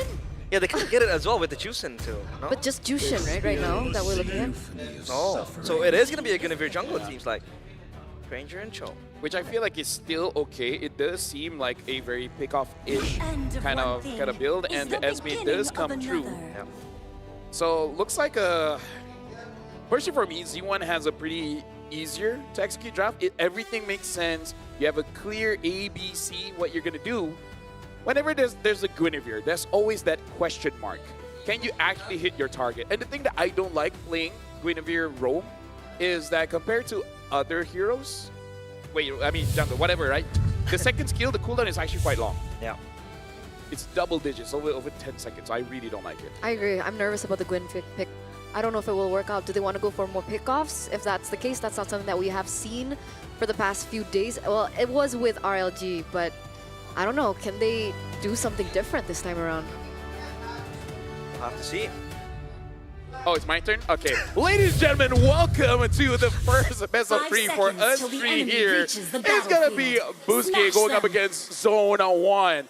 We got to see whether this Guinevere jungle can actually work out or not, because so far, Gwyn has not been having a good time here in Wildcards. Definitely. This is the rise to the top as well in Group A. Will it be Zone 1 to be able to make it forward, have a little bit of a step in the right direction, or will Boozgate be the ones to pick up that first point up first? We'll see how this all unravels. Yeah, looking at the movements around the map, it does seem like Boozgate, they want to potentially stop Team Zone from moving around, because I think they want to keep it an honest 1v1, which I'm not so sure which team actually has a better honest 1v1. Yep. Plastic Blast, one towards Kazue. That Lantern Flare is so good. Kicking off right, he is very low, but he has that passive that's going to save him too. So yeah, a bit of a quarrel in the river, but it's all fine. Just very 50-50, right, in terms of that mid trio? Well, towards Kid, but it's going to be Whacker. Absorbing all the damage, the Void Crystal is so good on zoning out the players of Boozgate. Yeah. Right now, looking at the builds here, Rupture for the Jushin, and looking at the build for Kazue, are we going to see a damage Gwyn? You know, something with concentrated energy into full defense. Maybe Genius 1 has been buffed up. Yep. It's possible. Maybe they're relying on that early game, right? They want to utilize that early game pressure. Unfortunately, it feels like the trades aren't as in favor of Boozgate Esports as intended. Team Zone seems to be being able to clear a lot quicker, perhaps because of the Eve as well, but we do see some rotations coming through. That's Bright and Exy in some action. That's okay. Just wait around the turtle, man. Turtle, you jump, get 3 people, boom, you win. I'm gonna wait for the timing too, because the Gwyn hits level 4. Spatial migration into the Violent Requiem is a one shot, one chance type of deal, and just like that, the first blood on towards Bright, secured by Wactor. They have Prio on the turtle now. Well, there it is, right? That damage coming through, they finally are able to get a little bit of a foothold in the early game, despite the trades in the mid that we saw earlier on. It looks like they want a little bit more. Bankai. It's taken down so low. I think it's gonna be fine. That's just a zoning type of deal to deal with the turtle and not have Bankai disrupt their process of getting that objective. Yeah, I feel like it's more about emotional damage, you know, just making sure Emotional. that, you know, lower their confidence a bit, don't move too far up so that they have more forward momentum, you know, like Kaiba said in Yu-Gi-Oh! If you have 51% of the business, then you're better. That makes sense. Something like that. Something like that.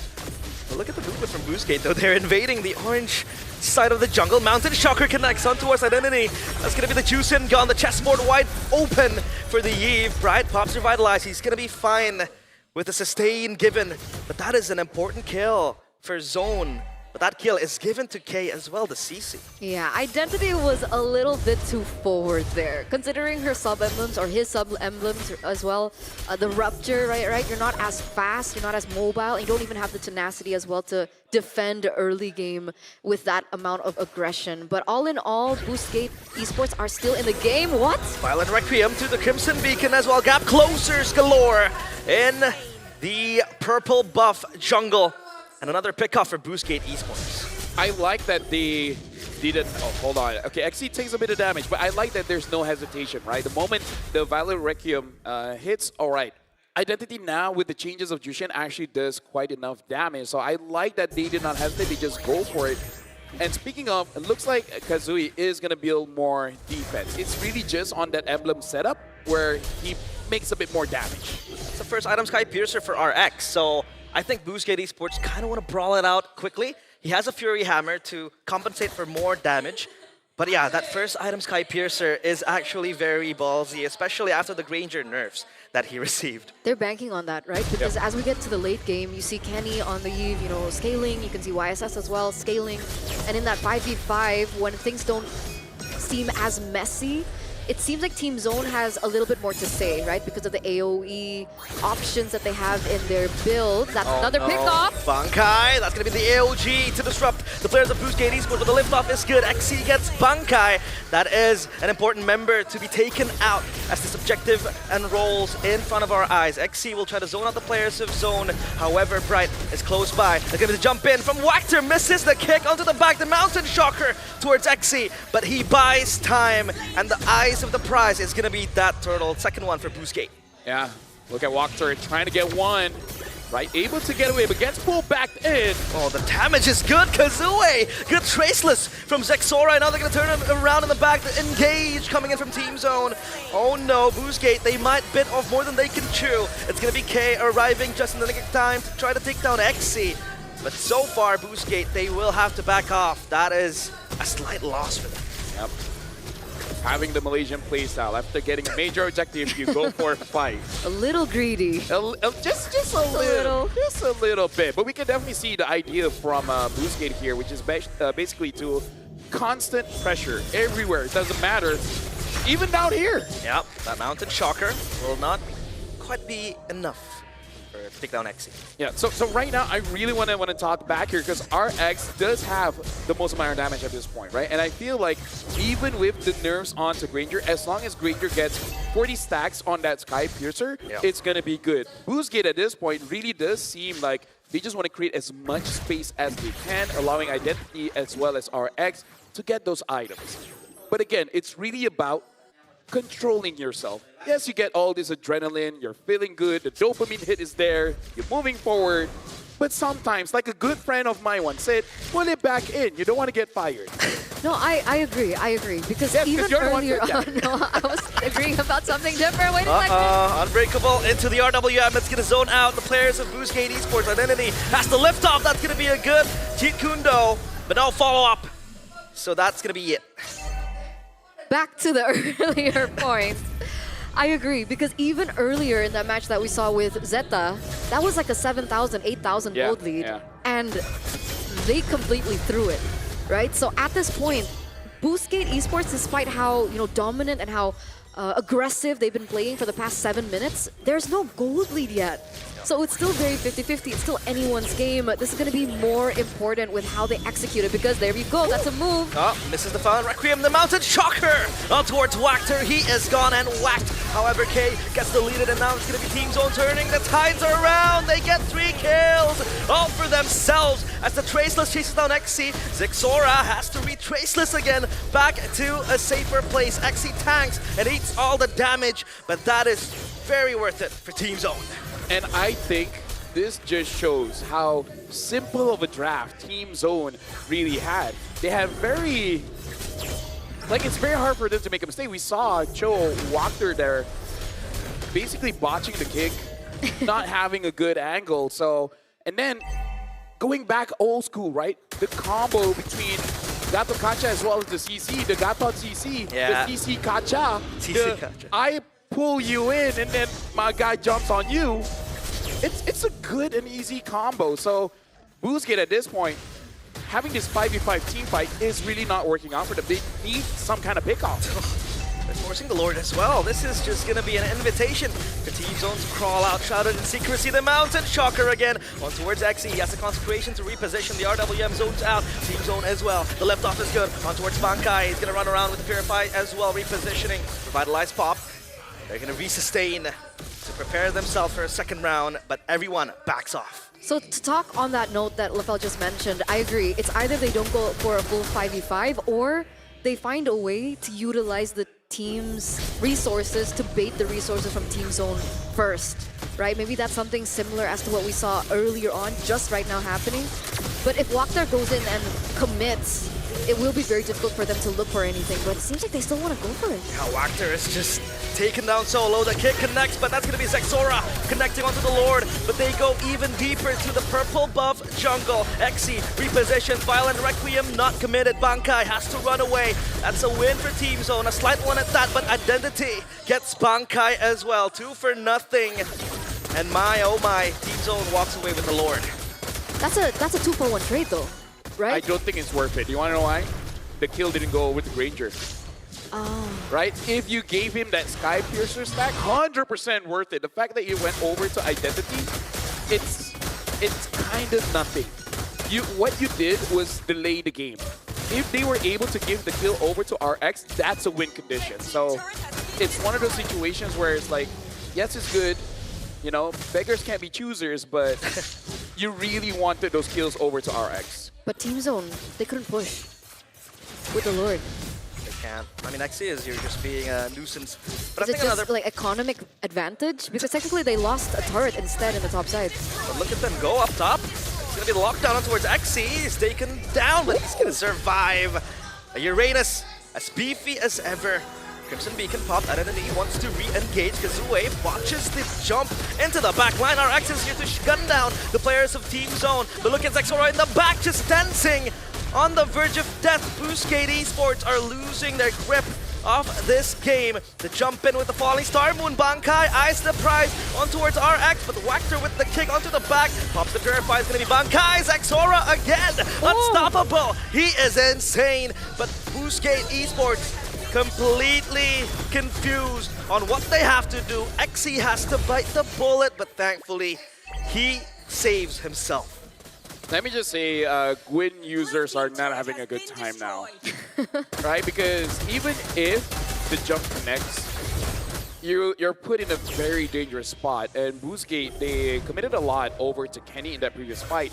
But in the RWM, you can take damage, but you're immune-ish. You're not able to move the Eve away. So, I don't know, man. I don't know. I feel like they're playing their comp like a team fight comp when they really should just play like a pickoff comp. And the problem is, not enough damage for a pickoff. Exactly.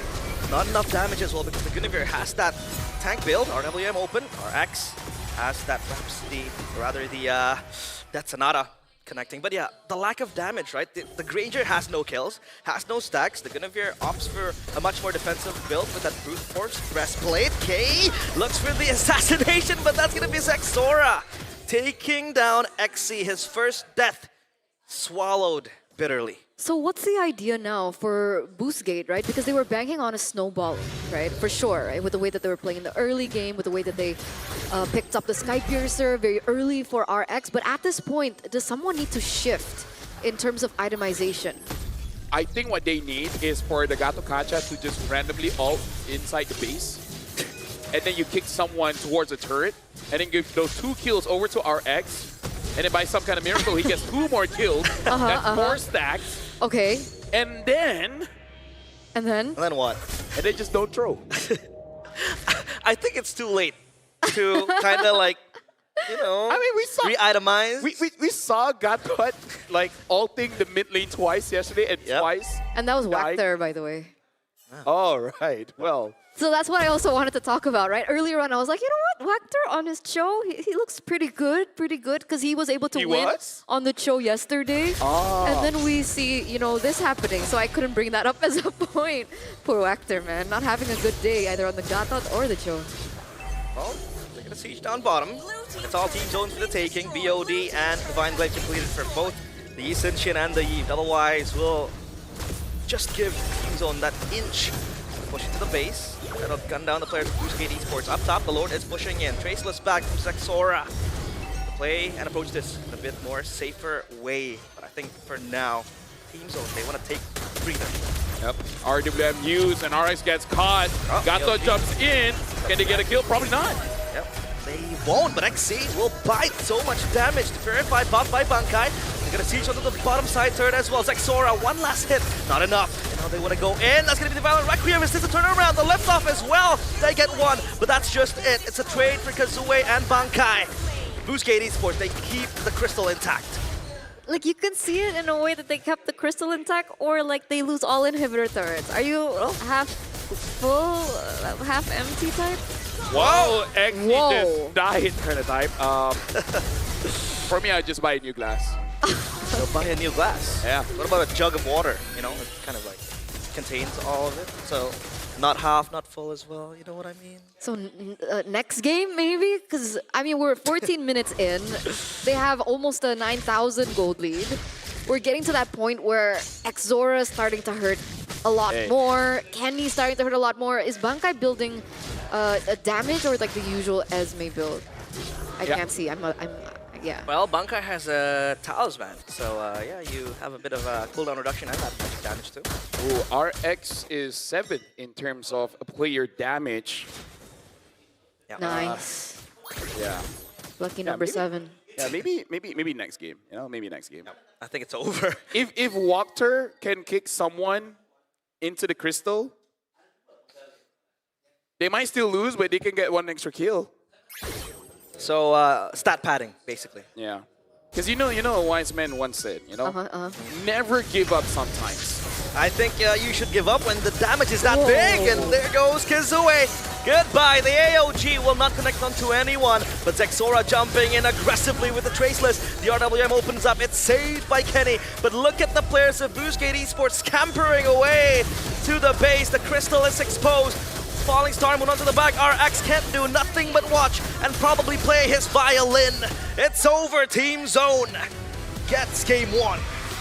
And they won with 10,000 gold.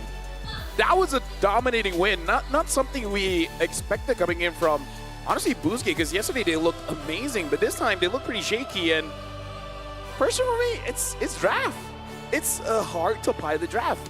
Not saying it's bad just yet, because this is still a developing meta here in M7. Usually, we always have this pocket meta, but I don't know, man. I'm a guy that loves damage. And that one doesn't tickle my appetite. Oh. I feel like the draft maybe could have worked. Like, there was an idea with the draft. The problem was that the window of execution was so slim, and if you miss like even just a millisecond, it's like GG towards mid, towards late game. Especially we were hitting what, like the 15th mark? Yeah. I think that's how long that game actually went. Because earlier on we saw in the execution in the early game, like we had the idea they were trying to get lots of pickoffs early, and it was working. They were pressuring the mid lane as well as the bottom side of the map. But after that, it was like, okay, we get a few pickoffs on the board. Now what? Well, to be honest, I think they sealed their fate when they had the Granger buy the Sky Piercer as the first item, because it was very, very apparent that Boostgate was looking for a pickup. They completely was over-aggressive. I mean, they were invading left and right. They were forcing fights, but nothing really came to fruition. Nothing really worked for them, and the Guinevere also was building that defense item, so yeah, it could be the front line as well. But yeah, the lack of damage is certainly a problem too for Boostgate. I would say one of the mistakes was definitely an early Guinevere pick. Like, I'm okay-ish if it's like pick 4 or pick 5, but you're showing it pretty early on, and I don't think Guinevere is really all that contested just yet, right? They could have had something else, because if their idea was this Gwyn to potentially become a roamer, I think just show your pick, you know? Pick up the Joy or Lance or whatever was available. The Joy would have been I agree. quite better there. Yeah. Well, but hey, bygones be bygones, you know? Bygones be bygones, boys and girls. What By does the that way, mean? chat says you look like a good boy. Ah, Oh, thank No, you. no, him. Oh, LaFell. No, realize. Oh, me? oh. I'm not a boy, I'm a man. Oh, What do you mean? Oh. he's a man. I'm a man. What about you, LaFell? Are you a man or are you a boy? I'm insecure. Well, speaking of insecurities, this game, Walker has to step up for game number 2, man, because Yeah. the Cho was not it. The kick was just.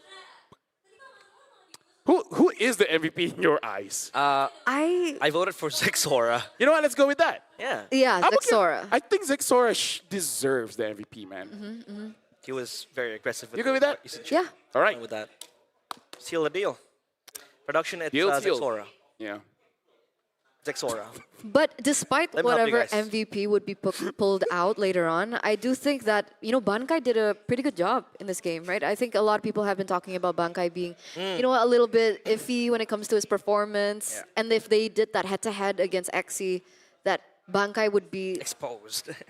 like the weaker side. Yeah. But I mean, he performed really well. Yeah, but Zexora though, I think okay for him to be MVP. Still. That's my and Eterna's thoughts. Okay. And the good boy. The good boy? The good man. Mine too. Yeah. I said your name. Oh, okay. Yours as well? Yeah. Okay. Yeah. So Yeah. afterwards when we see the MVP, it could be anyone. It could be the anyone. coach. It could be anyone. Who could But- it be? But the MVP by Real Me is gonna be Zexora 7-0 and 6, 87,000 damage. Wow. That's a lot Even of having damage. the Demon Hunter sword. Yeah, I think we talked about this, LaFell, backstage. The DHS did get buffed quite well, so yeah, the Yisunshin quite benefits with this as well because he likes to bob and weave in and out. That's the way he plays the Yisunshin, and it works very well. So yeah, deserved MVP for Zexora. Yep. We're going to be looking at the highlights here, and I think despite this being Zone 1's win, I really feel like it's mostly Boostgate's loss because the highlights here is really on the attempt never really working out because you can't say they didn't try. They did.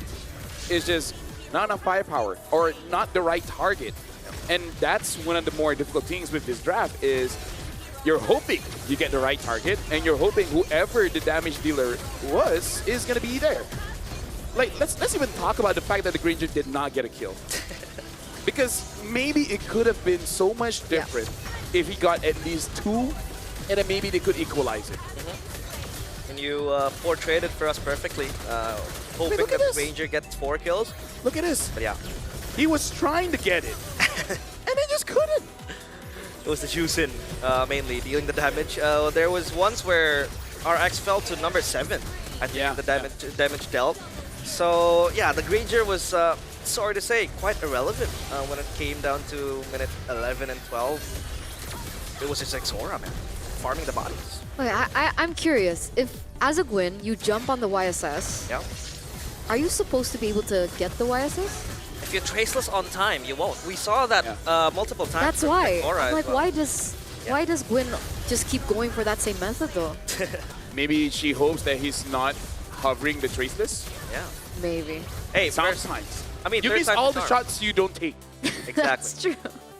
Talk to me about the quote, the 50% and the 51%. Let's talk about it in the game. That was an amazing anime before, with cards and monsters. Yeah, and then Yu-Gi-Oh. this guy, rich guy, blue eyes white dragon guy. Yeah, I know. Yeah, he said if you have 51% of the company, then you're the rich one, or something like that. Yeah. That, Eterna. I wasn't listening, honestly. I heard Blue Eyes White Dragon zoned out. Zoned out. Like Team Zone. They zoned out. Zane in. No, zone in. They zoned in. They zone I mean, in. I was gonna say they zoned out to BGT, but yours sounded better. Yeah, so they zoned in, and I feel like this is just honestly a drafting, because at the end of the game, the DHS might be a new Yisun Shin thing, because with the buff towards the Devour, Yeah. really does quite a lot of damage, and I feel like with, what was it, 8% of HP, even squishies will eventually feel that. And yeah, would this game look different if Kazooie just like, you know what, I'm just gonna go Genius 1 first item? I actually think it could be different. Yeah. You mentioned it as well in the draft. Is this Guinevere gonna go damage? Is it gonna go Genius 1 first?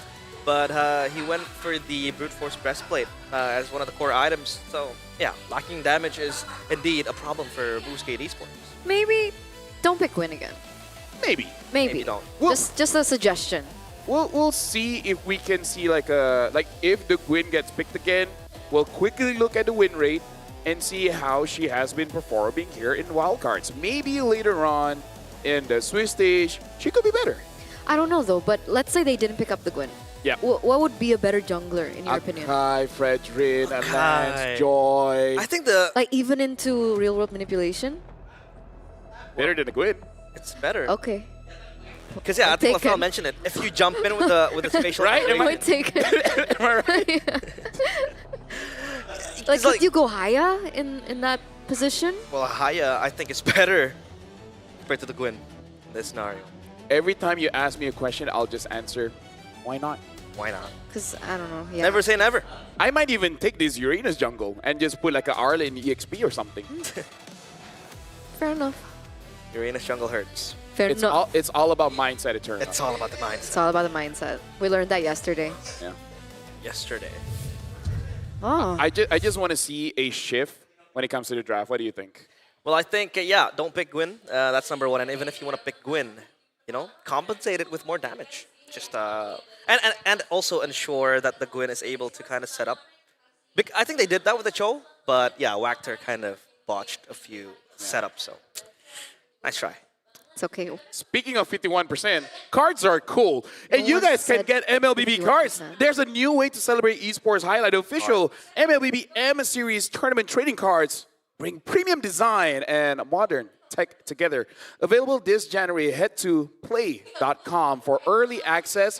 Grab yours and hold a real piece of the M Series legacy. And if you have 51 cards out of 100, I don't know how many cards they are, but you have more than half, then you know that you are more important than any of your other friends or family, whichever you want to compete against. Speaking of competing, Magic Chess Go Go. Go, go. I love that game, man, because the World Championship is coming. This is the first World Championship of Magic Chess Go Go, and it's happening on January 10 and 11. The group stage semifinals will, it will be fierce competition. I don't remember who's playing on that one, but on January 25, that's going to be the grand finals. It will take place at the M7 Carnival, which should be an amazing time at the carnivals. But make sure that you guys follow the official channels to get the latest information and witness the birth of the first MCGG World Championship. Wow. Beautiful. That is crazy. Is KB gonna play there again? I think Probably not. He wants his But- redemption arc. But he was actually so good during the SEA Games. I was Oh, yeah. watching and I'm like, you were casting it as well, right? I was casting it. Yeah. You were casting KB? Yeah, Yes. with Leo, right? Yes. See how Wow. You see how tables were spinning? What? Huh? Tables have turned? Turn. Spinning. Tables don't spin unless it's like Hey. It could be a turntable. That's true, but you need Hey, a vinyl. the chairs have flipped, and now we might be getting into the pick and bans here. Ladies and gentlemen, if you guys are at home, make sure you guys take care of your furniture. If you guys have cats, I don't think you have any choice in the matter. Yeah, you don't. Yeah. Unless you have wooden furniture, then maybe you're fine. No, What it about gets leather? scratched. Oh, you get scratched still? Oh, my leather couch. It's broken, man. Thank you, Neko. Neko. Yeah. That's Well- a nice cat name. Speaking of, we Means gotta cat. look at the damage, Japanese. the damage numbers here. 87,000 damage by Zexora. Kenny doing 84,000. By comparison here, we gotta look at Boostgate. I would say despite the tank build, Kazooie did kind of okay, 27. Yeah. But still, that's nowhere near enough. Zexora had 87k. And even the Uranus earned more damage compared to the Granger. The Granger was stuck at like 48k something. So yeah, not the best. What do you think, Returna? Or are you That not was thinking? that was a big difference in damage. Sorry, good in I'm that. reading the chat as well. Good insight. Bro, W chat right now. Okay. They're pretty cool. W chat. Oh, What's your analysis? A big difference of big damage. difference, all right? Big difference. There you go, LaFell. So M7 Meta Watcher, Gwyn fever. 0-3 so far. Should teams avoid the Gwyn Fava? Quinn. Wow. It's Fava. French. It's French. You guys don't get it. It's a malade. Maladin? Do you know what a malade is? What a malard? A malard. Malade. Yeah. What is that? No, I don't know. It's called a sickness. It's called a sickness? It's sickness in French. Oh, is that like a rock song or something? No. Malade. It literally means sickness. Ah, hey, très bien. Très bien. Très bien. Très bien. Hey, I know my Okay. arigatos, okay? Come on now. So, Arigatos. let's 0-3 so far. 0-3 so far. Is it still gonna be dangerous grass? Ding ding ding ding ding ding. Nope. No. Expanding rivers. All right. Do you love your rivers? Uh, Do you take care of them? I'm okay with it. My apartment has a swimming pool. I've been staying there for like all together for 5 years now, and I've never been to the swimming pool. It's okay. Swimming's not for everyone. Is a what? Swimming's not for everyone. Oh yeah. Sorry, I couldn't hear. You're far away. I know. It kind of sucks. Well, Boostgate is going to be the first pick here. They're batting out the Kalia, the Yuzong, as well as the Gata Kacha. Now, Zone 1, still batting out the Grok, as well as Sora, and now the Fanny. So before this, they did pick up the Jushin, which honestly was okay. But if they want to go for a Gwyn, I think something like a Farsight would have been better. Yeah. Yeah. I think that. Or just take away the Isenshin, right? Yeah. The Sunshin was a problem as well, but the difference now is that they took out the Hilda for the Gacha. Jusin will still be core, of where BGT wants to kind of revolve around. It helps a lot. I mean, it was multiple CCs being thrown at Team Zone. So yeah, we'll have to see how they round up the draft with the Jusin as the first pick. Do they still want to go with the YSS for Why Team not? Zone? Right? It worked It's in that first available. game. Unfortunately, they won't have, their hands on the Gatot Kacha this time around because it's banned out. But there are other options. Again, Arlet is still something that we haven't seen yet. But okay, they I like that. go for the high loss instead. I like it because if you actually get Jushin and Hylos, that would be dangerous. I swear, if you pick up a Guinevere here, What are you gonna do? What you gonna do about it, LaFell? I am gonna be so upset. I will X about it. I can't say tweet anymore. There you go. There you go. There you go. It's good because I don't have X anyways. All right, cool. So now, you can see that Kazuha is on a comfortable hero, right? He loves his assassins. We finally get to see the Hayabusa come into play. But how will this impact the rest of the game? They go for the Eve again. And remember, BGT, they love their pickoffs. Like, I don't know why, but they love this style. They love that pickoff style for Wachter. I don't know, will it be different though this time around? I think they need burst damage. Sure, you can kind of get it from the Hayabusa, but it's a little bit telegraphed. The Shadow Kill doesn't really instantly take you down, so if they want to go for that pick-off style as well, they need that as one of the prerequisites. Number one is the burst damage, and number two is someone that can really hard lock a member of Team Zone. Previously it was the Guinevere, obviously, but now I think they gotta look for more options. Ruby taken out, obviously, a counter to the Hayabusa as well makes the job even much more difficult. Honestly, the way that they played, like they use a pick-off comp, but they're playing zone. Yeah.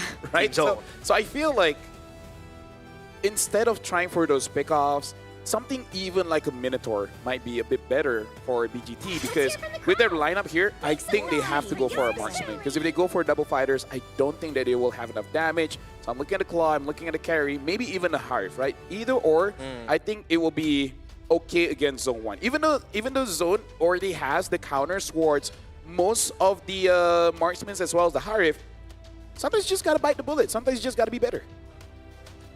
Yeah, I think Claude's That's what my dad always says. Well, bite the bullet? Just be better. Just be better. Oh. He expects a lot from you, Lafel. He demands a lot. I think it really depends on this next ban now for BGT. Yeah. I mean, the Claude, we talked about it. It's pretty good against the Eve. Misconceptions thrown away. Esmeralda. Yeah, it was quite okay. Not okay. It was quite decent going up against the Uranus. You know, the shielding and all that. So yeah, maybe that is something that they are scared of. But yeah, the Claude will be picked up for Team Zone instead. So are they trying to put BGT in a position where they have to go for the carry, but yes, it's like bad? Yes, sir. It's a bad carry. Yes, ma'am. Learn from the mistake. Oh, man. Okay. Don't learn, just be better. Just be better. Trying to say that RX has to be better than Muminet. So we saw that he picked the carry earlier. Yeah, that's and why. It was hard. Like Piccolo said in the Breach series, just dodge. Just dodge. Okay. Oh, do you get that reference? Yeah? Hey, that's why you're a friend. Next pick, though. Cho. Still the Cho. So yeah, at least Three times in a row. Yeah, at least they have the setup for the carry, right? Cho carry makes the job easier for the carry. The Phobius is good, especially when you have a Cho, you know, reset for days. Yeah. The carry too with the Phantom Step. So yeah, this Phobius is gonna have a field day. So we're still looking at a pick-off comp versus a team fight comp, right? Unless, like honestly, Cho you can use as a zoner. You just save your kick to kick people away, or if someone overextends, then you kick towards your team. Like as long as the entire team understands that you don't fully commit on this Cho, I think it's okay. You just use your Jeet Kundo to impress your opponents with your flashy moves, and if they get too close, be like hiya, and then just push them away. Hiya. With a kick. Hayabusa. Well, ladies and gentlemen, we're about to jump into game number 2, and I believe the devs here feel like the draft has gotten better, but is it gonna be enough? Boostgate, can they actually get a win against Team Zone? They need to, right? If they still want to stay on top of their group, of Group A, they need to stay on top. They need to find an equalizer and force this to a game number 3. Otherwise, you know, Team Zone looking pretty good up there. But let's see, right? With the changes with the Hayabusa now in the jungle for Kazue, it seems like it's a more familiar territory for him to utilize. And as well as an addition of a marksman in the gold lane, they should be able to scale a lot better. So that window that we saw in game number 1 with the draft that they were, you know, set on, it's not going to be applicable here. A little bit more flexible when it comes down to execution. Yep. And we got to look at the movements of a Walker here because, again, as a Cho, you can use as a zoner. Just make sure that you don't overcommit because sometimes when you do have a good set, your team kind of got baited to think that it is a good fight to take, but might not be. Speaking of, we got to look at the spells here. Kenny is going for that Flicker, and Kate is having that Purify. That damage. Good carry. It's a good lane for the carry. Obviously, you're gonna have a good time, but once it comes to the mid game where you have to fight a lot, it's hard to traverse your way into that backline of Team Zone. Jushin Emblem. Yeah. Oh, with a pull yourself together, thinking that you might get ganked quite a few times, so making sure that the Flicker is up more often. But there's one small thing that we do have to discuss here, which is the roam boots, where with the changes, especially for Conceal, we just saw that Walker had to go for the Encourage. And Encourage, you kind of have to be with your team to get the full benefits. Uh-oh, Shadow Kale on towards K! You cannot purify damage, and that's going to be Kazue. getting the first blood. So you can see now that Boostgate, they're playing to their winning lane, right? They're giving a kill over. I don't think they should contest for this objective, but... Yep, they want to. Mountain Shocker and Kazooie again! A thief from Boostgate Esports. That's going to be the liftoff, but Identity has to move back. Here comes XC, but in the back, that's going to be Bankai getting Wactor. Bankai will look for more of the hammer. The RWM being popped up. Identity has to go back into a safer position. He can't. He gets knocked up. Kenny gets the kill. Shadow kill from Kazooie! And a heroic entrance from the Ninja. And Identity loses his life. Overall, that was good because sometimes you do have to make that kind of play where your opponent don't expect you to go for it, but you still go for it. But again, even with the overextension, Boostgate does have a goal lead, so I think that's still good for them. And this is the big difference when you see just changing your jungler, right? Like, let's look at the hand cam here. Now that you're using Assassin, it doesn't matter using Shin or the Hayabusa, you can actually impact the map. Look at that. Shadow kill on towards Bright. One more hit. Bright is tanky. Hylos can't really take down easily. Damn, that was close. That was close, and I think that was also before Hunter Strike, right? So with the Hunter Strike, I think we could expect a lot more coming in from Kazooie. That was unable for him to do that when he was on the Gwyn. Yep. Well, look at XC now. The one that will be slain by Team Zone. And yeah, Eterna obviously with the Gwyn. You can't really do flashy moves like that and impact the map. Now though, Kazooie bags 3 kills. Yep. Counter-Strike as well. Yeah, looking pretty good. Looking at the emblem builds here as well. A Black Eye Shield for Wactor, and now the having a lot more armor for the side of Boostgate. So they're really just worried about Zexora and possibly Bankai. Kenny is not something that they're too worried about right now. Yeah. I mean, up top with the XC again.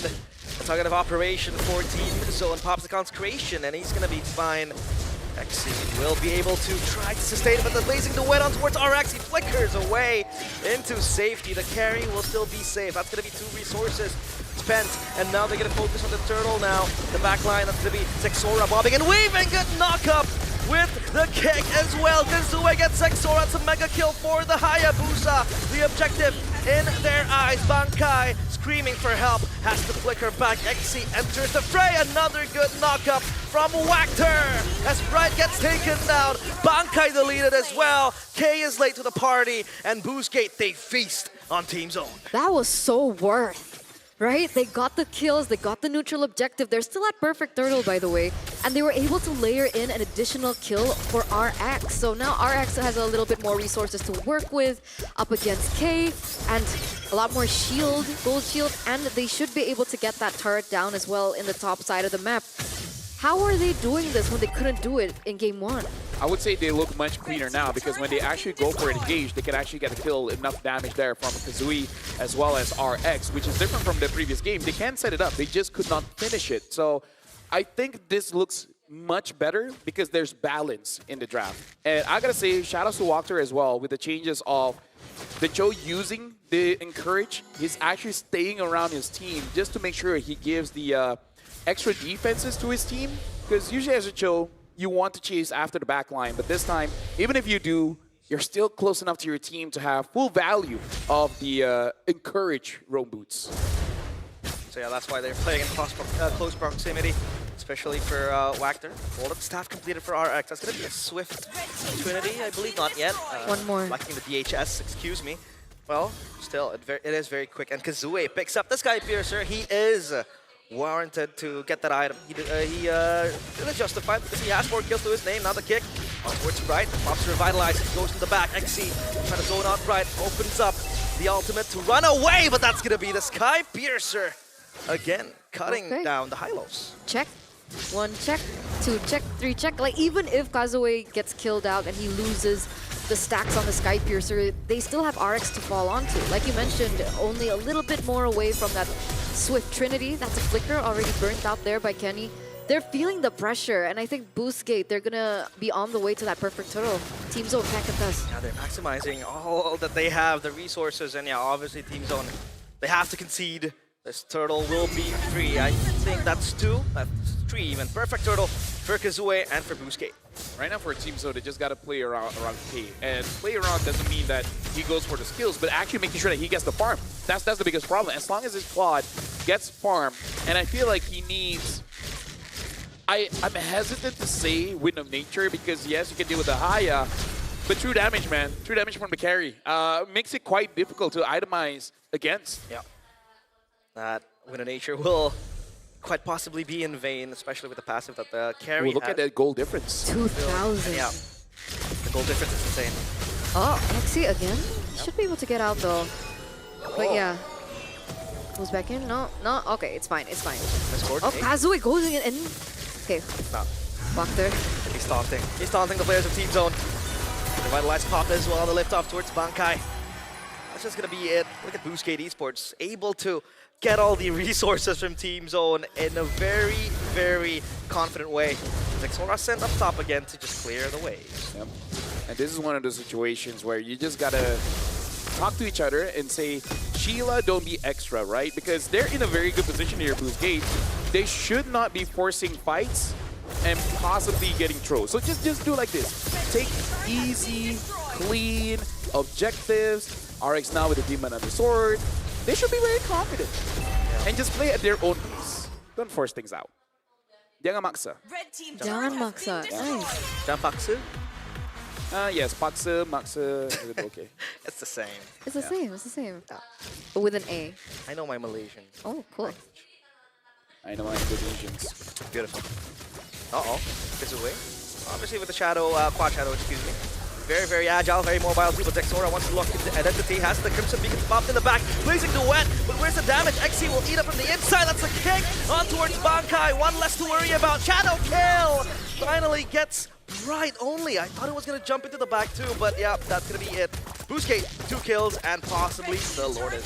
Well, I guess that's the timing that you're talking about, right? Because they're not forcing anything out. They're waiting for Team Zone to make their move, and then they completely harass them for making that move. 8,000 gold lead. They get a turret in the bottom side, another one. And I think, well, there you go. They're very quick to get that first Lord down. Wow. That's some shred. That's going to be a 1v1. Get Mountain Shocker to bob and weave away from that shadow kill. But yeah, with the carry, your jungler doesn't even need to go and do the Lord. Yeah. Sure, Kazue really appreciates that. And XC just being a front line, providing vision, providing information, even letting Team Zone know, like, hey, I'm here. Yeah. He is there. Picked up the Chastis. Baldwin. Chastise or Chastis? I don't know. If you're Australian, it could be Chastis. Chastis. Chastis. Anyway. Really depends on which hemisphere you're from. Southern. Yeah, speaking. Mountain Shocker to reveals vision. The lift off on towards Bankai. Kicked in the back. That's going to be a very good kill, but the flicker away from him. K gets taken down so low. And look at the damage from Boosgate Esports. This carry is online. So is Kazue. 6-0-2. The Lord will try to march in. Yeah, and look at Kazue, RX, and I did it now with the Wishing Lantern. This is going to be so annoying for Team Zone because your backliners want to stay away but might get zoned out or actually get targeted by Kazue. And then your front line's like, dude, I don't want to deal with the Jushin or the carry. It's a problem, for sure. It's a problem. And like the issues that we thought would surface with the carry pick is definitely not evident here. The spacing, the timing has been crazy. Oh, they're targeting Kazue. Kazue, oh, he's going in! Oh my god! That's gonna be Kenny taken down! From the realm of the shadows. Oh, he's still bobbing and weaving, just shadowing away. But RX gets Bankai. That is beautiful. From Kazue, a cold-blooded killer. He does get taken down, but it is still very much worth it. And Boosgate, they want to go in for more. Sieging on the top side turret. Identity jumping in with the Crimson Beacon, shielding his team together. The left off will be cancelled. Bright will be safe, but RX still gunning down the members of Team Zone. Man, Kazue. That was one of those plays that deserves a instant replay here. But look at the damage that XC is taking. Not very much. Tickle my toes. Yeah, so I think at this point, K does have the Trinity, maybe just needs any kind of penetration item. either the Malefic Roar or the Malefic Gun. Looking at the items here, Yeah. might go for the Malefic Gun. I hope he goes for that because I feel like at this point it doesn't matter if you build more defense, right? The other option, he might go for Sea Halberd, which honestly can as well. Either those three items, I think it will serve him very well. Let's have to see. I mean, the carry now has extra range for Malefic Gun too. Completed. So, safety, somehow, to a certain extent for the carry. Lord spawns, and Boostgate. They might want to get this, especially when they have a wave up top pushing. And yeah, they're playing their far lanes perfectly from Boostgate. At this point, it feels quite long drawn already, but man, Exora is still level 13. Yeah, it's only 12 minutes. You're right. He's level 13, so there's no opportunity for them to go for the contest either way. They need to figure out to find a proper defense, but even then, I don't think that Kenny was, you know, placed in a way that he was too forward. He was just targeted. Yeah. So what does the Eve do? Because technically, they're banking on the Eve to properly defend and for the wave clear. Yeah, you kind of have to use your front line at this point and hope that Boostgate just use all... Oh, hold on, that's not... Oh, shadow kill! That's gonna be... Kenny gets taken down so low. He has the kick on toward Waxter, but that's gonna be the Blazing Duet. Is this the defense? Stretched to that 20th minute, but man, Boostgate Esports and Team Zone in the second game, they're really putting up a fight. We do see an item change for Kazue here, Lafel. No more Sky Piercer, Warax instead.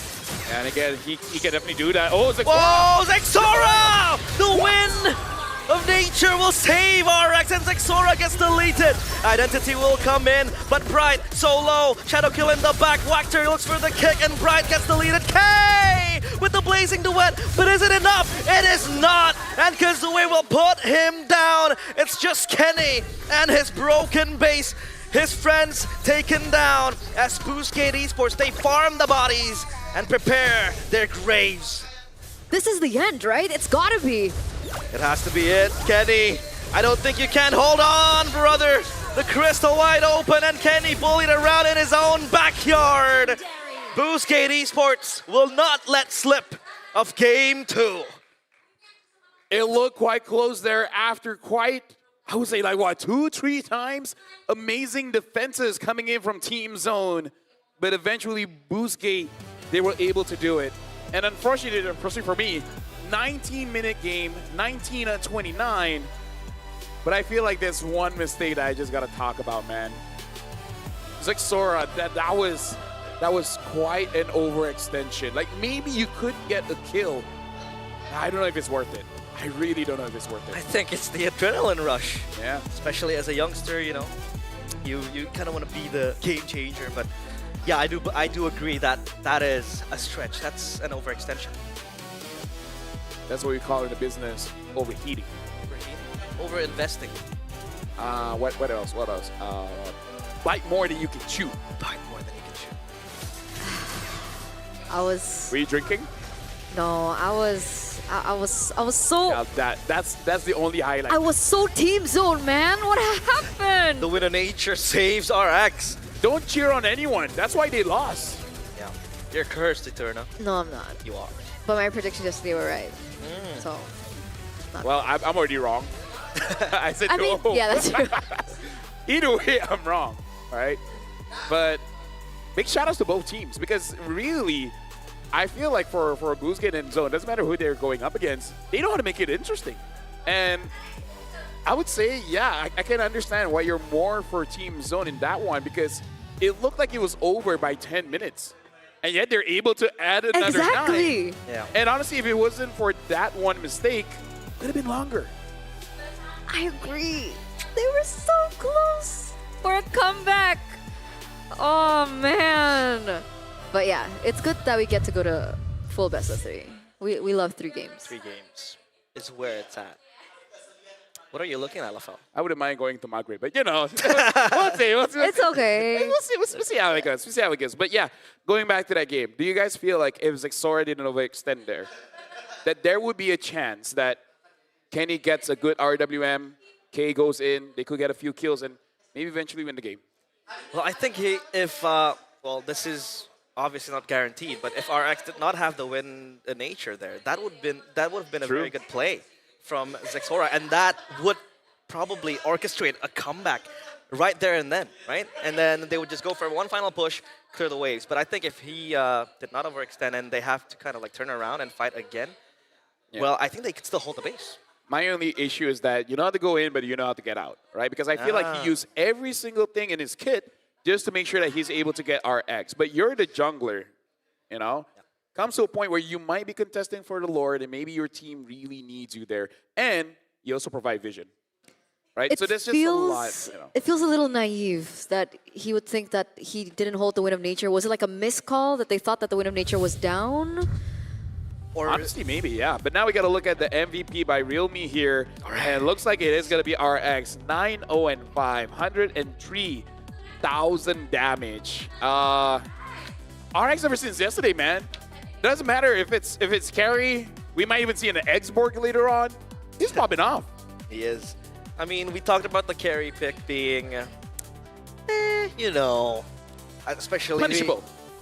What? Punishable. Punishable, yeah, that is the word. Yeah. Especially what we saw at Muminet on that match that Zeta Division played. But he did not have any problems. I mean, the Eve problem that we talked about was apparently non-existent. He was able to space himself quite well.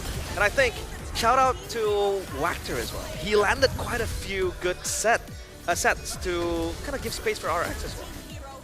That, and also the way that the carry played it was passive enough that he doesn't get caught in the real world manipulation. And you can even see in this particular highlight the way that he waits for someone to cancel it, and usually Xzora's damage is enough to cancel the real world manipulation. So it's everything that goes to plan, like step 1 do this, step 2 do this, step 3, and like that the way that they channel those steps into the game and execute it properly is what makes the carry actually work in this particular game. It's kind of like playing passive aggressively, right? Yeah. Right? I mean, that's what you're saying. Like he's passive, but he's aggressive. Also aggressive. Passive aggressive. Right. Passive aggressive. I thought this was a botch fight, to be honest, for Team Zone. Okay, let's look at this. Able to get out of it. Yeah, Zexora Torre. Oh man. Good cover too by Wactor. Yeah. Maybe if Wactor was not there, maybe he could get the kill and maybe get out as well. But you can also see his teammates a few units behind him, and I think even they were questioning like, are you sure, bro? I feel like that's definitely something that they're going to be discussing as a team quite aggressively more than passively. Aggressively? Yeah. It's like shouting and slamming at tables. So like shouting and slamming at tables. Throwing bottles. Taking snacks. Okay. Looking at the items here, Bankai did not have a good game here. Having the War Axe makes it so that you do want to move in front and just keep on jumping on people. But I would say I want to shout out Identity as well, because he plays this Jushin like a fighter. He keeps on Crimson beaconing in front, right? He's more in front than Exy or Wactor. Yeah. But to be fair, he did catch the necessary targets and deal quite a lot of damage. Yeah, multiple times I thought that the Crimson Beacon was premature, you know, expended quite early, but it still works because when he is in front, he can look for the zone, you know, he can zone out the players of Team Zone and get a few liftoffs. And the damage was also there, especially with the Wishing Lantern and the Glowing Mon. Divine Glaive is also existent, so it helped BGT quite a lot. Yeah, I agree. I think the last minute item swaps was something that we did point out as well in the game. It was really good for Kazue to have the... Where did that accent come from? Kazue. Where do these random accents come from? Kazue. Kazue with the Sky Piercer earlier on, it was really valuable for them to look for that snowball. But as soon as he saw that it wasn't as valuable, he switched it for something that would give him a little bit more value in the later stages of the game. So that's something that we looked at. Pull yourself together, again, is still such an interesting choice. It's not something that we see because it's usually Tenacity or Rupture or the other boots, movement speed one. But the way that Identity played it really makes sense because with I think at like what 8 assists, you're already at maximum stacks off that pull yourself together. And Identity using that Crimson Beacon very, very aggressively. Yeah. I really feel like maybe that's why he's like, okay, I need this flicker basically all the time. So I think it's more of a playstyle thing, and this might be adopted by other players, other teams. And speaking of adopted, you're not as Indonesian, right? Huh? Remember we discussed this backstage, you know, to test how Indonesian everyone is. With all your accents, you're more Miss International. Miss International. I That's think so she's weird. helped us. Right? Aren't you? Your accent, mate, is lovely. Lovely. No. Nar? No. Oh. No, it's not. But Oh, it's not? Oh, it's not. Oh, crikey. Oh, well, crikey. what do you think the next game is going to be? I think it will still be close. I don't think it'll be one-sided. Yeah. And for you guys at home, these players here, they're using the new Realme Pro. And the thing is, they even have the AI coach as well, giving you actually real-time information on your screen to kind of let you know what is the best way to use the heroes and etc. Yeah. I think we need that to figure out how to use Guinevere. absolutely. Shout outs to Realme Pro. Make sure you guys grab it for yourselves because, hey, the players are looking good, especially this best of 3. We're going all 3 games. Yeah. And if you know you have like skill issues, Skill issues. apparently. I don't have that. You can use that for your 1v1 later on. Ah, the one that I won. Apparently. I can't. The phone carries your game. It carries. You play, they carry. Ah.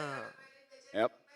And now make sure you guys go for, I mean, like, it's the weekend. It's still a Sunday here. So make sure you Sunday. guys, it is Sunday, right? Imagine working on a Sunday. I think so. It is. It is Sunday, yeah. Yeah, It is Sunday. Also. It's Sunday. So it's MLBB Rising Open Day. So make sure you guys grab your friends, preferably for other people. And if you don't have 4 other friends, you ask that one friend to find 2 friends. And then those 2 friends find other friends. And then eventually, you have more than 5, but you only need 5. So you kick the rest that you don't want to play with, and you go with the best 4 and try to win.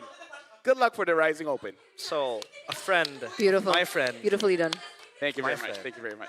Of my friend. So, a friend of my friend. That's a friend of my friend's friend. You might even That has eventually friend. meet your cousin. Ah, okay. That's a far way ahead. Not for Malaysia. The country is smaller than Indonesia, so it's plausible. It is. It's plausible for sure. Singapore, forget about it. You walk around, you meet all your family I members. was about to. yeah. I gotta ask Abstract now. Like, does that actually happen to him? Abstract, does that happen to you? You know what came on top of my head? I thought Came on top of your I head? mean, like on top of my head, like popped on top of my head. Oh, okay. Oh, right. That's it. That sounds Yeah. strong, guys. I'm sorry. I always thought Husky was Singaporean. People always thought Gideon was Singaporean. Because Gideon is Malaysian, I can confirm. He could be both. He can be whatever he wants to be. That's true. Cool. Could be whatever he wants to Yo, be. W Tezet. Oh, cool. Talk He to looks guy really once. happy. Yeah, he Good spirits. He does. Good aura. Good aura. Good. Ah. Understandable, understandable. Pretty good. Pretty good. It's nice that Eternal is not that hard to please. Yeah. Not like that, but you know what I mean. So the drafts were good in the Yeah. other game.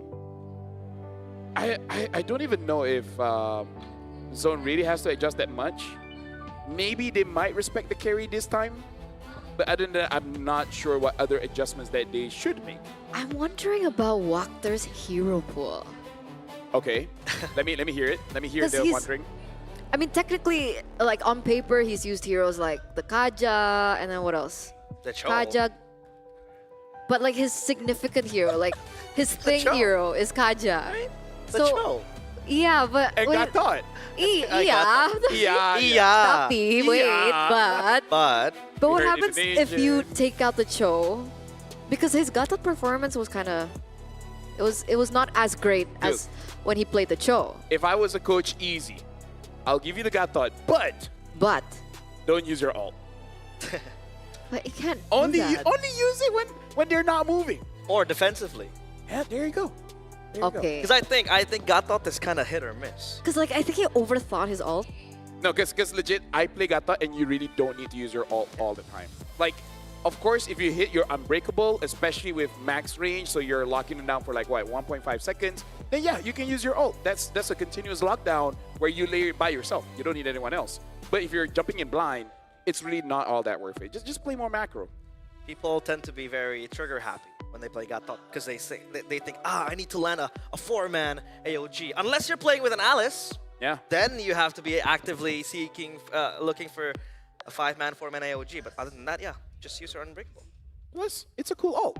You know, the superhero landing. Superhero landing. You kind of want to use it just so that you can see the animation. Makes sense. I use the Sentinel skill and I like it. I'm pretty sure it likes you back. Does it? I hope it does. If not, But- it would be an awkward relationship. Dangerous grass, by the way. Yeah, there you Hilda go. ban? How dangerous? Well, Kalia as well as Yuzong just get banned out here. So in terms of the ban, not much different. So is it going to be Gatot? Is it going to be Hilda? I would ban the Hilda unless I ban the Gatot and first pick Hilda. But they've been really liking this Jushin. Which I wonder if they want to take the risk of not banning the Fanny and banning the Jushin. I don't know if is that worth. Jusen did pose a lot of troubles for Team Zone, so they take out the Uranus instead. Huh. Do they want to bait the Fanny pick? What if they want a Fanny? I think Jushin against Fanny isn't that bad, right? As a Jushin, I don't mind going up against Fanny. Right? Yeah. Compared to other mages, I'm okay with it. But do Bootskate want to take it first? Fanny is in Kazue's hero pool. Yeah, but I think it's too risky. They pick up the Shin here, more safe. And it does mean that for Zone 1, if they do want the Fanny, they can just pick it at Red 3 at this point. And then ban the side lane fighters. I think you should pick up the Hilda. If they don't, then it's going to go over to Boostgate. Yeah. Yeah, that Hilda will be very, very scary to deal with. Invasion for days, right? For weeks. For months. Business days. Business day. Off days, you got to respect her time, you know? So Hilda pick? I would say something like, if you want to hide your draft, you can pick up a Hilda Haya, Hilda Lance. If you don't want to hide the draft, you can pick up the Eve again. Jushin. Yeah, All right, Hilda. Forgot about Jushin, by the way. By the way, whatever happened to Badang? Used to be very, very good, especially when up against the Fanny, right? Oh yeah, that is true. The reason for the decline, I don't remember what was. Oh, it wasn't really much of the nerf. It's just that now there's quite a few heroes that can get out of the wall because there's more dashing heroes now compared to the previous meta, where once you get that lockdown in, it almost feels like you can't get out unless you have a flicker. That makes sense. Let's see. For Skate Esports, they go for the Cho again for Waxner and then the Esmeralda. Hey, it's the Cho. Exactly. It's not a problem if you still get it. I mean, he was landing a few stuns and kicks here and there, so... Yeah. A few. We've seen him also utilize it to like bait resources, so okay. Well, they let go of the Fanny and they pick up Lancelot. Look, you know what they say, right? If it's not broken, don't pay fix for it. it. Oh. Okay. Right? Yeah. That's So- Pluto. That's what? It's Pluto. Where's Pluto? He just sat down. Pluto. In terms of the bans, banning out the Eve, good ban. Maybe they will ban out a Farsa as well. That'd be a good ban. Yeah. Farsa. Or maybe... Oh, yeah. It was banned out already. My bad. The Eve, right? Yeah. The Chusin. It helps a lot. Or Kimi. I feel like Farsa or Kimi, either or would be a good ban. You don't want to ban Lunox here? I've been waiting for too Wait, long. Boostgate is the one banning carry. Oh, they Yeah, banned no, the not Ruby? banned. They banned the Ruby. Very interesting. Ruby ban. Oh, Yeah, I think you don't have to pick up a Lunox if you're going to pick up a X-Borg. Because there's not a lot of bursts here, and our X did have an MVP game with the X-Borg yesterday. That's true. So Xborg is definitely a potential Yeah. pick for them to utilize. Come on, Dexter. Claude. And they eliminate Claude and the carry. Yeah. I mean, What if Zone 1 they themselves pick up the... That's why I'm thinking. But they might go for a Granger instead, or a Harv. Maybe not Harv because of the SB. yeah. Yeah. Oscar. What is he offering for? They're still deciding see? too. They think about it. Oh, TC? I guess this is not bad. Yeah. It is not. But, I mean, they do have... But loses to Xborg. You're right. I feel like it's an Xborg game, but they need a Kimi. Kimi Xborg. Kimi Xborg is... I mean, they already have the YSS, right? Yeah. But, you know, what if the Yusun Shin's not good? Then you have a Kimi. They have a backup plan somehow. Okay. 2 range obviously will very much help the Xborg, but we'll have to see if RX want to pull that out. Will be reporting for duty. Oh, It is nice. Xborg. Xborg and the Kimi. Kimi. Damn. Good read, LaFell. Spot on. How are you so So smart? smart. How are you so smart?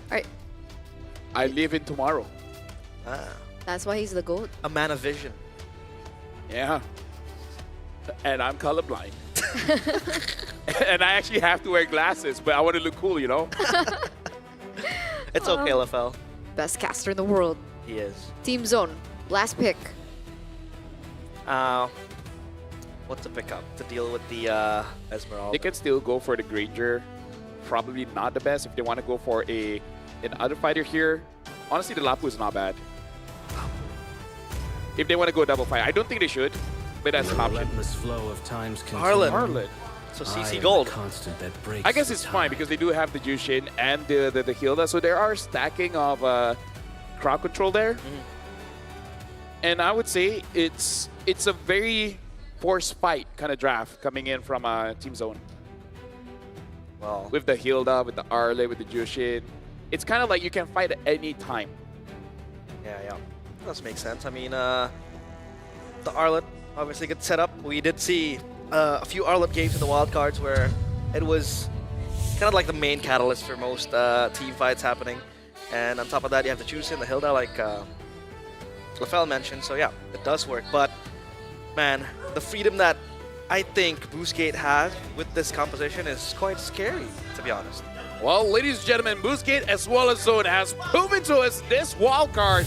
This matchup is quite intense. But here's the thing. Who's going to come up with the W?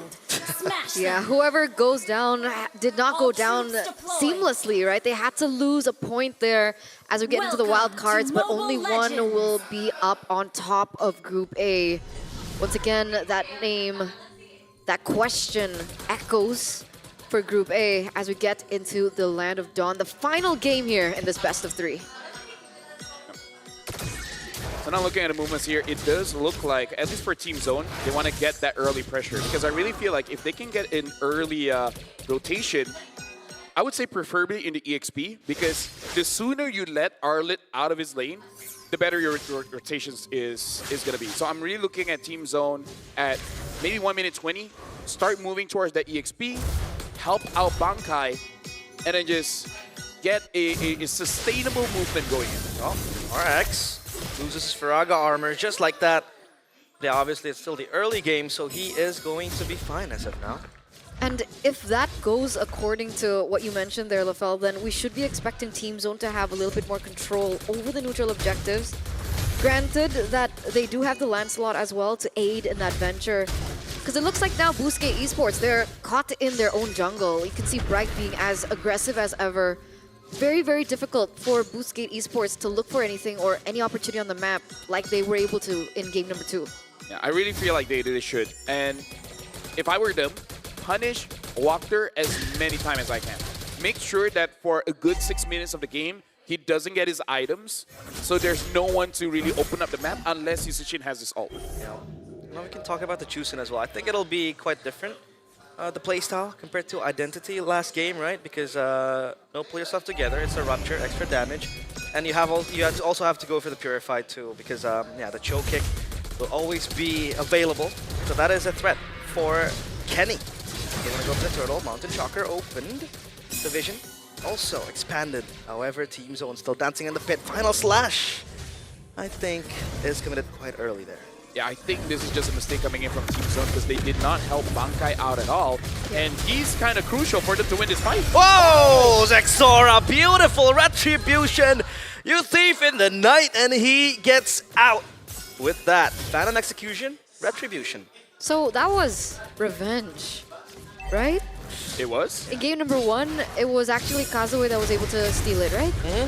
He did. He stole a turtle that was skirmished over, but that one was like, that looked free for Boostgate Esports. Beautiful, beautiful. The beauty of Lancelot in these neutral objectives. Gorgeous. Flamboyant. Exquisite. Exquisite. Yeah. Uh-oh. Wactor, so low, good final slash, but it's just gonna be onto Wactor. First blood for Bankai. XC still dancing around. And the traction pulse committed too, but they won't go any further. It's just Bankai with the vengeance. Ins and outs. I would say Team Zone right now, they're not getting punished at all because despite them not letting Bankai go out of that EXP lane, they still got a turtle. And then over there, we can see the prowess of when they're moving as 4. It is quite a deadly combo. It's the kind of team fight composition of when you go in, you really don't go out. It's kind of like going to an annoying friend's house when they're partying and they never let you go home. Oh. It's only 3 a.m. It's early. Yeah. Essay, depending on where you're at. But all in all, Team Zone doing quite a good job. But I'm thinking about like timings now, right? Because great, Team Zone has a good composition. You can see the power spike hit as well, especially in the mid game, because we're looking at Bankai, we're looking at Bright as well as K on top of that. But if it gets to the late game, if Boostgate Esports can relay that onto the late game, does Boostgate have a better comp in the late game? Yeah. They do. I mean, that's it. So timings. So is that what they're playing for now? They just need to buy time? If Team Zone does nothing for 80 minutes, they will lose, yeah. That's a long time, LaFell. Well, we'll be here all night, but Boostgate Esports, they want to stay around the turtle. It's going to be Team Zone testing this. It's going to be the Crimson Beacon on towards Attraction Pulse 2. They want to run around, but Zexora gets the turtle, and now it is their time to re-engage on towards the players of Boostgate Esports. XC left alone, final slash purified, but Bankai has blood in his eyes. Zexora wants to dive in. The Thorn Rose won't connect as much, but XC still tanking so much damage that the Phantom Execution will put him down. This is the kind of aggression that Team Zone really needs to maintain. Because I feel like if they can keep this up for another 6 minutes, maintaining between 3,000 to 7,000 gold lead, then they're at a very good advantage where they can get at least one inhibitor. In case something goes wrong, you can go for a backdoor. Vengeance will not save K. That is the ultimate from the X-Borg. However, Wactor is able to get right. Still, won't be good enough. Oh, Zexora looking for an assassination, RX. Oh no! Zexora has to puncture away and RX saves himself. He is still A-okay, but Identity will lose himself in the very hands of Bright. Okay, this got messy real quick. Very messy. Right, we're seeing skirmish in the top side, we're seeing skirmishes in the river, but all in all, Boostgate Esports, especially for RX, did a great job enough to not just save himself, but also the turret from falling. So keeping their anchors in this early game, making sure they don't lose too much, making sure that Team Zone doesn't snowball out of control. Now, the question is, what is the next step after that? Do they maintain this level? Oh, wait a second. Let's gonna jump in with a kick two towards Kenny, but he will be okay. Now, Bankai Vengeance to the back. Identity still relatively untouched. Wactor is low, though. This fight is split into 2. Here comes Zexora. Here comes the monster. The cold-blooded killer won't be able to feast on anyone just yet, but XE gets lifted up. I don't think they have enough damage, but K is hitting like a truck, so XE has to reposition himself far away. Right now, Boostgate, they're doing what they really need to do. So step number 1, stop the bleeding, right?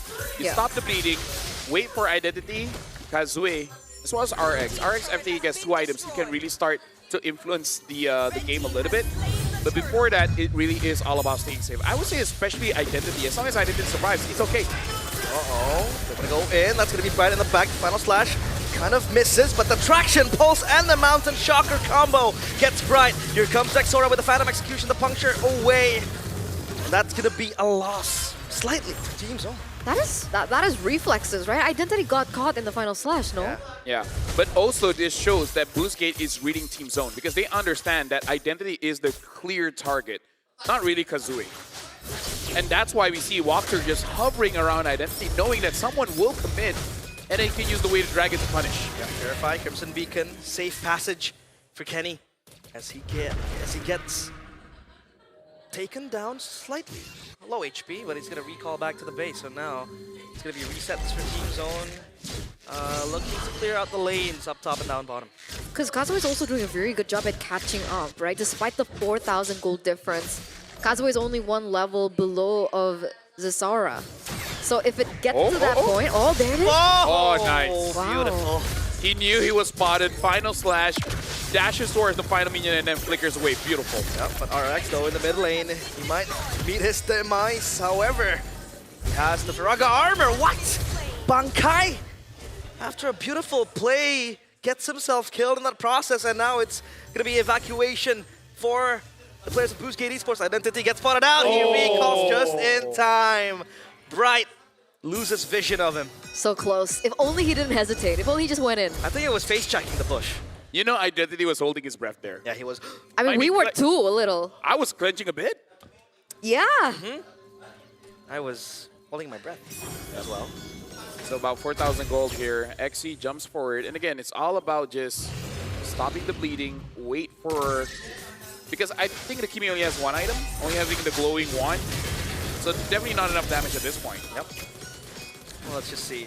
This has been a brawly game from the mid game. So far, the Lord will be prio for Team Zone as they have a wave pushing down bottom. However, up top, Boostgate kind of have that opportunity. Fraction Pulse misses. Won't land on anyone. It's going to be Zexora in the pit. As XC hides for him. Torrent Rose finishes himself, and that's going to be Zexora securing the Lord. Scot-free for Team Zone, and now they want to get this mid-side turret. It's a Sky Piercer purchase for Kenny. What item is that? Second. Yeah, second item. Yeah. Glowing wand, Elegant Gem, glowing wand, and then the Sky Piercer. All right, they're thinking that, okay, maybe we might not be able to close this out in the late game, right? So they need a plan B. They don't have necessarily a scaling hero towards the late game, so they're banking that if it gets to that point, Kenny will have enough Sky Piercer stacks to be able to be that finisher for Team Zone. Actually, Team Zone, they just figure out that we got to go all in, because even if you look at K went from a War Axe to a Hunter Strike, not going for a Brute Force. So it looks like from all sides, maybe with Bright eventually just go full damage. Kenny locked down, has the Crimson Beacon, pops the Purify too. But look at Zexora doing heavy work down bottom, just gonna cut the wave and ensure that minion push will be good enough for them. Ooh, Rose into the yo-yo by K, kicked into the back from Wactor. Mountain Shocker locks K in place, but he has the Vengeance. Bankai forces the Flicker away, has the Dauntless Strike to zone out the players of Boostgate Esports. They will reset. And that is a slight win for Team Zone because they're able to usher in their waves. This is what in Indonesia we would call alot. Alot. You know? Like the hero? Okay, say that again. How do you explain it? Alot. Alot is very... it's tough. It's tough, hard. Like, you know, it's unsettled. It's hard to... It's difficult to push through, yeah. You know? It's difficult. Like, you get what I mean, Lafel. Yeah. I just appreciate Eterna now. She's just embracing that she has so many accents. And we're just hearing one per day. Yeah. He's show off, basically. It's really alot for Team Zone. They can't close it. Yeah, they really can't. But they're trying their best. And look at the backline now. XC gets taken down so low. The Sky Piercer is rewarding. That's going to be Kenny getting the kill and Zexora taunting the player of Boostgate Esports to go in further. But that is clean. Now they have a tri-lane push building up to try to crash the waves into the base of Boostgate Esports. If they really want to push it, there's no Purify on Boostgate, except XC, but who cares, right? Just 4-man Final Slash, and then Force. I want to look for it. Zexora puncturing his way left and right. That's the chance. That's going to be the Final Slash. Where is the follow-up? Thorn Rose, and that's going to be the Mountain Shocker zoning out Team Zone. That was a good Final Slash, but yeah, not enough burst damage for Team Zone to feast on. I mean, he got 2. You said 4. Hey, half of nothing is better. Wait, no. Half of 4, 2, so, you know. Half is better than nothing, yeah, there you go. Well, Lord timer, 10 seconds. Seems like they want to contest this. Bright is sent on far lane duty. As a slow wave, or slow push rather, builds up for Team Zone. So now let's see, Boostgate Esports, I think they need to contest this, Lord? They don't even have to win, but if they do, ooh, that's gonna be sad for Team Zone. If a steal happens, ooh. I don't think it'll happen because Kazue is so far away, but maybe someone else can take it. Someone else might want it, but Zexora, clean as Daylight, and now RX gets final slash onto the back. Last Sanity will give him that anti-CC. RX will move away, still has the immortality too. So it's all fine and dandy for Boostgate Esports, but they lose that Lord. Yeah, at that point, I think it was a little too risky. If we're talking about firepower, essentially the Kimmy has only 2 items, glowing 1, as well as the Blood Wings, I believe, just defense. There's no damage in it, only from the glowing 1. Yeah, not enough. Yeah, I think they need a bit more time here. Yeah. Despite her having space guns, if it doesn't hurt, it doesn't hurt. Space guns. Like balloons come out. Yeah. Bubbles even. Oh. But bubbles can like get into your eye and like irritate. Close your eyes. I mean, you shower every day. It gets into your eyes anyway. I guess I've been showering wrongly. Or you've been showering wrongly. Maybe, but the traction pulls right inside, and now they have the Lord together into the mid lane. I don't think they will commit this. This is quite questionable from Team Zone because they don't have a wave. Yeah. Up top and down bottom, it's all... They don't set it up, they try to force it. Yeah, they were forcing it. Easy clear for Boostgate. This is their fault. Did you see the final slash? By Bankai? Oh! You called it. Am I like... Bankai! Come on, man. That was pretty crazy. Hey, it turned out we're both leaving it tomorrow. Yeah. I need that moment for myself. Hey. I need a premonition. Dude, just say something that's so crazy it won't happen, and it will. Trust. Team Zone is gonna lose. No, that's too like abstract. Ah, okay. Say something like Zexora's gonna overcommit by dashing through all the minions and then get caught and die. Something like that, you know? Zexora's gonna kill all 5 and get a Savage. Maybe. Guess we'll see. Well, item build. Oh, concealed play. Wagter looks for a kick. Beautiful. As K gets locked down, but there goes the traction pulls as well. Zexora bobbing and weaving inside. Kenny with the Crimson Beacon will save his team with the shielding. And Zexora battling it out with Kazue. 1v1 up top. But the immortality from RX will pop as he will get taken down. Not quite yet. Yay! It's going to be Kenny taking down RX. It's Exi, Kazue, and Identity as the 3 last players to defend this base. A singular minion, or rather a wave behind it too, will force a way into the crystal, but they can end it right here, right now. Bankai misses the final slice. Zexora gets taken down. Has the immortality. The crystal is exposed, but they're still fighting for their lives. It's gonna be Team Zone cleaning house, but the minions are spawning. They have backup now. It's Wagter coming in. Kazue is here as well, joining the party. As Kenny gets the kill, there's gonna be Zexora with the Phantom Execution. It's not gonna be enough. The crystal will be taken down as Zexora and Co gets the 2-1.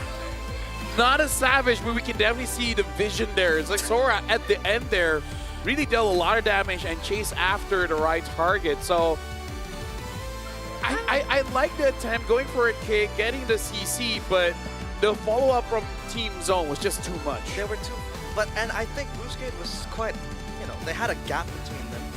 So not really an instant follow-up you can rely on after that kick.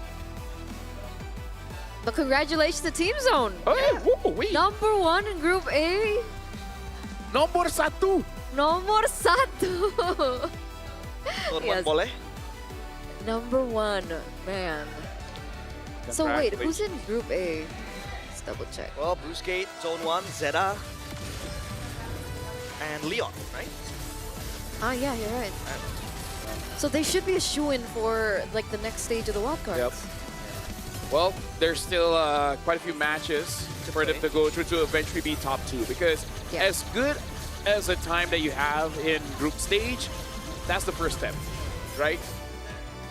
And you know that there's a lot of steps. In fact, some say that you need 10,000 steps a day. I don't know about that. Maybe half is good enough. But first step is important.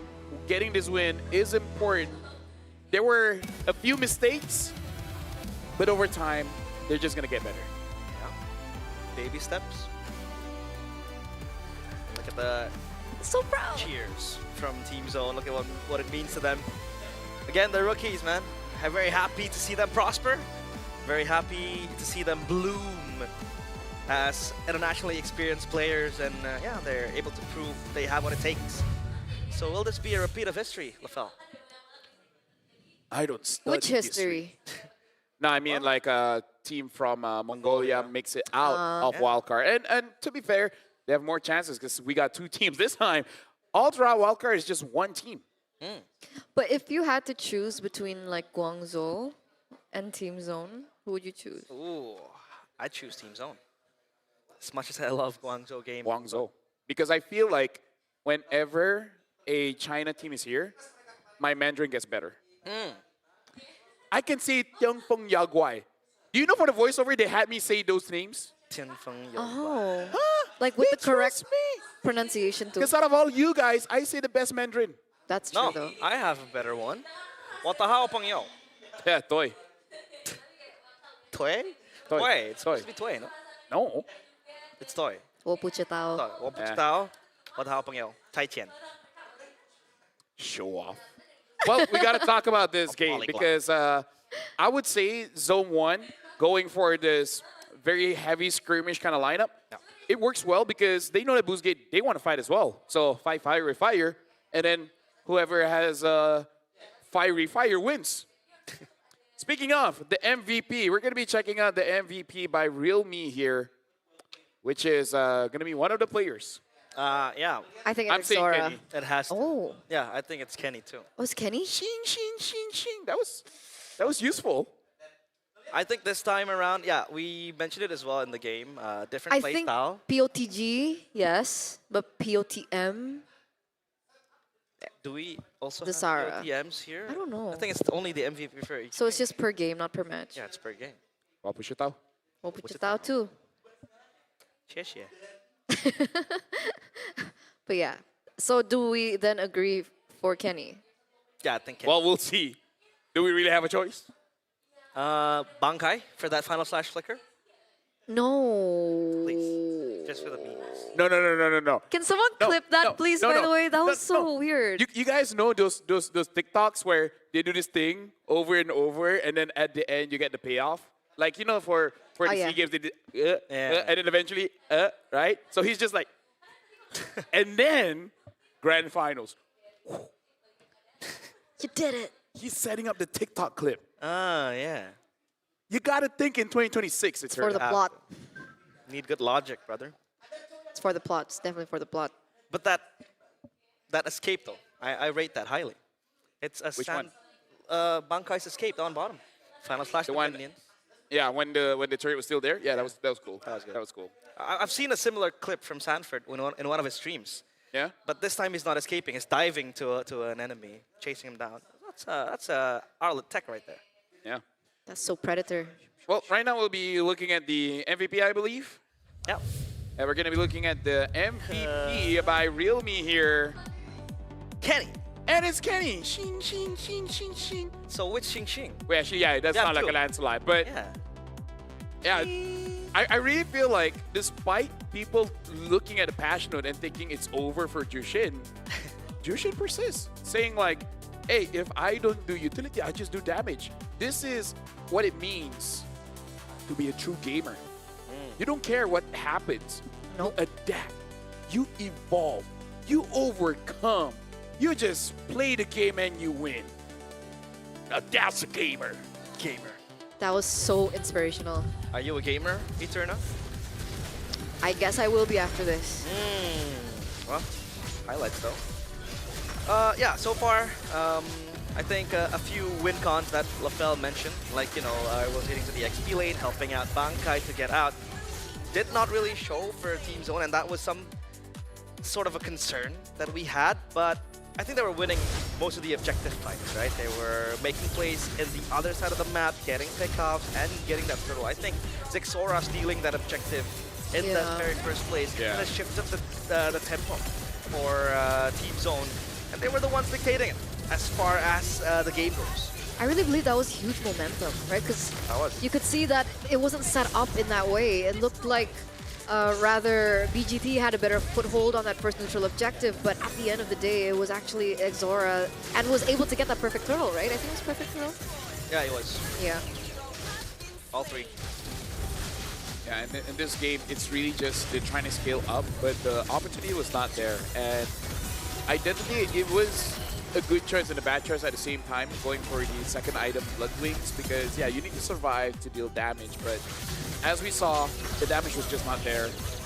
And Kazue also didn't have much room, much space to really do much. And it was just unfortunate. I feel like against a lineup like that, using a Cho is quite difficult. And maybe that's just a way that Eterna already highlighted earlier. Like, if you're just going to be using the Cho, even if the Cho doesn't get banned out, you roughly know how to play against it. It was actually a really unfortunate moment because if we're talking about like power spikes and like the item builds, we saw Identity finally picking up the Divine Glaive. Yeah. And then we started to see the damage in that final team fight in the top side of the map. But then like, it's really difficult to be a Kimmy because you get dived on so easily. So we saw that Lancelot came in.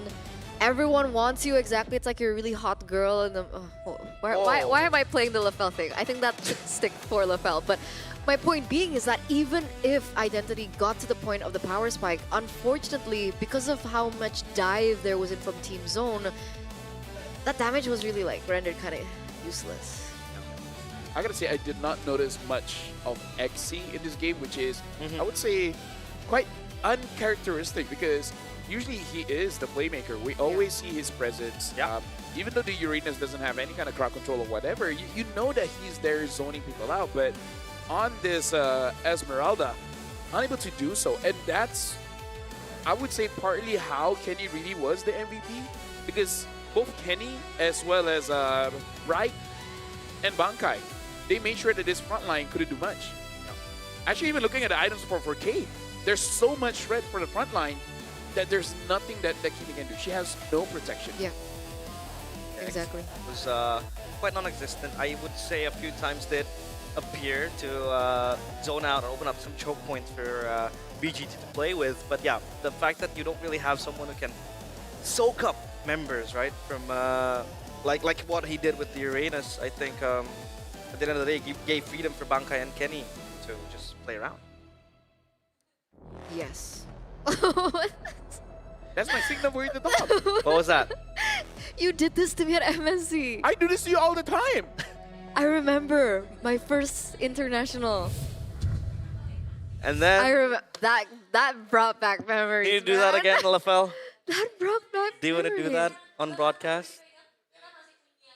Let's recap and take the break, right? So that game really showcased to us that team fight, at least here in the wildcard, really is king. And I feel like scaling compositions are good, are great.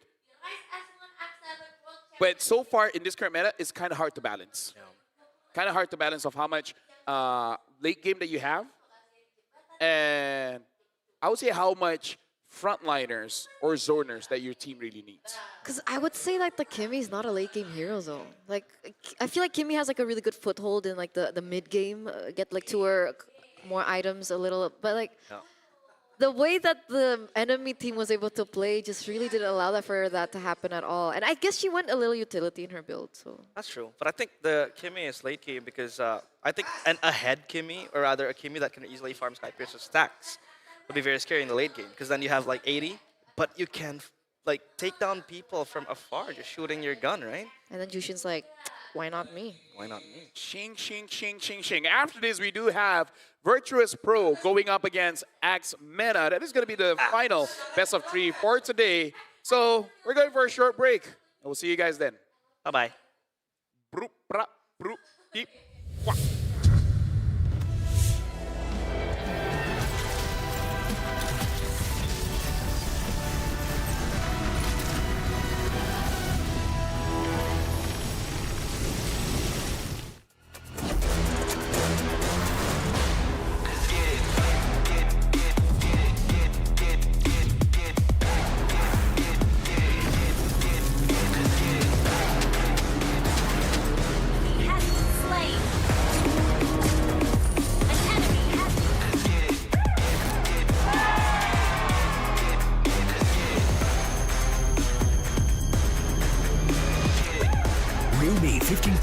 M7 official gaming foam.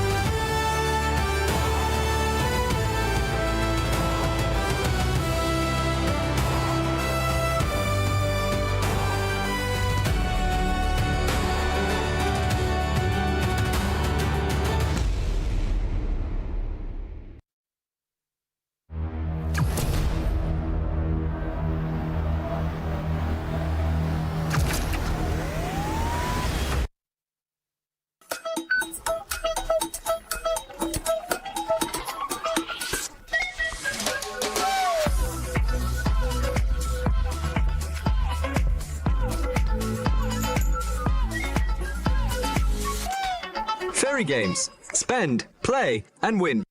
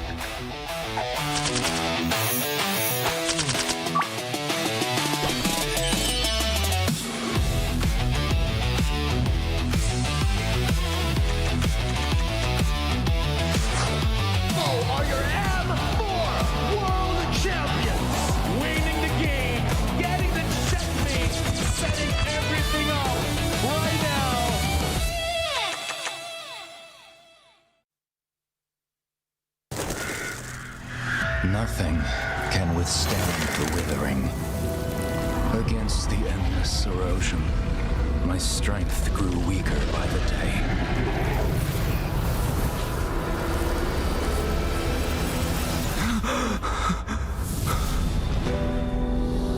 True power dwells within the spirit. Try to embrace all that you are.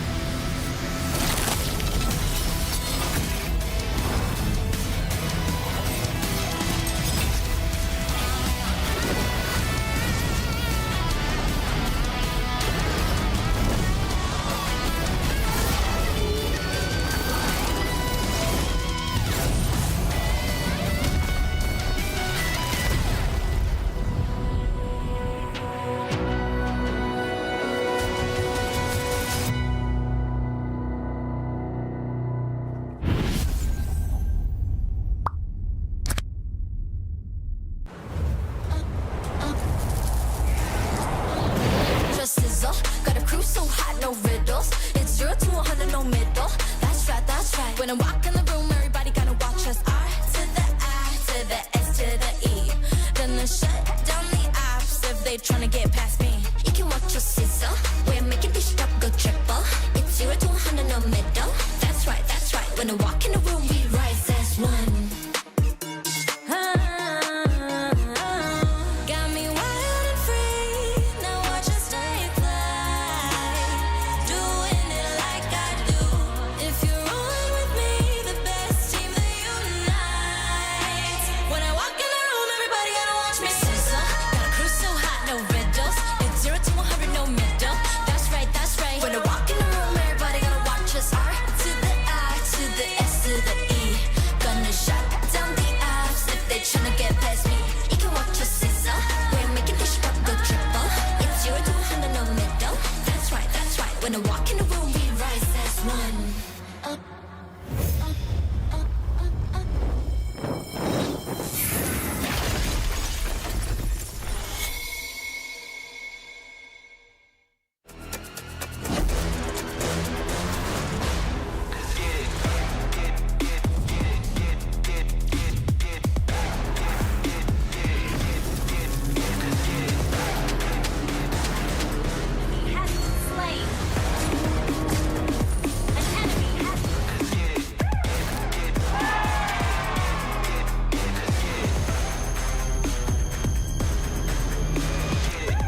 Realme 15 Pro M7 official gaming foam.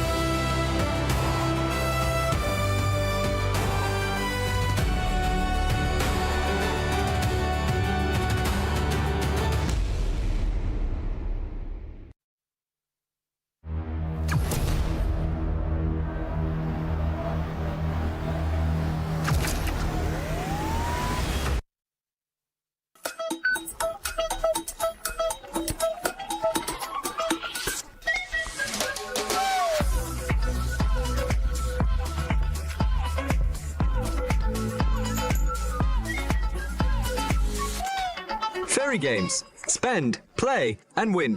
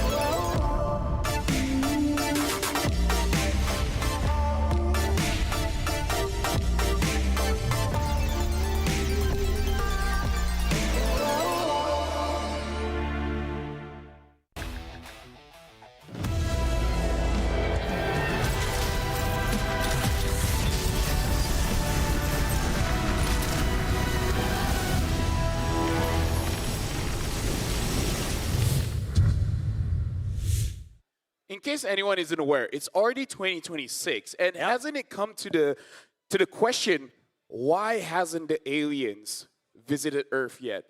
And the answer is very simple, because if you look at reviews, the reviews for Earth is not good. Yeah. We only have 1 star. That's the moon. No. Welcome to the wild card. That's the sun. That's the sun. Oh my God, no. Did you get the joke? Do you? Honestly, no. Like, the Earth has a star, right? One singular star is the sun. That's Get the it? sun. That's where we review 1 star. Welcome I to the wild card. understood, Right now, it is but, going to like, be we have a lot of BP stars, going up against you know? X-Mena. It's weird. No. Do you know how those stars get so small? But they're still stars. Because it's so far away. So are you saying that if In- someone is small, you can't consider them human? I'm talking about stars or humans. Stars, but I'm saying. Orbiting around Earth is just the sun. The stars are light years away. Do you know how far a light year is? Yeah, a light year. Like Buzz. You gotta ask Buzz. Let's look at the lineups just to see Okay. what's going on. Oh, but Okay. before that, Rising Bears versus the Avenging Axe. I think the Bears is gonna win. Avenjaxers. What? Van Jackson? Put it on. They can't hear you, lapel. Wait, they can still hear me? No. I don't think they can. Well, that's the point. Apan, see? Apan, see? So yeah, what do you guys think? VP? Well, VP is looking like the team to make it out of wild cards, the strongest. Rising Bears, roar. Because, like, to put into perspective of how strong they are, right? Virtus Pro beat Team Spirit in the upper brackets. That's crazy, right? The Team Spirit that won top 4 in almost every single international that they've come into, right? I don't care about history, so I'm not gonna check. Right, he doesn't like his I'm- history. But that's how strong they are, guys. Just to put that into perspective. So when it comes down to VP against these wildcard teams that maybe don't have as much competition in their region, or they don't even have an MPL in their certain region, it puts them a step ahead. But the problem now for Axe is this is their last chance. Yep. And scarier still, the mindset, guys, the mindset. You interviewed Pluto, and he said in the previous MNCs, like, I just like that I finally get to fight against strong opponents. You're fighting against a guy that's thinking that I want someone to make it hard. Not like a pause, but you know what I mean. You want a tough competition. Yeah, to make it difficult. Sounds weird. That's why I said Difficult. pause. If you say pause, it's okay. Ah, yes, sir. So will Axe be able to actually take down VP? Probably not. The favorites here. Because if they go 0-2, and considering that GZG won earlier, that means that if that happens, unfortunately, this will be the end of the Avenjax. I mean, the wild cards. You don't like history. I like history, and if it's talking about history, the Vikings uses axes to hunt down bears. So yeah, but bears, they're so good because they can eat sushi all the time. Right? They basically eat raw fish, right? Yeah, sashimi. Sashimi. Yeah. Why are we talking about fish? Because bears eat salmon. Yeah. But what's that got to do with Axe? Axe can also cut salmon. That's true. Let's look at the lineups here. Let's look at the lineups. There it is. Okay. Thank you. Bad Cod, Zara Egoist, Bobber, Pluto, and Super Gorka. And let me just let you know, realize, right? Yeah. If Zara Egoist, game number 1, he doesn't do much, don't question it.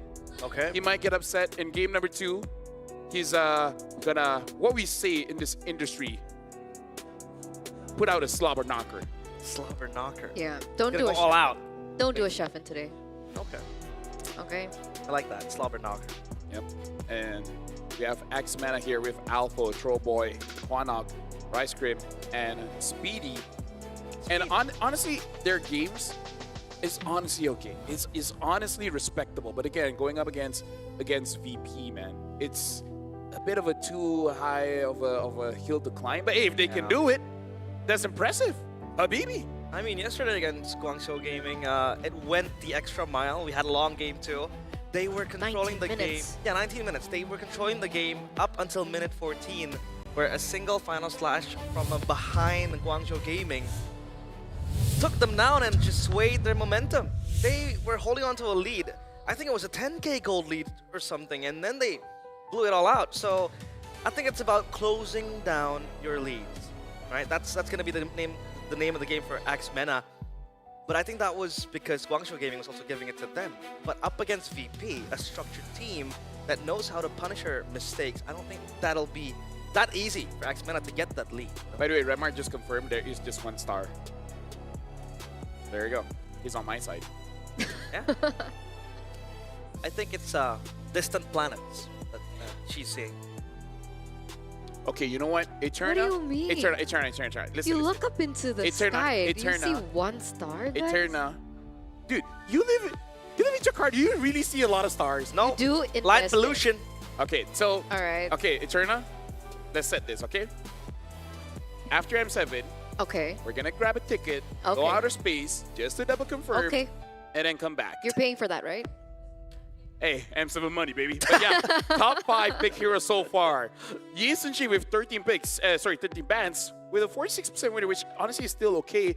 We gotta look at the 50-50s here. Yuzong, Cho, Hayabusa, despite new patch, honestly roughly the same heroes.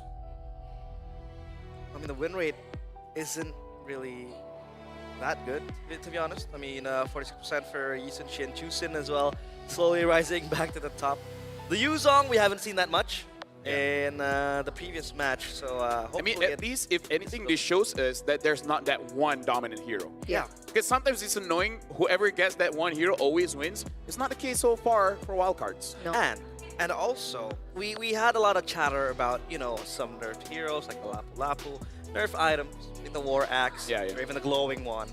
And now how the Chusin and the Yi won't be as dominant, but they still get picked up. They still was able to kind of dominate. So, yeah, I think the nerfs... Shout out to Redmar, he's still here. Yeah. Mirko just went back. Redmar is better than Mirko. Yeah. Staying here. Yo! Oh! That's so cute. Bobber means beaver in Russian. Try to say Bobber, Eterna. Bober. Bobber. Try saying in more Russian. Hey, Bobber. Oh, that was pretty good. Bobber. Actually, you know what? The chat has to be the one to judge Yeah, that's whether true. it's good or not. But hey, see, where this is not the English table. Yeah. It's the international table. But apparently, this was actually his inspiration for his IGN. Hey, bring out that water joke you had. What water joke did I have? What water joke did you have? Damn, well. Ah, later. Ah, I Oh, spoiled you mean it. the market one? No. Okay. So we're looking at the prediction. You guys said VP. Okay, cool. So guys, What is this cap? Name. Francis. Anyways, so someone asked me a question, right? Yep. Try to name 2 structures that can hold bodies of water. And then I was stumped. So I was like, well, damn. Makes sense. Get it? Well, and a dam, and Yeah. because beaver builds Yeah. dams. What about Who glass? builds wells? Who builds wells? Humans. People People? that need water from the ground. Speaking of water, there you go. Hey, see, now you're starting to live in tomorrow. Yeah. I know. That's how you do it. You just have to be brave enough, bold enough to say something that might not be correct. And then, you know, God will reward you. In our case, it's Allah. Allah. Trust in God. Yeah. Okay. Other people, different gods, you know, it's up to them. Yeah, up to them. The drafting phase. So. Oh, wow. Valid ban. That's interesting. Why? No, because it That's forces the Sora ban, right? But what if there's also another pick that they really want that has a big ult? Lucas, irrelevant in this patch. I really think it's leaning to Sora because it was Axe that was the first team to actually pick up the Valentina as a response to the Sora being picked, right? They were the ones who did that. It did well in the early game, but I would make a strong case. Come the mid to late game, the Valentina with the Sora ult kind of falls off. It's not... With that mindset, yes. Oh, Kalia though always gets banned out, but finally gets picked up here. And now a fast pick with the Uranus. Which at this point, is it a planet or a star? It's still a planet, right? It's a planet. It's Pluto. That's not a planet. Yeah. Anymore. Poor Pluto. Do you know your planets, Eterna? Yeah. Okay. It's making See, guys, this is why you guys need to watch World Championships. You get to play the game. Trivia. Learn astronomy, some history. Yeah. Mathematics, too. Mathematics. Yeah. And language. Language and accents. And accents. Oh, Kimmy. Really quick, guys. Good pick. With even the Valentina and the Jushin being banned out, Kimmy remains to be a good pick. YSS, Lunox gets picked up. We see the Lancelot immediately from Axe. It really does look like these players have somewhere to be, you know? It's like they met against each other. You know what you're going to pick. I know what we're going to pick. So just pick it and let's move on. But this was the case for X-Mena yesterday as well, up against Guangzhou Gaming. The picks were super fast. Under 15 seconds, they picked up what they wanted to play, and yeah, kind of called it a day. So I'm surprised that the Yuzong didn't get picked in the first that's place, true. right? It I guess went through. for VP, they saw the Uranus on the other side and maybe thinking that they need some reliable sources of damage to be able to shred through how beefy the boy Uranus is, right? So the Lunox gets secured. They needed a proper jungler as well. They don't want to take the risk with maybe a Guinevere in the jungle.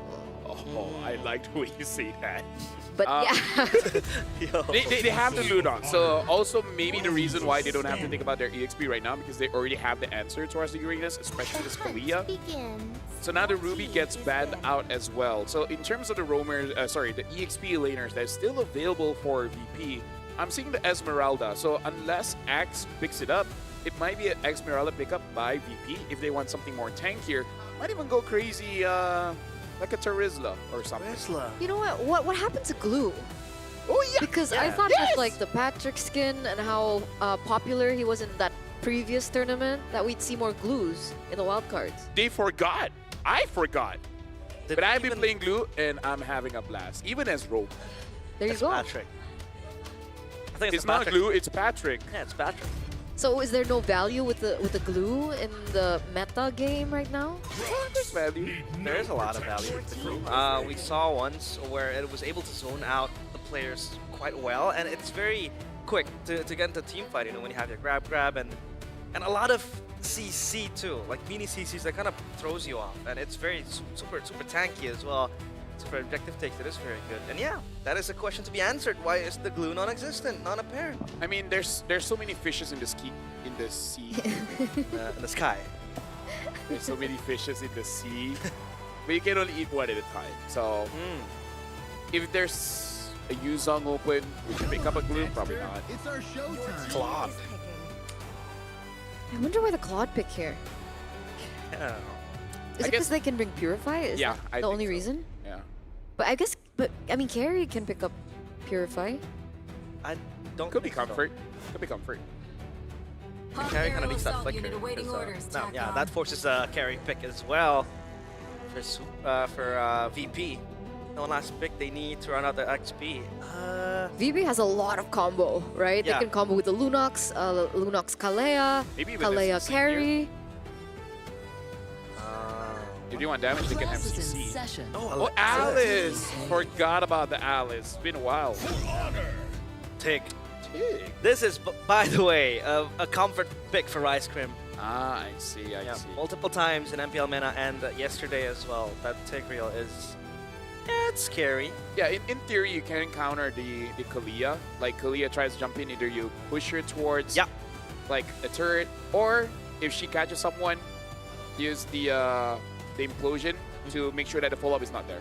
So, you know, I can see it work against this Kalia. Ideas. What happens if the opposite? Hey, then you lost. What's yeah. That's it. So maybe it's like a timing thing between these two teams? Oh, you mean like Kalia catches the Tigreal into her team, and then that's bad. That's beautiful. That's bad. Yeah. Actually, yeah. So that's why you don't want to go for the Tigreal. All right. So, ladies and gentlemen, we'll see between Kalia and Tigreal who will make the mistake. That is why I kind of hope for the Kalia, because that's gonna be funny as hell. 5 seconds. Imagine that. Imagine in a matchup where all eyes are on VP as the wild card favorites. Axe comes in and wins game number 1. Anything can happen at this point. We'll see just how they will be able to execute it. Because remember, everything is on the line. If Axe wants a chance to claim that trophy. I want that. The M7 trophy. They need to win it here, right now. That trophy looks so good. It cured my color blindness for a while. Wow. So what color is that? Gold. It is. Uh-oh. Forced to flicker is Pluto, and now it's going to be the puncture. And Quanok guns him down. First blood. Towards Pluto, that's going to be Badcott jumping in with the rip position. But they will try to conceal, or rather, secure that lethal. It's going to be secured by Throwboy with the red tree pressed. Yeah. I would say it's still good for Axe Mana, but honestly not that bad for Virtus Pro, because dying below 30 seconds, it really doesn't impact that much, especially as a roamer. Because if you die below 30 seconds, you can get back to base faster than recalling. So, you know, in certain ways, value. Value. Indeed. But yeah, so far, if we take a look at Rice Cream playing the Tigreal, yeah, early on, obviously you're going to help that mid, especially because Tig has quite strong mid bio. It helps the wave clear as well with the attack, rather the first kill. Something that I do have to say though, because if we look at the emblem setup, this Claude might be a Claude that can do this forever, right? Having the fighter emblem with the Festival of Blood, if it gets to a point where he has full items and Pluto does not lock him down and able to play around Super Gorka on this carry, hey, maybe this Claude could potentially 1v5. It's going to be difficult because it is against the carry, but the amount of sustain, it could be enough. That's a problem, right? That's a problem because they're banking on that damage from the carry as well, and for the carry to win the lane right now. But very quick to the next neutral objective. Yep, there's going to be the sort of ruin onto the backline. Good lockdown on towards Throwboy, making sure he goes down and under. And now it's going to be Alpha in the middle of the fight, having to toss back. It's going to be the Tsunami Slam connecting on towards Alpha. Zorigoist gets the kill too, and Bobber will get another kill. It's going to be Quadok.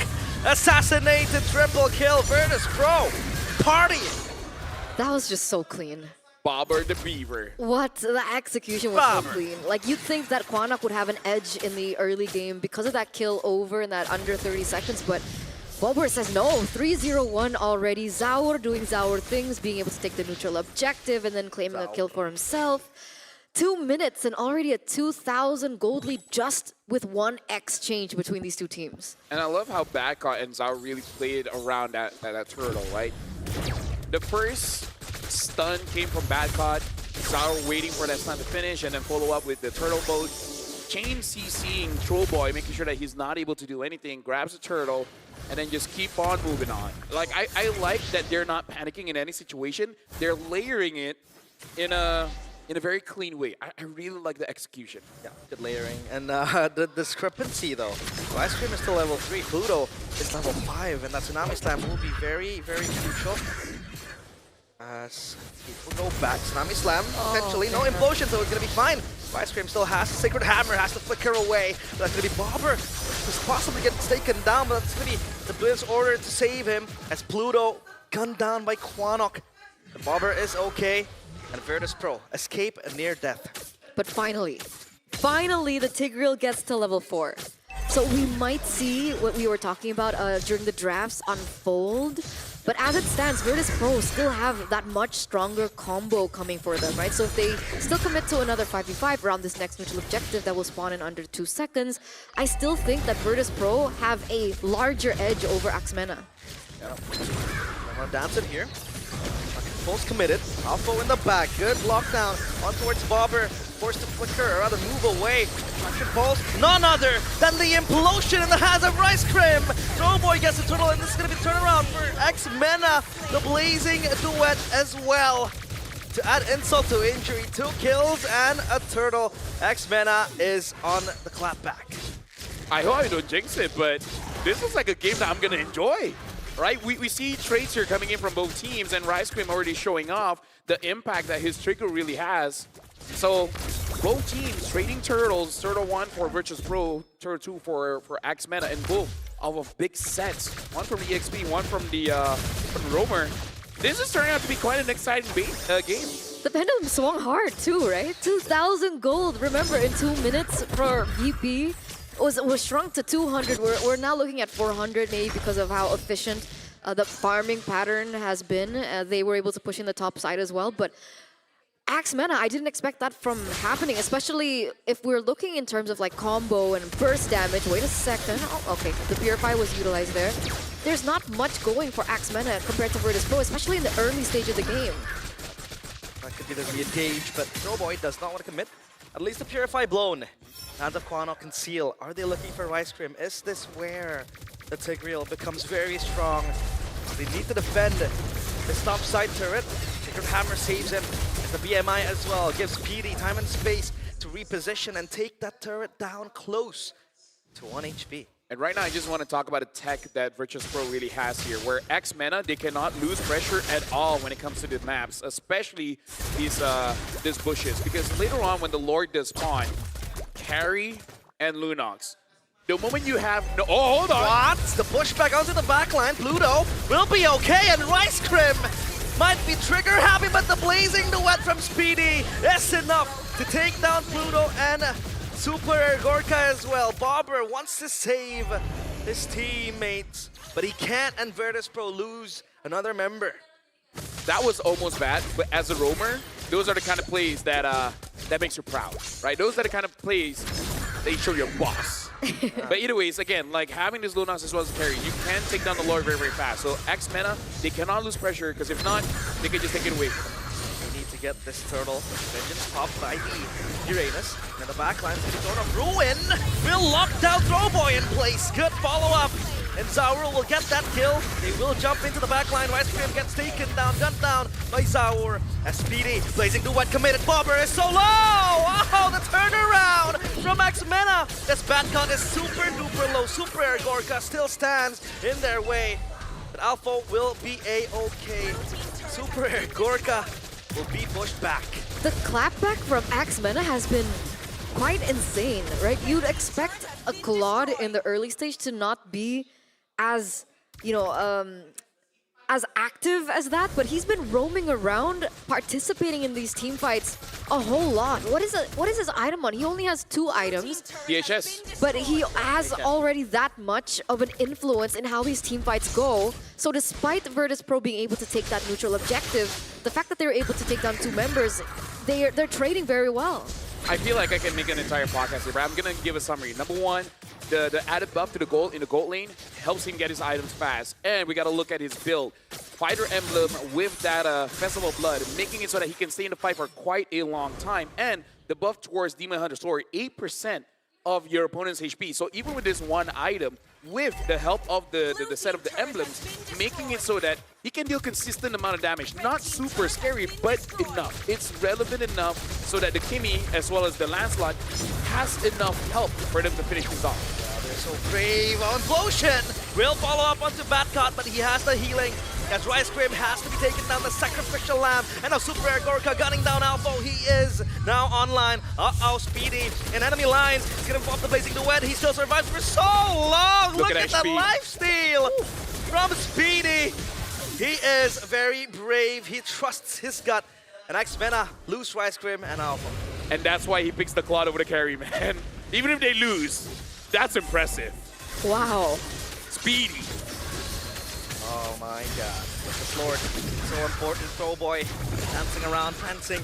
Pops. Phantom Execution is going to be locked down. That is so wrong, but Throwboy still survived for how many much more, as he will be a-okay. No one gets taken down, but the Lord will spawn up top. I believe that Virtus Pro are challenged here, Yeah. right? We're finally seeing a game where they're like, they have to actually use all their like brain cells to figure out how to win this game. Like, sure, you see that they get the Lord, perfect, by the way, stopper by Batcon over and over. But for the most part, Axe Mana, now they have 2 members that they have to think about, right? Quanok is dealing a lot of damage already, and so is Speedy with what he was able to do earlier on. I feel like most of the brain cells are like, we got to get Speedy, but then how? That's the only thing. Uh-oh. It might be a huge combo here as the Lord gets taken down quickly, so they clear that Lord without having it touch that turret up top. I'm very impressed with this new build on the Claude. I'm liking it, and I'm not going to like it at the same time. Oh, Throwboy, so low, solo kill, queuing up, but Speedy will re-engage with the blazing duet. It won't reach Sour. The damage. Yeah. What is that? 2 items. 2, He has right? 3 now. 3 now with the Corrosion side. finally, yeah. Man. Red team turret has been I'm a believer because if I remember back in M6, it was from Mena as well, showing up with the Bruno that took down SRG. So they just know how to find his gold lane tech. It's crazy. It's crazy.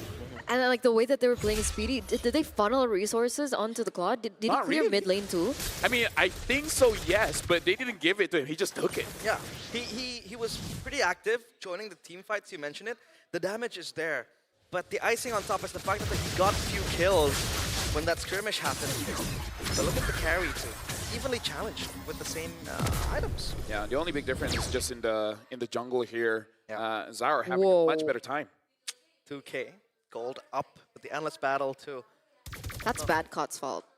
Bad God. Why did back out? I didn't catch it. Bad Cot's just so oppressive onto Throwboy. It's making it very difficult for him to look for things on the map. Multiple times he did lock down Throwboy.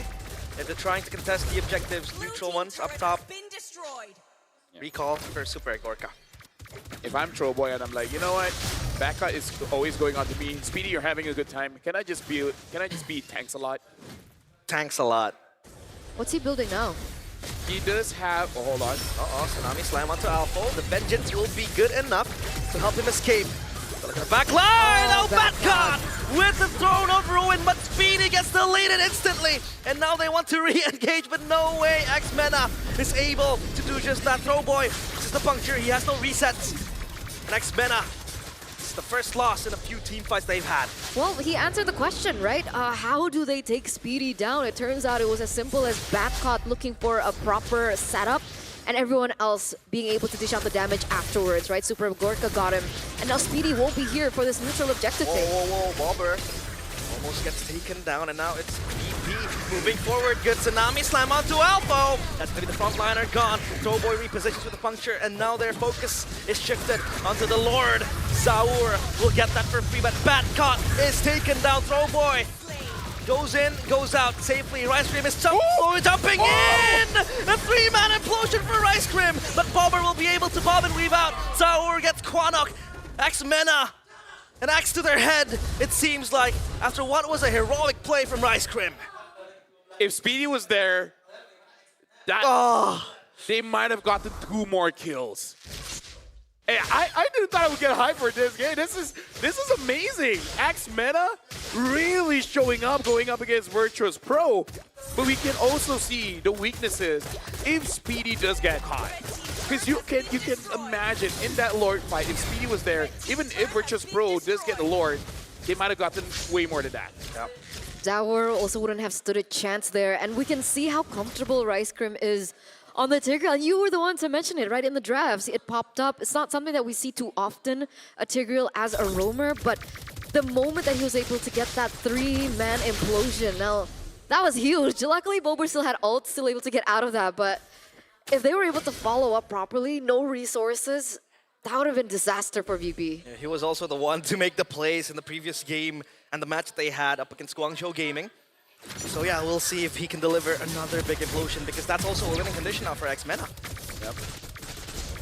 This game, despite everyone doing quite a lot of plays, it's really about protecting your win condition here. Speaking on, deleted quickly, Super Gorka. That is the combo you want to see. Tsunami Slam plus carry, just pinning you down. Yeah, we see that even though Alpha did build the Witch Crown, not enough time. You get bursted down so fast. Yeah, and that's even before more damage items start to come through, right, for the side of Virtus Pro. We're looking Bober. What? Oh! That's gonna be another implosion on towards Pluto and Co. Blazing duet from Speedy! Gets deleted! He had the win in nature, but that's gonna be a magic damage from the Lunox Throwboy in a 1v1 with Zaur. Up top it's gonna be VP banging on the doorsteps of X-Mena. The base wide open, Throwboy, you have to run. Lord Rose won't save you. It's just Alpha and Rice Cream. How can they deal with this defense? Let me just say there's two MVP candidates from VP right now. It's Bacot and Bober, man. Because Bober, you don't see big, flashy, skills, but it's directed towards Speedy, and Speedy cannot take the damage from Lunong right now. Feels so bitter for X-Men after what they did. Tsunami Slam, Vengeance Pop by Alpha, but Bober is just hitting like a truck. Implosion, is this the comeback? The traction pulse is there, but the Throne of Ruin, and Speedy has to reposition back. It's a defense, but how far can they hold? Yo, shout out to Rice That's crazy, yeah. Dude, shout out to Rice Cream, man. We kind of memed on it, but that was the one instance where the buff of the damage of the implosion actually helped out, dealt enough damage to kind of ward out Virtuous Pro and actually killing some minions, giving time. Clear the wave. Clear the wave. I gotta say, you know what? Moonton is living in tomorrow. We all question, why did you buff the damage of implosion? And then they're like, and that's why. It's for Rice Cream. We've missed That the is days. for Rice Cream. We've missed the days of game-changing roamers like Tigreal. A one-moment type of hero. Also, imagine if Speedy got back into the game just like a few more seconds earlier, right? That would have been a complete turnaround for Axmena. I think they can still defend here, can they not? They'll try. And they will throw everything in. Traction force the zone. The players of VP. Pluto looks for a member. That is going to be Rice Cream. No way, he's gonna pop the implosion. Blazing Duet, but the Throne of Ruin into the back. Shatters the mirror. And Xmena, their axes stall. The guillotine right in front of their heads. Super Gorka guns down the members of Axmena, but again, it's stalling. Can they hold on for round 2? Another cycle ensues. Throwboy pops in the Thorn Rose. Batcot dives into the back. Throwboy looking left and right. He's gonna get taken out by Super Gorka. They hold on for dear life, but how long? Not much longer. As the crystal breaks into pieces, Virtus Pro roar in game 1. Even though many of us expected Virtuous Pro to win, but oh my gosh, shout outs to Xmena. That was, personally for me, one of the best games we've seen here in the wild card, because both teams really showing up. Both teams made multiple plays from Badcott, Rice Cream, Speedy, Bober. That was an excellent game. That was good MLB for me. And like, to put things into perspective, VP coming to the wild cards, their average game durations, it's around 11 to 12 minutes. And Axmena was able to make this a 17-minute game. Yeah. All right, finally, we see that VP gets put in a position, put into a corner where they really have to think about it, especially in these particular team fights. They have to focus, they need to keep their eyes on the prize. Otherwise, that could have been a completely different story. This was the one moment where Tsunami slamming the Tigreal is good.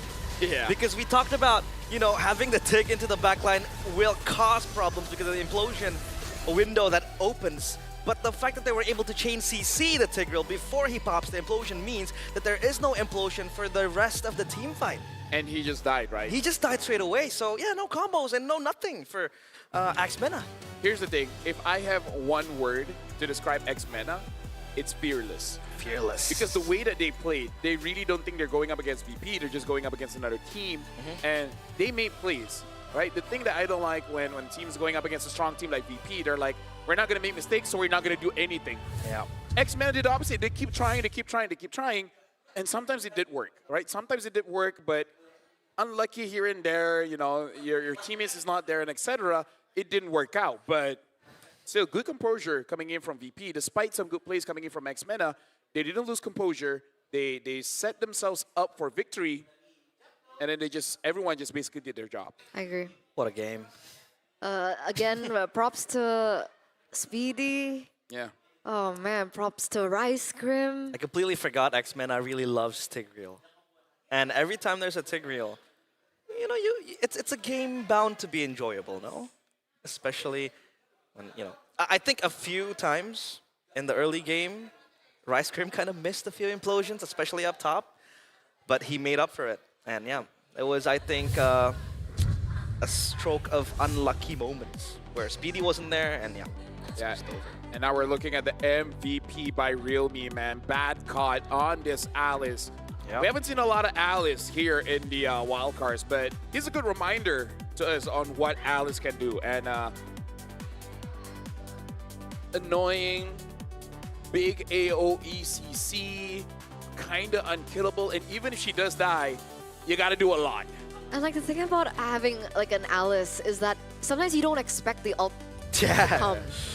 Because of like the orb is so small, and then you don't really like think about it, and then suddenly you're just like, wait, why am I? What?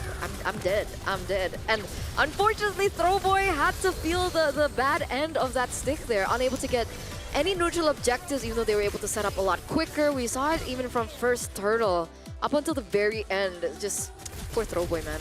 Yeah. Again, It's bad. I would say if it's not for Bober, actually, there might be a chance for X-Mena. Yeah. If this was a Farsa, if this was an E, I actually think X-Mena had a better chance. The fact that it was a Lunox, making it so that even if they do get a catch, Like able this to get out of it, right? Yeah. And then doing enough damage to the Claude. That really was the crazy pick. Caster Cam. Caster Cam. There you go. Multiple good implosions. Speedy, he had to win a nature. But again, you know, Bobber was so damaging, I'd say. The magic damage pierces through it. They tried to buy some time, and this is, I think, the defining moment. They knew they had to go for the take real right here. Chain CC him with the Tsunami Slam and then the Mountain Chalker. And the rest is just done. Because it feels bad to be Speedy, right? Because you have to defend yourself against 3 different types of damage. Yeah. Magic, and true damage. So like, what do you build? Do you just build rose gold at that point? 5 like, fatalities. Yeah. 5 immortalities. That seems like the correct plan. I would say, of all the changes that could have been done, personally for me, I feel like Alpha could have not built the anti-QRS and instead go for Chassis Pauldron so that you can deal a little bit against the carry. Yeah. Because looking at the items here, there's no Chassis Pauldron at all coming in from X-Mena. So if any changes I would do, it's probably that one. Yeah. I think that is the case as well because Makes it sense. slows down the carry, especially with the attack speed reduction it has. Tax paid, mate. That's tax paid, mate. Tax paid, mate. Yeah, I'm just trying to Nice. crack my Australian accent. Nice. Nice. Sounds a bit Scottish. Or Irish. Can't tell it anymore. Can't tell. Irish or Scottish. But yeah. Attack speed, mate. It's very hard for the carry to hit forward. I'm optimistic. It'll be a 3-game match. No, you're Patrick. Okay. Something that we do have to highlight for Bobber here, actually getting that pull yourself together makes it so that it's almost impossible to catch him. Bobber the Beaver is starting to become a real threat here in the wildcards. Like VP is strong, yes, and Backup was the MVP, but Bobber is really the one that teams gotta start paying attention to. Yeah, I agree. It's not even Bobber the Beaver anymore. It's Bobber the Eel because he's so elusive. He I feel like Bobber the Beaver sounds cooler, but yes, go ahead. Bobber the Eel. Bobber the Eel. Because he's able to move around freely, you know? Like his name, Bob. Bob and Weave. He's Bob. I'm just gonna call him Bob right now. It's a very good name. Bob the Eel. Bobber. Bob So the Eel. it's turn out. Let's take a vote. Bobber the Beaver. Or Bobber the Eel. You got to break the tie. Okay. Is it Bobber the Eel or Bobber the I Beaver? think You know what? everyone, Hey, you guys decide. you know what? All right. Naisu, Renmar, Gideon, if you guys are watching, we got a WhatsApp group. Let us know. Bobber the Eel.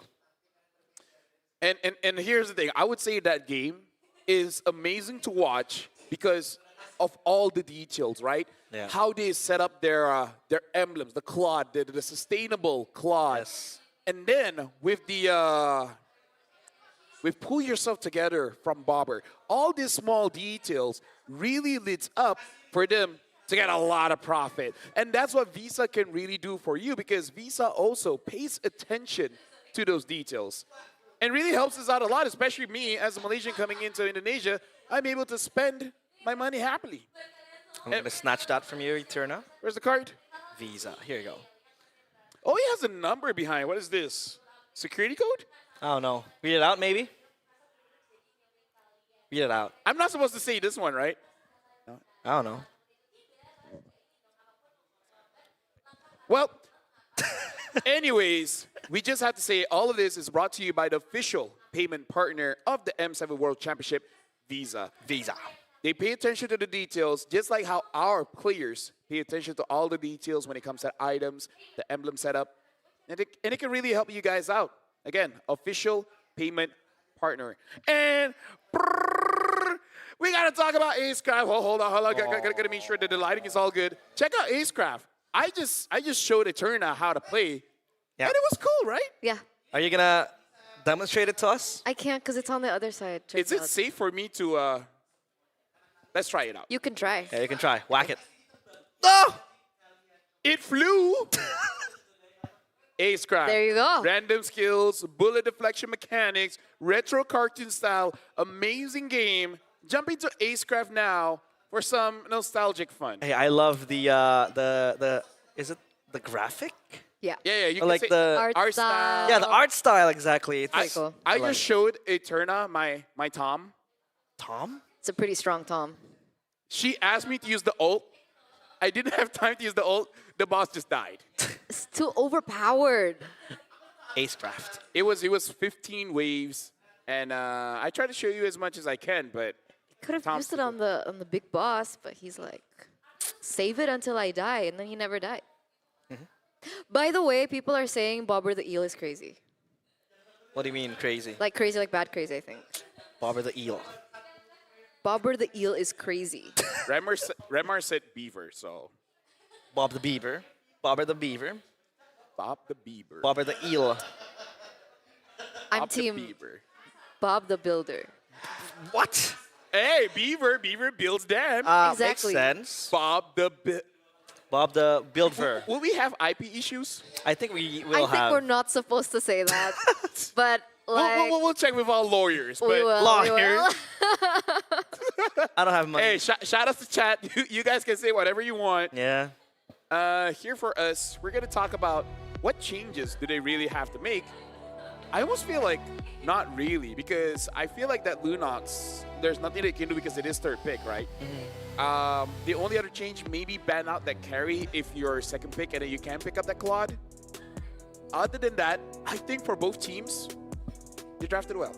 Yeah, they did. And I think what I like as well from X-Mena is the fact that they are not afraid to give comfort picks, right, to their players. And it worked out well. The Tigreal in the hands of ice cream. Do you see something good in chat? What are you laughing at, Eterna? Apparently we're zesty. Zesty? I mean, yes, we are. Zesty casters. Like- That's the comment. Like lemon zest? Like, we'll explain it later. But I know is what Like- zesty means. I know. Guys, it's the zesty combos, man. the zesty combos. Zesty combos. Yeah. But no, I agree. So yesterday we were Muslim bros and today we're zesty. We're going all around the spectrum here, Eterna. 180 degrees. Hey, Eterna, later on we'll be sharing a desk with Mirko. Oh. That is. That's wild. That is. Now that's just a desk that's meant to be challenged. It is. Wait, what? Oh, okay. I thought you said. No, it is what you think I said. Yeah, okay. Meant to be challenged. Yep. All right. Well, Bad Cod here had an amazing game. Oh, so annoying. Why? No, like in a good way, but like, for Yeah. Axe, it's like, stop. I thought you were rooting for Axe-Mena and you're like, oh, bad card, you're annoying. Yeah, but it's like that's the biggest compliment you can give an EXP. You're annoying. Yes. It's like Sanford. Yeah. So annoying. So annoying. Yeah. Erg. With the eye roll. What is the biggest compliment of a jungler? What, like So fast? No? I think in that realm, just something else. Because annoying is for EXP. But now we're going to look at the game recap here. And Speedy did a respectable 70,000 damage. That's a and lot. Quanog actually did more, 82,000 damage. And despite Trollboy having a difficult time because of Bad God, dealt 47,000 damage. So overall, looking at the damage numbers, I really feel like everyone, despite all the intrusions that they had, they did well. They did.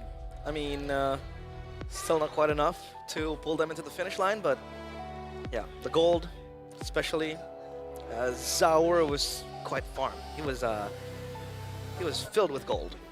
So I thought they were funneling Speedy, but if we take a look at the total gold, Not really. yeah. And I'm quite surprised too, because Throwboy was constantly bullied Yeah. by VP. And still having 11,000. Yeah, that's impressive. But he was like a few levels below at Yeah. some point, right? As well. Yeah. That as well. So honestly, shout outs to Throwboy. He had a difficult game, but he made it work. He did. But the Alice, I think, was also the recipe to kind of lock down the Lancelot. Yeah. Multiple times in the pit, you would see the Throne of Ruin just landing before he can really pop the Phantom Execution. Or, by the way, a few misses as well from Throwboys. I've seen him miss his punctures. Yeah. And that kind of costed him his life as well. But yeah, hopefully he shakes it off and second game will be better. Do you think that Throwboy is more comfortable on a different jungler? No, I think he is comfortable in on Assassins. The Lancelot is one of them as well. But I think that's just, you know, the pressure maybe. Yeah. Because again, if it wasn't for the Alice, I think he would have had a better time. Yes, sir. Right? But now we're jumping into, Broken Walls. We haven't seen that all day. Let's see. Flying Clouds. And we still won't see it. Yeah, we won't. We don't like broken things inside of here. We don't like broken things inside of here. Inside of where? Inside the game. That's where you're wrong. I almost broke the Acecraft thingy. Did you? But it's safe, right? Nothing's broken? It's a little bent, but it'll survive. Hey. Acecraft. Hey, you know what they say. What doesn't kill you makes you stronger. It's a stronger Acecraft for sure. Are you saying that planes are meant to be crashing? Don't Like, you threw it away. No. Although I do have to say, for the guy that said that what doesn't kill you makes you stronger, there's quite a lot of things that doesn't really kill you. Ah. Like Malaysia, we eat a lot of spicy stuff. That's true. And we get stronger. Yeah. Guys, Lancelot's banned. Spice tolerance. Oh, they respect the Lancelot, it seems like. Or might be the case of them not wanting to pick up the Alice. I don't know. That might be a bit too far-fetched, but yeah, we'll have to see. The Lancelot was pretty good in the hands of Throwboy in terms of that farming speed. Yeah, but this leaves a lot of heroes open, right? Yuzong, Jushin's open. Fanny. Fan- Fanny is banned. Fanny's sorry. banned. Grok. Grok too, yeah. The stars conspire Juicing. to bring you to me. Will be picked up. Still a trusty and handy mid laner to a mage rather to be picked up on the mid lane. So yeah, Axe will be. So what? one. Like Grok Yuzong? Grok Yuzong. What about Yuzong Yusun Shin? Yeah, I was thinking Oh, Yuzong YSS too. Yeah. Honestly, Grok YS is also okay. Yeah, that is also- either iteration would honestly be okay. There's a lot of good options here. Yeah. The only way that you can really mess this up if you pick up a Guinevere. That's the only way. Are we gonna go back to that game Not again? the Guinevere. Any other pick, we can say good things about it. Oh, that's good. Dragon spirit. Yeah, Yuzong. They want a quick counter to the Chusin, and by them picking They up the didn't Yuzong. have to go for Eve yet, though. Like, they can't... Well, I mean, yeah, that's true. They can pick it up in red 3, but you know, just You know be what that safe. means? It means that they really want to hide something. Right? If you pick up a hero that's not contested, then that means that you have something up your sleeve. And looking at Fly Solo, he's got sleeves. Okay. He has sleeves. Do you think... Did they want to see the enemy jungle first? What was up the sleeve? Any feeling? Well, we'll see up his sleeve very, very soon. I mean, the Yasuchin is still there. Yeah, the YSS is still available. The Grok too. Oh yeah. They want to pick it up here. I think The Joy? the Joy as well. Yeah, Yeah, but they go- Save my nation from falling well, it's pretty apart. safe because you have the Yuzong anyway, so that's why I think they were pretty brave to pick up the Eve and the Yuzong. It's the first two picks to pick up the Yuzong. I don't really think Axe want to pick up the Yusun Shin.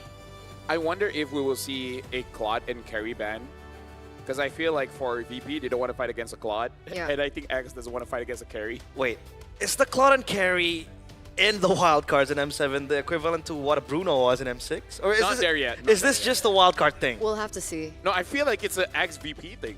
Because I feel like Super Gorka and Speedy, they had carry potential, right? It's just that Speedy could not deal with Bobber on that Lunox. Yeah. Man, still the Hildebrand though. Super respect over to Pluto. Groovy again. And I guess, oh no, not Pluto, sorry. Rice Crim then. Rice Crim. Yeah. Or it could be Alphos Hilda, right? Putting on the EXP, yeah. I wonder if Arlet is a band that they're potentially considering for VP. Yeah.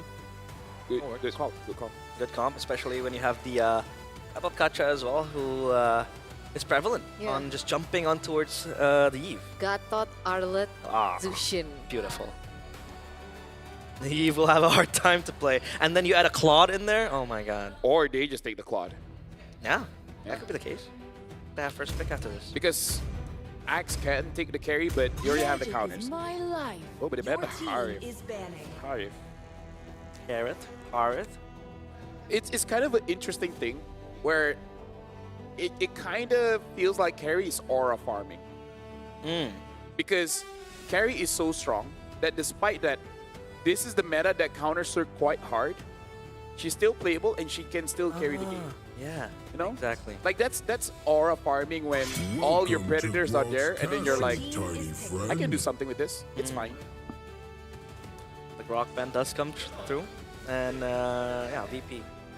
What do they look for here? Does Pluto play Cho? Is that something that they could consider if they want Prio in the mid lane? I feel like if they take Claude here, it would be pretty solid. So Claude first, yeah. Personally first. Oh yeah, for sure, because Eve. And Speedy was kind of good with it. Yeah, you don't want to have Speedy play with the Claude again. Playing with the Claude again, excuse me.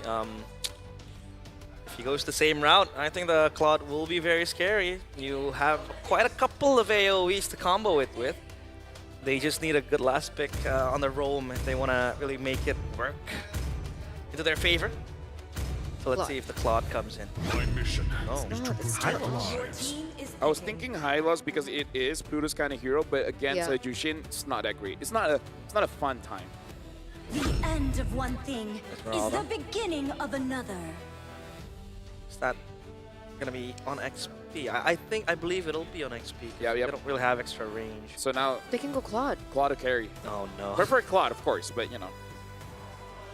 It's a recurring theme now.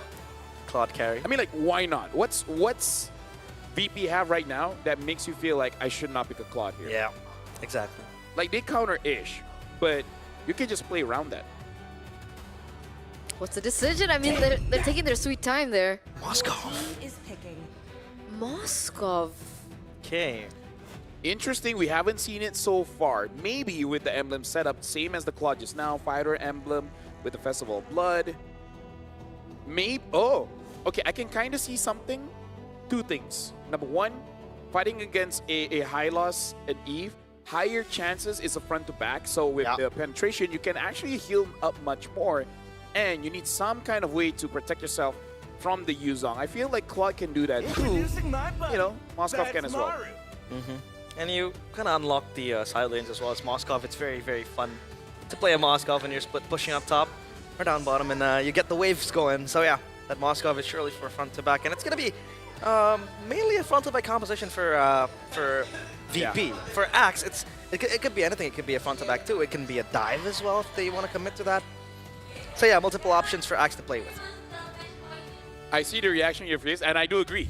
I would have just taken the Claude because the Claude has proven that it can work. So this Moskov is going to be a question mark because this is his debut here in the wildcard. So good or bad, this Moskov will be 100% win rate or 0%.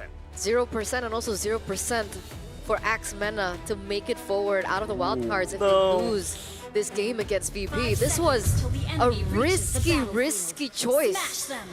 Well, ladies and gentlemen, that's kind of how you got to win the game. Sometimes you just got to take that risk. And maybe this is something that they've been training and they say, this is our secret weapon. This is our secret sauce. This is us. Secret sauce. Are they overthinking though? I've been asking the question. Is X-Men overthinking with the Moscow? Brilliant players. They're training in medicine. That's true. Yeah. There's a doctor. Uh-oh. Alpha has the shield. The soul grip is very scary for Badcock. Heals him up and oppresses Alpha. Pull back Pluto with the lift off as well. He has time to heal. The Revitalize will save him. The throw boy will not be able to get the kill. Okay. Where's the little? Show us. I think it's No, on that screen. Oh yeah, that's true. You don't see it. Mine's blocked. Mine is blocked too. 6. Look at this. Oh, yeah. You are really blocked. Yeah. No. Slight win for Super Gorka with that gold crab. Good time. Interesting as well for both the Moskov as well as the Claw. They go for Master Assassin instead of going for more sustain with the Festival of Blood. Toby.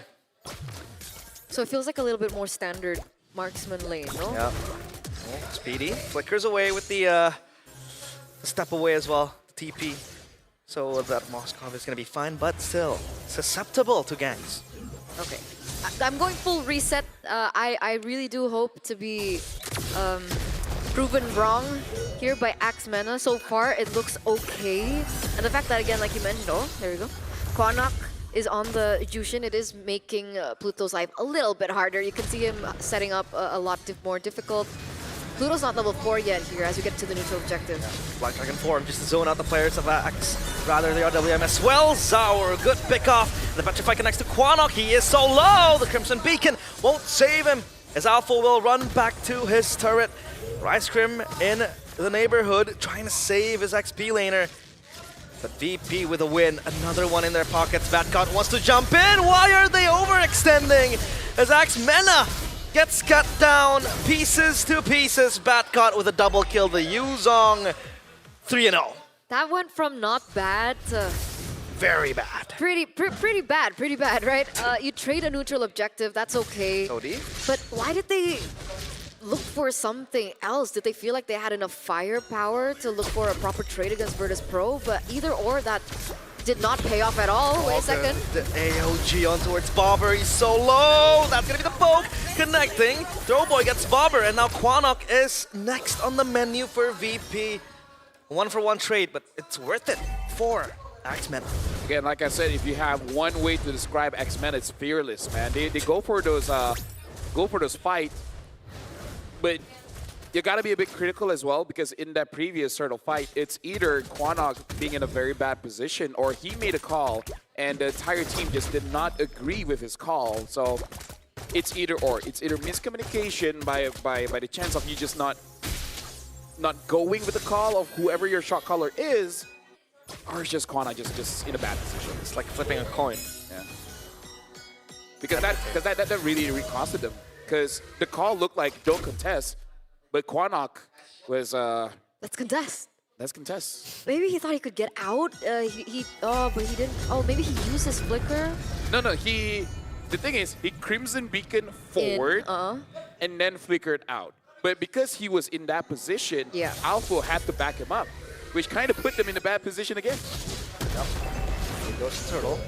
Zaur's close by as well. The lift off on towards Pluto. Hunter strike for Zaur. So that's going to be extra damage. Look at the rotations coming from the XP lane. Batcod has to petrify. First pathway all popped up as well. RWM and Quanok evaporates in the middle of the team fight. Rice Cream goes in with the Unbreakable, but in the backline, Alpha gunned down, pinned down. Zaur with the double kill. The SOD lands, but Rice Cream also gets sent to Purgatory. Turtle will be secured by VP.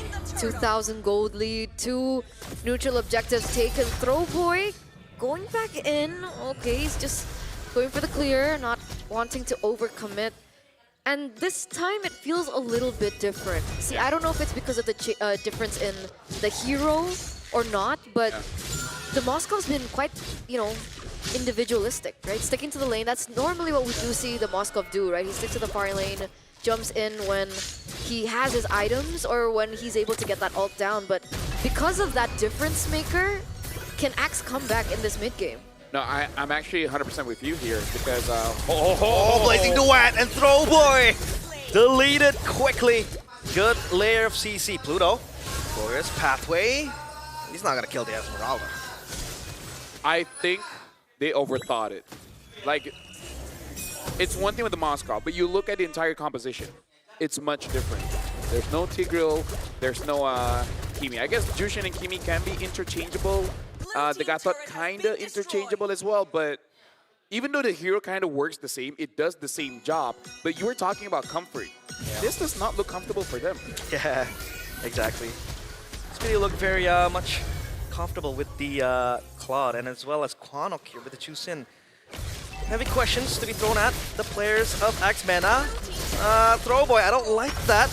He's gonna try to run away with the quad shadow. He gets stuck in the Mountain Shocker, and now the AOG on top. RWM as well as the second layer of damage for VP. Alpha looking for a Hail Mary play, but it won't happen as Batcot jumps in, looks for the Soul Grip and the Dragon's Tail.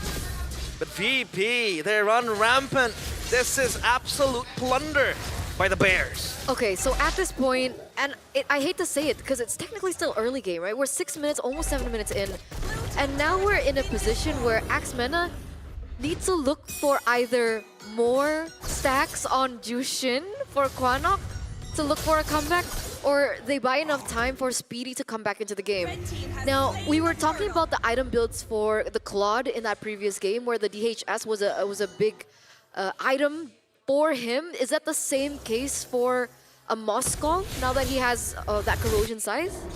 I feel like if it was a Demon Hunter, maybe it would be okay, but I doubt it because the big difference between a Moskov as well as a Claude is that it's easier to deal damage as a Claude. Yep, first pathway onto the backline. RWM stuck in a rock and a hard place. RX-Mena as the Black Dragon form flies into the base. Oh boy! What? What was that?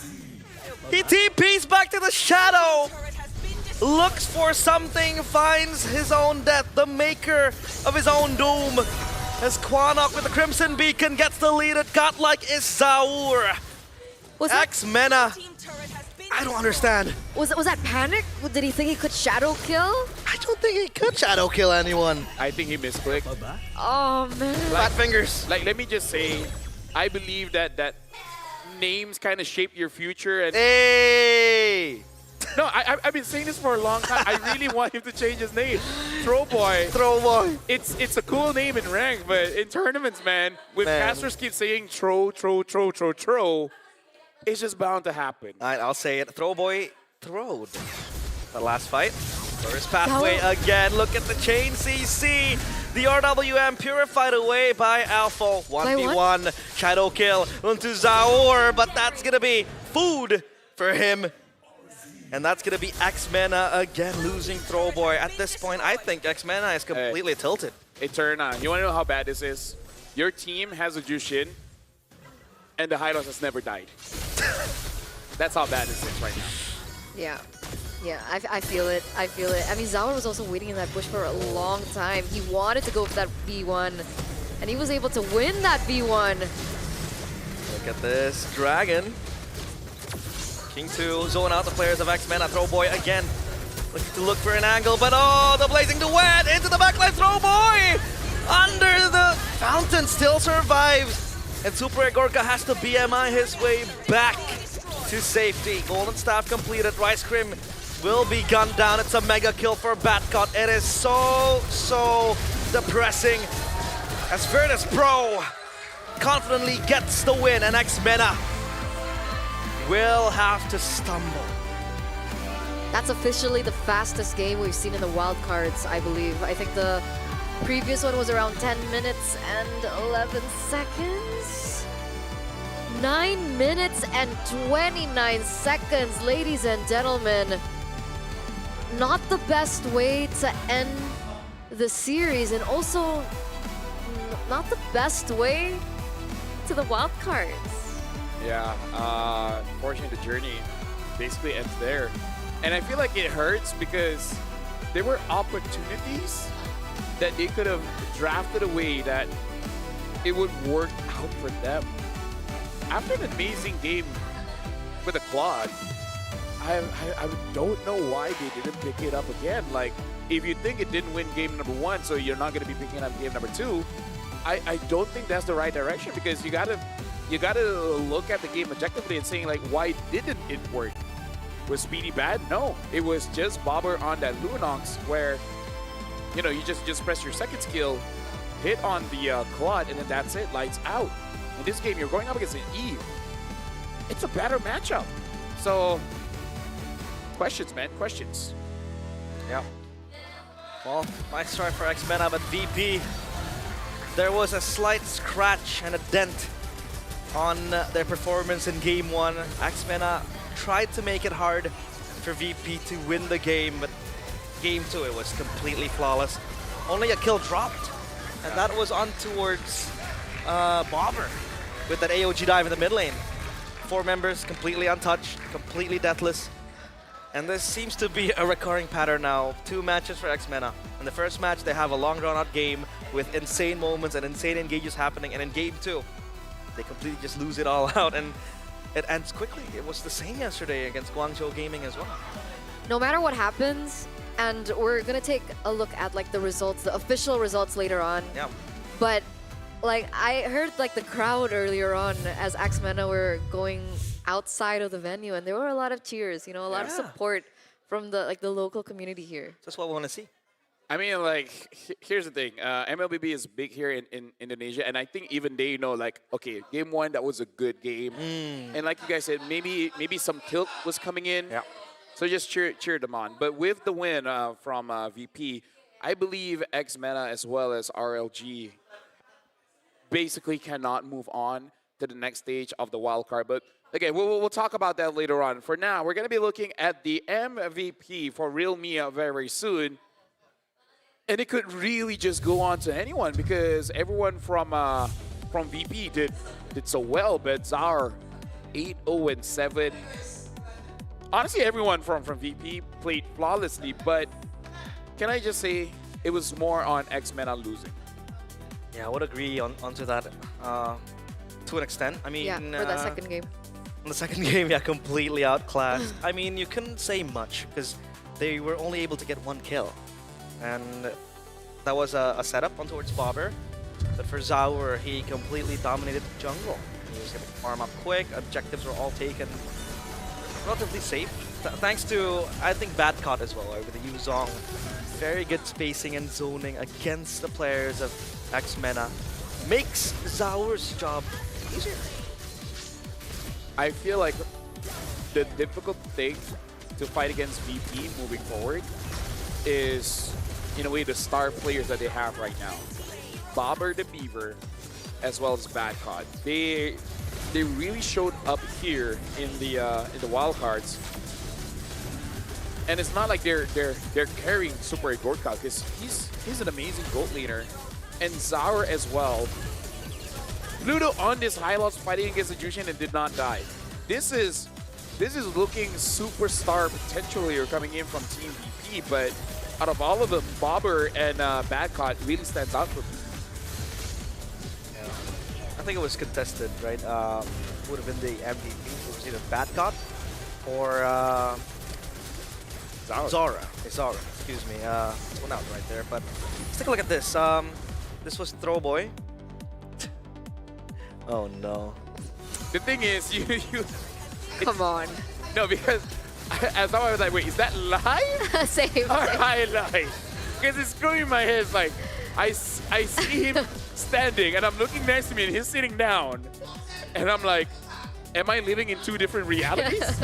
I think we also had chatter about this. That was a Mountain Shocker, right? Waiting for him at the end. It's like, how do you want to die? Yeah, how do you want to die? Do you want to die, you know, accept your fate, or want to fight? Yeah. By the way, does the Moscow win in lane against a Claude? Well, it's relatively safe, I think. It's Do you think it's 50-50? Do you think it's more favorable for the Claude? I think earlier on the Moscow kind of gets the upper hand, because you know you have mobility, number 1, and the poke as well from the passive. But then the Claude can just all in at you with the Blazing Duet. I think it definitely is kind of a skill matchup E, but I think it's easier for the Claude. But there are opportunities in case the Claude BMI try to attack you, you just stun him towards the wall, and then you can get a kill. But between the two, I'm still thinking it's Claude favorite. Personally for me. Wait, does the Spear of Misery stun onto the wall cancel out the... Nope, the Blazing Duet still goes through. Still goes through. Because if the Claude wins that matchup, which winning lane was Axe's winning lane? Because if we're talking about drafts, right? Esme versus Yuzong. Yuzong beats Esme, right? Supposedly in the lane. And then if the Claude is better than the Moskov, so they kind of drafted them into a position where it's a losing how do you matchup even for both. win the laning phase? Because like the mid prio was also a little favored to VP, you know, with the Yves, the Hylos. Honestly, that's a very smart question, and that's why you have a lot of degrees, right? Because you can definitely analyze this game. You just need more confidence in yourself. But yeah, every single lane was a losing phase, but I feel like with all the degrees, it's definitely hard to explain the change of direction. Yeah, I think they just accepted their fate for X-Men. I wasn't quite sure as well why they forced this Moskov pick. I think it was pretty hard to play.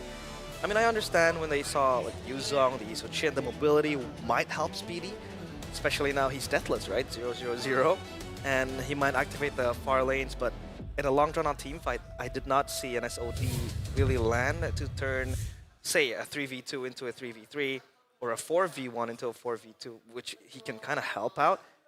But yeah, I think a lot of questions to be answered here from X-Men. I'm so sad for Axemen right now. Yeah.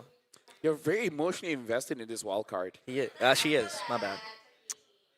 That's why being a reporter is like fun and not fun, because you get to be more personal with the players. Wait, how do you, have you, you did a couple of exit interviews, right? Yeah.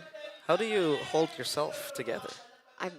I'm trying just not to cry in front of people. Yeah. Usually we like just really hard. We usually just Don't make her cry. laugh after, bring her out to eat, and then food somehow solves most of the problems. That is a great solution. You know what they say? The way to someone's heart is through their stomach. Never mind. Well, I guess all the matches are over for today.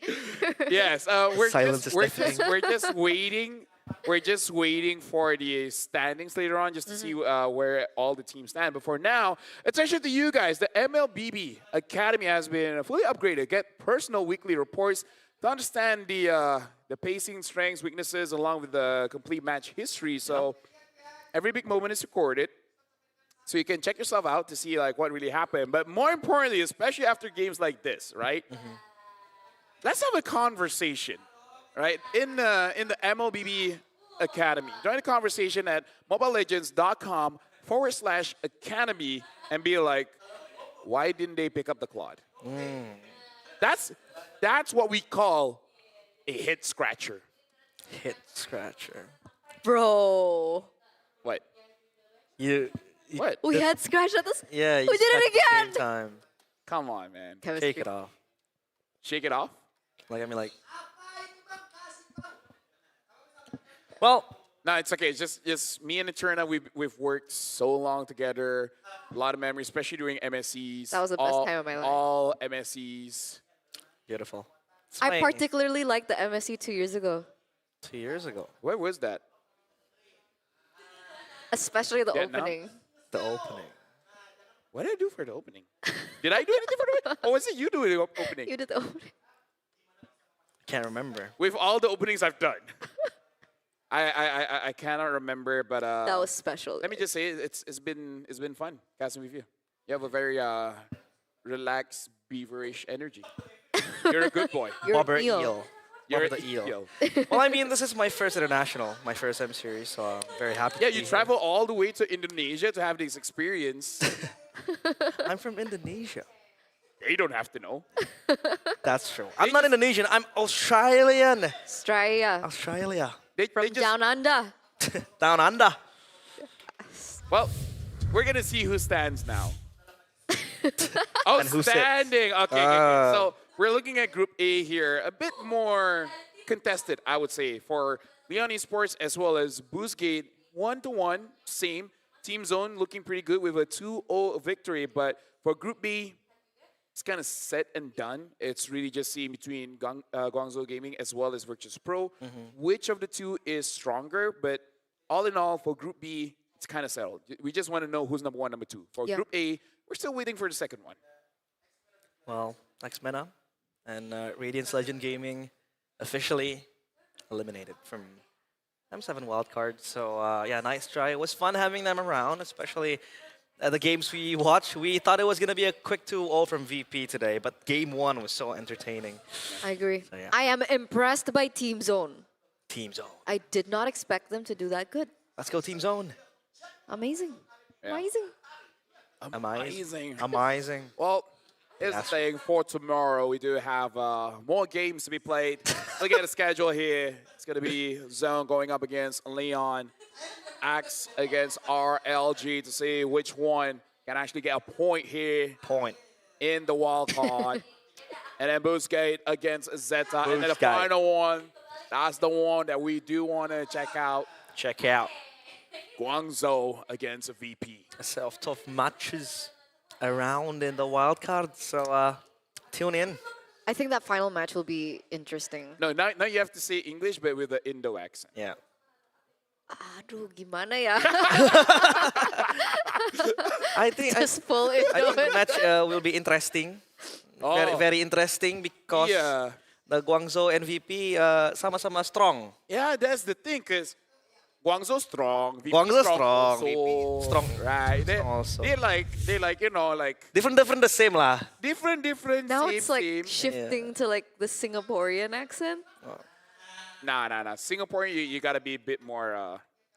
Zesty. No, it's kind of like. I think they go back to the computer and trying to fix the mistake. That was scary. What was scary? That accent. Because I think a few problems here and there from X-Men eliminated. Already go home. So what for lah? Fighting here. I miss Abstract now. I like this trio. We are talented. That's the best we can. I told Lafell this. Casting with him for the first time feels like a job interview. Because I don't want to disappoint him. Because he was there judging me on that audition. Oh yeah, I was. So yeah. So I wanted to make sure that he did not regret his decision. picking me, voting for me. So yeah, hopefully. Let me just say, I never regret my decisions. Are you guys gonna hug now? That felt like a really wholesome moment. No? Okay. We'll hug it out. Brotherly love. I'm a macho man. Macho man. The way we do it, Eterna, we spit in our hand and then we shake on it.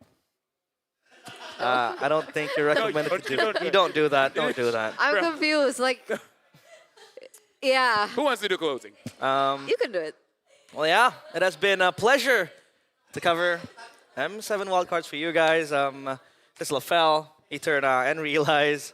Signing off. We'll see you guys tomorrow in the third day of wildcards. Lafell is going to pack his things up and go back home. Eterna has to go home as well. It's getting late here. So, yeah, we will see you guys tomorrow. And M7 wildcards, day number 3. See you tomorrow. Bye-bye. Goodbye. Goodbye.